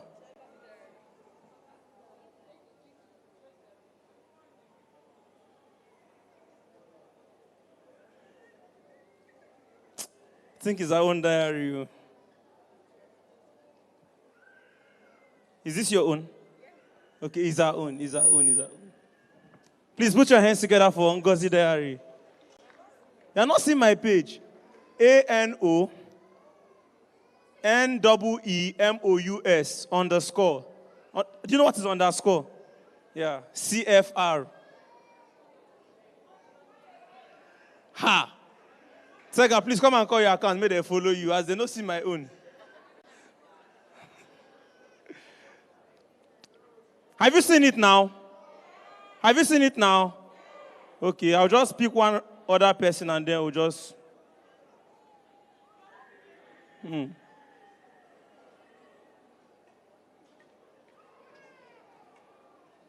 I don't know if you read them out.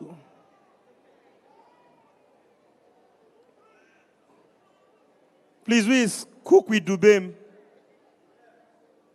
Okay. Congrats, sir. Congrats, sir. Thank you very much. Fantastic. I see Thank the children are coming in. Please find your seats, find your parents. We are going to have a parent-children interaction session. We still have more gifts. Yes, We still have more gifts. That's the good thing. Gifts, no, they finish, no worry. Are the children ready now? Please come in, take your seats. We're going to have the parent-children interaction session. All right, time is fast spent, so let's do this without any further ado. Can we put our hands together and welcome Ebuka Akane, who will take us through the parent and child interaction session. Ebuka Akane, please come up and let's put our hands together as we welcome them. Please, let's put our hands together for Ebuka Akane.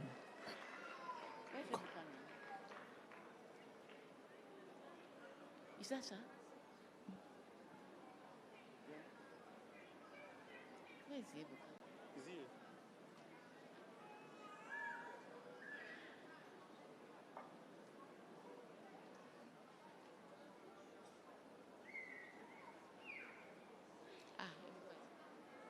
So should we still... Should we continue? Let's continue. I want us to do a selfie video and just... Okay. All right. Please, while we are getting ready for the children section, I want us to do something collectively. Are you ready? I want us to do something collectively. We want to get clips from this event so we can post online and tell people that it was a shutdown because we've had a lot of memories. So we are going to put on the selfie camera and then all of us, we are going to echo, "Can we talk 2026? Are you ready? Can we do this? Can we do this? I'm begging, please, I want your energy. Let me go down on my knees. If you shout, I will give you MTN. No, we don't have to stand. We don't have to stand. Okay. Sorry. All right. Lagos, are you ready? No, now this is not the energy now. Lagos, are you ready? Lagos, are you ready? 1, 2, go! Can we talk 2026? Now you're going to do this one for me. When I say what's my name, you shout anonymous. Are you ready? Who screamed the most? These are still gifts. You are spoiling these people. This is permissive parenting. We can't do this. Please take it away. Get us authoritative parents. Should we continue with the gifts? Should we? Okay, let's give out 2 for now. 2.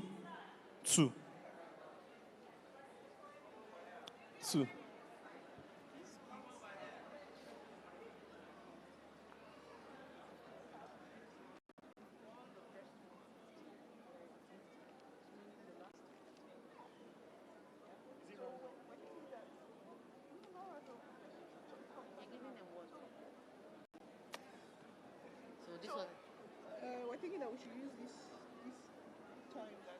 Yeah, sure. Let's be doing it now. Is it from 51? Yeah, from 51. Okay, let me just... So we'll be giving them notepads. So when they Okay, notepads. Yes. All right. We are going to do it this way. This list is the earliest people that came here today. All right. So some people have gotten gifts for being here, the first 50. So I'm going to continue in that order. Do we have Sister Egomdi Favor? Are you the one? Don't give her anything. She's not interested. Please, Sister Favor. Sister Nancy Ugwanya. She's not here. Sister Nancy. Okay, I'll just continue. Sorry. Mr. and Mrs. Nzako. Are they here? No. Sister Alice Ikolo. Okay. I have Ozioma Ebenezer. Ozioma Ebenezer. I have Honora Chinaza V. Can I have Rufus Chiamaka Blessing? Emecheta Joy. Ebube Sunday. Chukwemeka Ngozi. Joel Amaka Faustina. Okpara Joy. Mary Joseph. Ha. Purity Akani. Oh, wow. Uche Chibo family. The full family. I've been a person name. Is somebody named family here? Madu Ngozi V.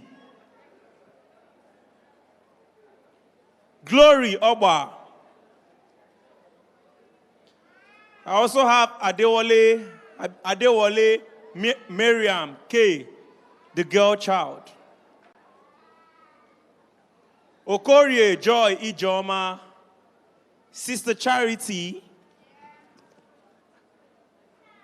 Bibian Azuka, Onyebuwa Richard, Rosemary Chinenye Uzoegu,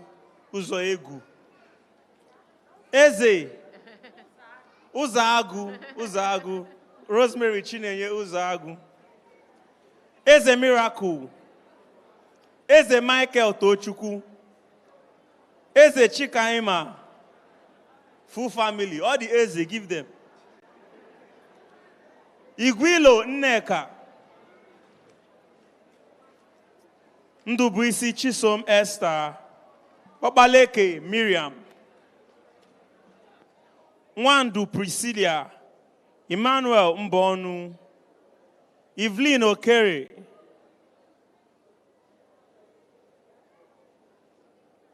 Faith Anosike, Agatha Christie, Grace Omani, Sarah Abogunde,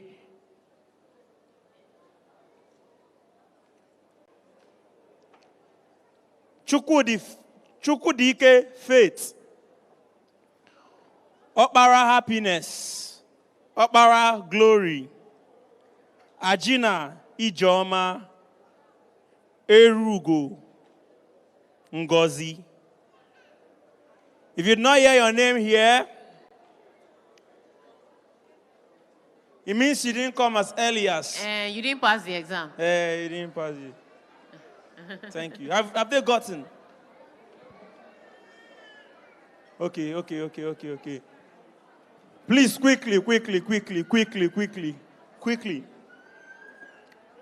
quickly. So, the children are here now. So we can,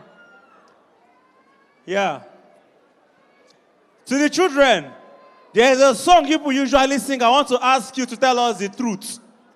The song goes like this. I remember when I was a soldier. I remember when I was a soldier. I remember when I was a soldier. When was that? That's why I like our parents' generation. They were honest. What they were singing is, are you in the Lord's army? I am in the Lord's army. Oh, I will never say. I will never fight in my neighborhood because I am in the Lord's army. Your name was on it. That line, I will never steal from my mommy pot, tell lie to daddy. Beat up my elder brother beats me waiting no good. And that was his favorite song. Kai. But we thank God. I also noticed that in Nigeria, our Christian devotions have one particular pattern. The songs we sing is like all of us. There was a meeting. Everybody came together and said, this is how you will sing in every morning devotion. For instance, this was the pattern. Let me see your hand like this. Your hands. Your hands.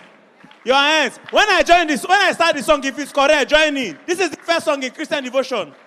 Good morning, Jesus. Good morning, Lord. I know you come from heaven above. Keep clapping. The Holy Spirit is on the throne. Good morning, Jesus. Good morning. Second song. I will enter his gates with thanksgiving in my heart. I will enter his courts with praise. I will say, this is the day that the Lord has made. I will rejoice for the glory, Father, the glory, Son, the glory, Holy Ghost, now forever. He can never change. He can never change. Please bring it out. The children are here now. But is that accurate? Is that accurate? Is that accurate? Correct. All right, so and the children are here, and this is the part where we use what we've learned, whether it's permissive parenting, whether it's authoritarian parenting. This is where we use it to interact with the children. So, to take charge of this parent-child interaction session, let's put our hands together and welcome the convener, Njide Ken Odogu.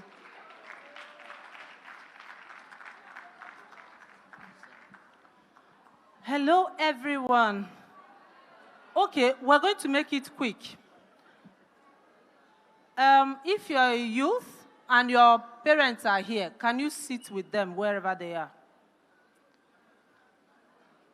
Find your parent and sit with him or her or them.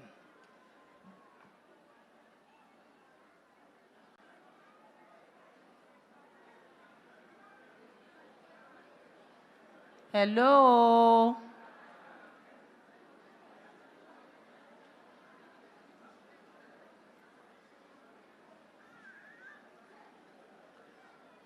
Have you been able to locate your parent?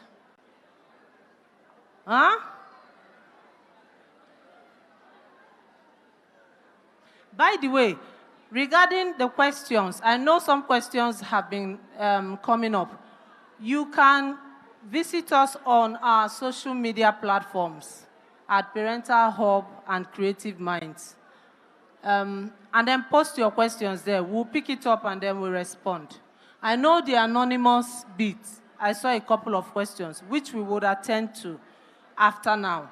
But if you have subsequent questions, you can still either go to anonymous or go to socials, our social media platform, and then you just put up all the questions there. We'll pick them one after the other and attend to it. Okay. Is it possible to form like a mini circle with your parents if you are sitting with your parents? Or nobody is sitting with their parents? If you are sitting with your parents, can I have your hand up?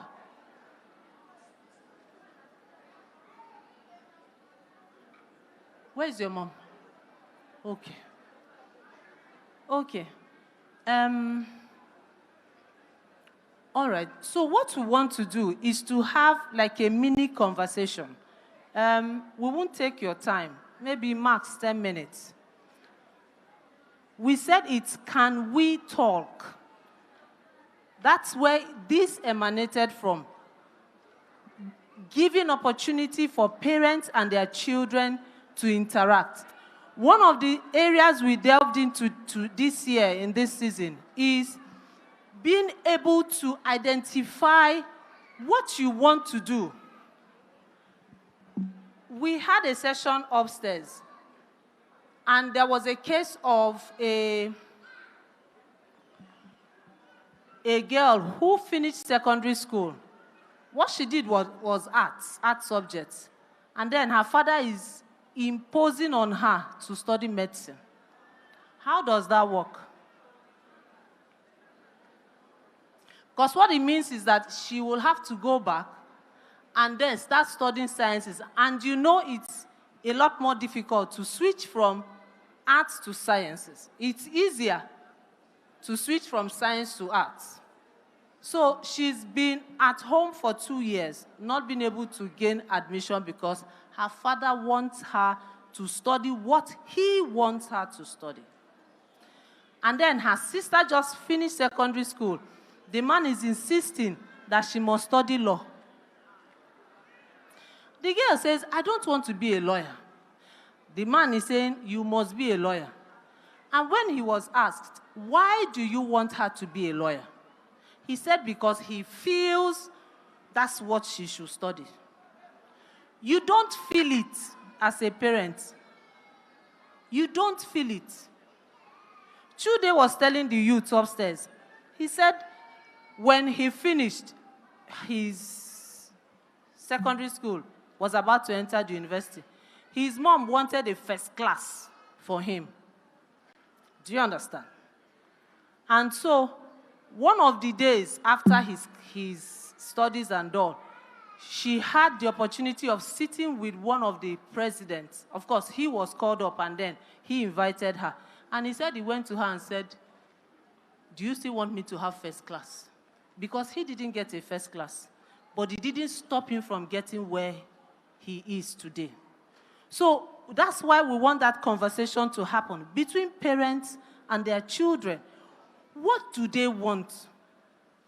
What do they want to achieve? As people, as a person, what do you want to achieve? And if you're having challenges with your parents in that area, it's an opportunity to have that conversation. And parents, please, don't impose things on your children. I've seen it happen time and time and time again. You can only encourage them. You don't force them to read what you want them to read. I went for an event 3 months ago. I met someone who graduated from the same university with me.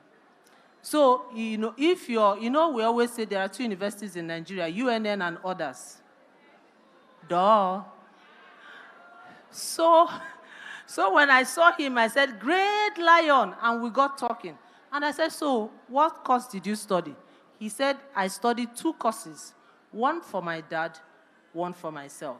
So he spent 8 years in the university. Because his father wanted him to study that course, he had to spend 4 years. And then, after which he studied what he wanted to study.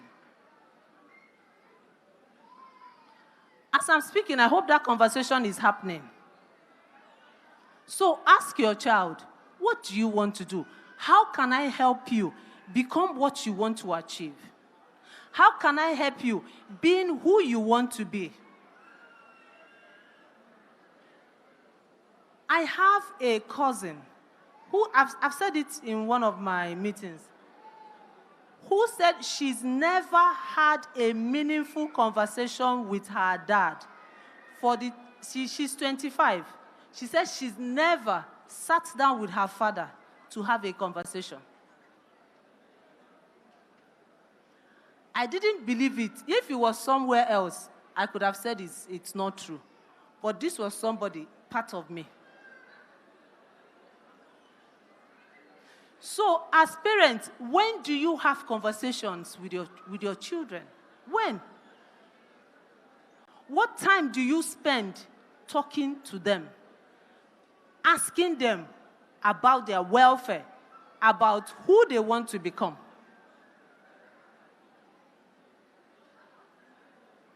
I see some people talking, and I see some people not talking.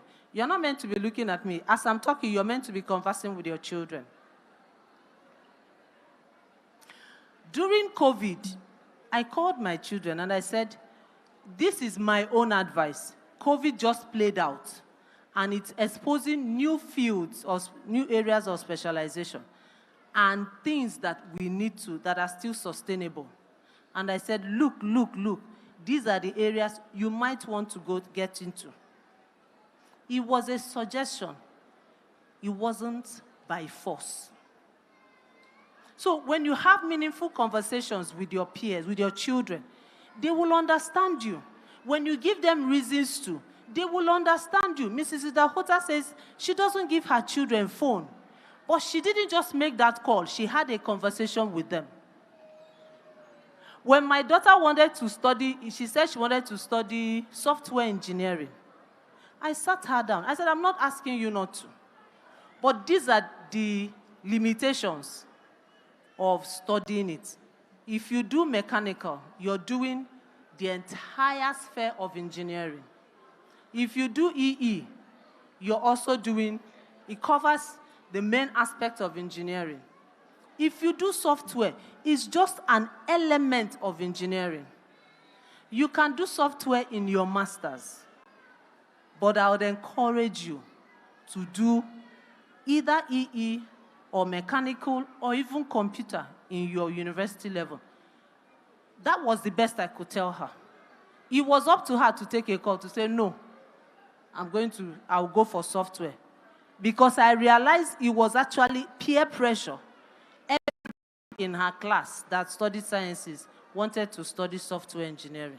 And so sometimes it is not them, it is the people surrounding them that is influencing their choice of what they want to do and what they want to become. And so, as parents, we need to be intentional. If I did not tell her, she would have gone ahead to do it. Because every other person in her class is currently studying software. Am I saying software is bad? No. I'm just saying there's an extent you get to post-university. You will know why you have to study other elements of engineering. So please have that conversation. Sometimes we don't give our children opportunity to speak. We don't give them opportunity to tell us why they want to do what they want to do. We don't give them opportunity to explain to us the reason behind their decisions. And they should have that privilege to be able to speak to us and tell us why. Then we can come in to say, this is what I think. This is what I think. And if we are reasonable with them, they would understand. Today she's studying mechanical.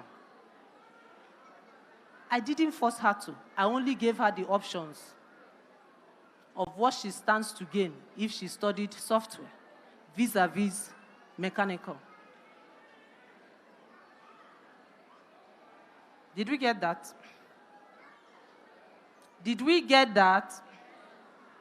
Okay. So that's the room we're giving opportunity for people to have these conversations. And when they tell you who they want to be, I remember growing up, I once told my dad I wanted to be a musician. He beat the living daylight out of me. Because I had the likes of Onyeka Onwenu, I had them, people who were singing and they were making waves, and I wanted to be a musician. He beat the hell out of me. He said, of all things, is music. But he only did that because that was the best he understood. And he thought that beating me would make... Of course, I didn't study music eventually. But sometimes it works for some. It doesn't work for some. You can beat that child, the person will go out and become worse. Okay. I want to believe we've had those conversations. So tell your mom, what do you want to study? I'm not saying hold your phone, no. I said talk to your mother. Maybe she's your mom. She's your mom. Be talking to her. I didn't say carry phone. Because tomorrow you come back now and say your mom did not allow you to. Okay. So after now there are some students we are empowering via education and skills. One of the things we try to do is to get our youth beyond going to school to learn a skill. The world we are living in requires such. Don't go to school and not know how to do anything. And so we have a couple of them. Is Miss Angela here? We have some of them that we're using this platform to encourage. Some of them are in the university. There's one of them, he's a cook. I know there's one that is a hairdresser. And so even whilst they are studying, they are doing meaningful things that are beneficial to them. Some of them are using it to even pay off their school fees. So please,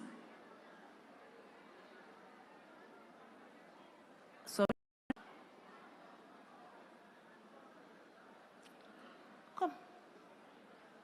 And then we have some women too that we want to empower in their businesses, as well as students, secondary school.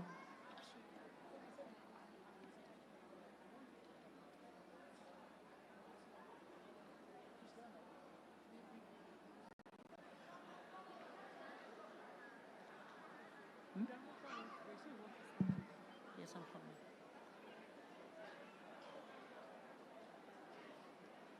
To make the first set of presentations, I'd like to invite my friend, Mrs. Nneka Aiko Kafo.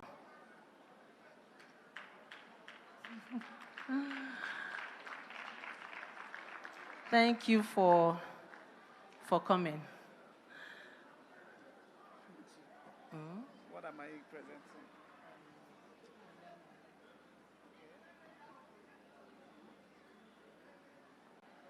Okay. Is Faith Kenneth here? Faith Kenneth. Faith Kenneth. Is she here?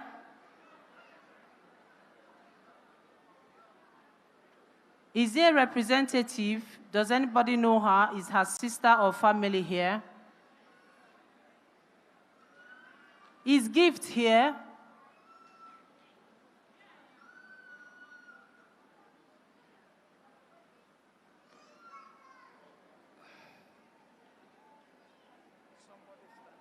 Who?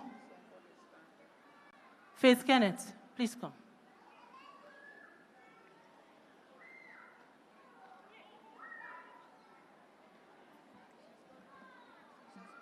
Okay.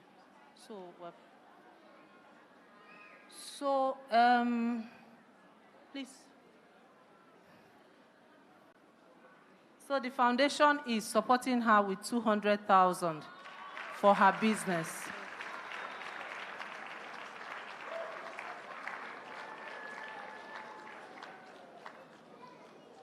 Okay, thank you. And then we have Mrs. Nneka Igwilo. Is she here?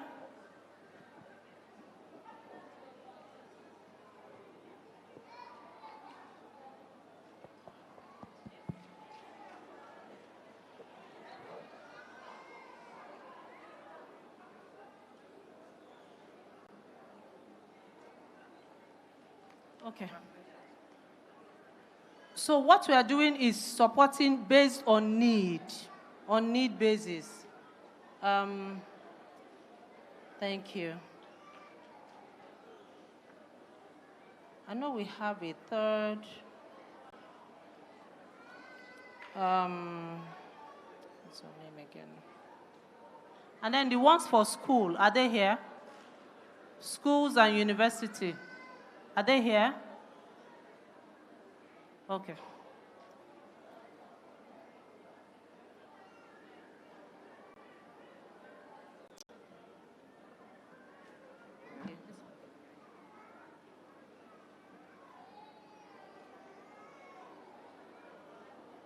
All right, just a moment.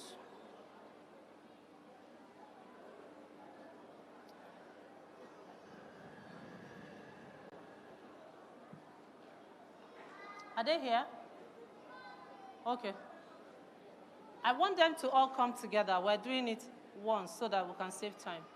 For the schools first, I know there are about 11 or so that are present outside of, apart from those who are not here. But if they can come up.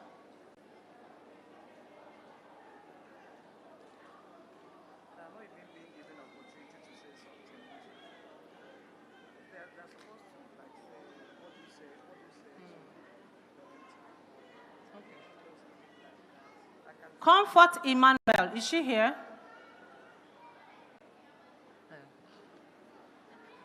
Is Comfort Emmanuel here?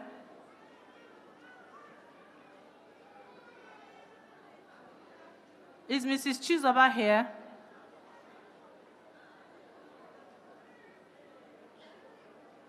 Okay. Let the beneficiaries come, please.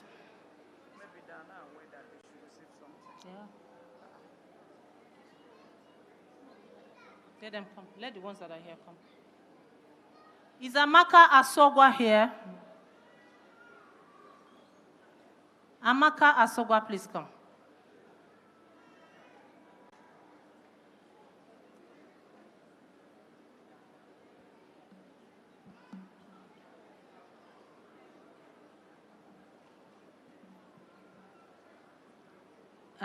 Sorry. All right. So Parental Hub is supporting your business with 100,000 naira.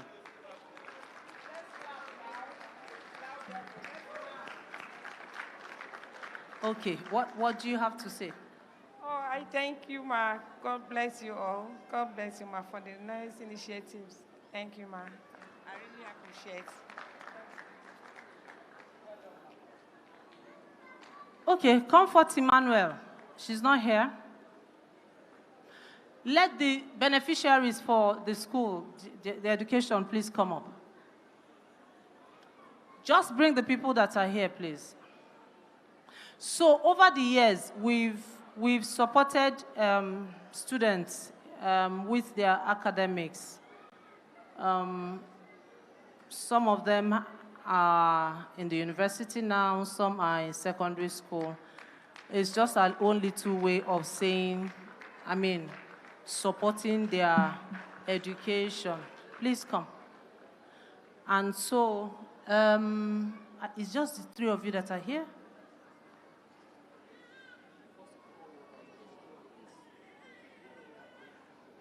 Do we present it as a group? Yes. Oh, okay. Okay. These are the ones that are currently here, but we have quite a number of them. So we're paying their full year education, scholarship for their education. What is the name of the second speaker? Mrs. Neka. What is the name of the convener? Mrs. Njideka Kenneth Odogu. Please give her. And on top of that, I personally will also be giving you the sum of Chineke Idima Idi. Ladies and gentlemen, thank you so much for being an amazing audience. This one. No, this one. You have this one now. You've tried. No. Okay, I should give it out. You are very generous. Photographer. Take. Thank you so much for being an amazing audience. Right now, we are going to have the vote of thanks, and after that, we are going to be calling it a day. While I call on the convener, my name is Anonymous CFRU. I was the co-host for this event, and right now I am signing out. Good night.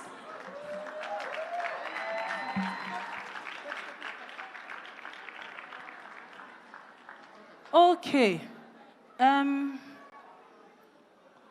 So I'm trying to get the names of those that brought 5 people or more today. Compiled it. I have just 2 out of the 4. Please, can we get that first gift?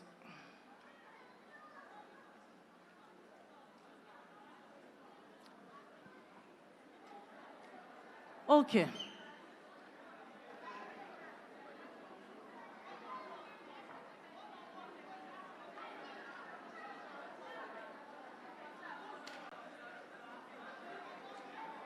Is it here now?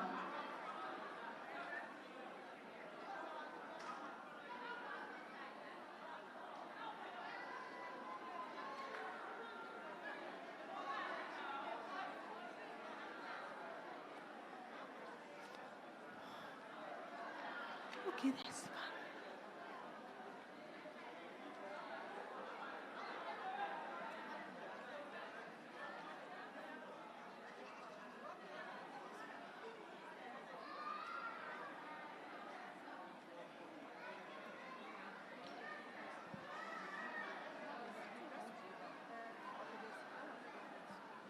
Okay, so the first winner is, I'm just waiting for that gift. Where is it?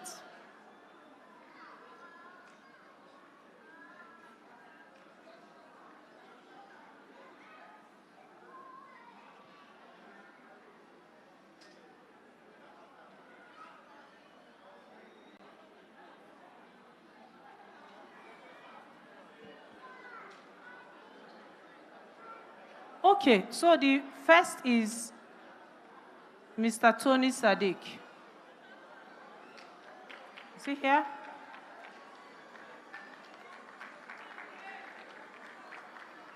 Mr. Tony Sadiq. He brought 7 people. Please. Please. So on behalf of Parental Hub and Creative Minds, we're presenting you with this table cooker.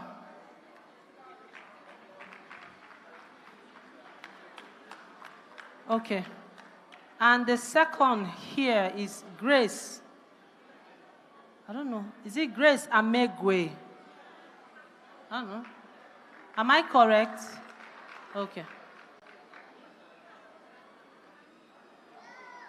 No. Can I have the fan? Okay. So on behalf of Parental Hub and Creative Minds, we present you with this lithium fan. I don't have any other names. I know they said they are bringing 2 more, but we can do that outside here so that I don't keep people waiting. I don't have the 2 other lists. Okay. Yeah. Yeah. So I want to say a special thank you to everyone for coming. For Can We Talk 6.0. It was several months of planning, several months of iteration, several months of putting things together, and today it's a reality. Thank you for making our time to come. We do not take it for granted. We appreciate every one of you. And I want to also appreciate every speaker that spoke here. Chude Jidon, Moni Oboli, Mr. Kinropo, Mrs. Chioma, Mrs. Idahota. We just want to appreciate every one of them. I want to appreciate them for making out time out of their busy schedules to be here. I also want to appreciate my MC, Tega. Please check her out. She hosts an event called Ladies in Sports.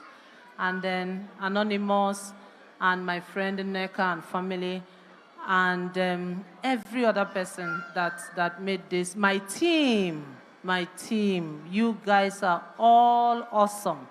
Thank you, thank you, thank you. Thank you for, this couldn't have happened without you. Thank you for helping to put this together. And I want to appreciate you all. So like we said, if you have any other questions, you can visit us on our social media platform. Put up your questions. We will answer them. Everything around family, everything around your community, everything around raising your children, you will get all the answers there. Everything about whether you want to marry or not, you will get all your answers there. So thank you again for coming. God bless you all.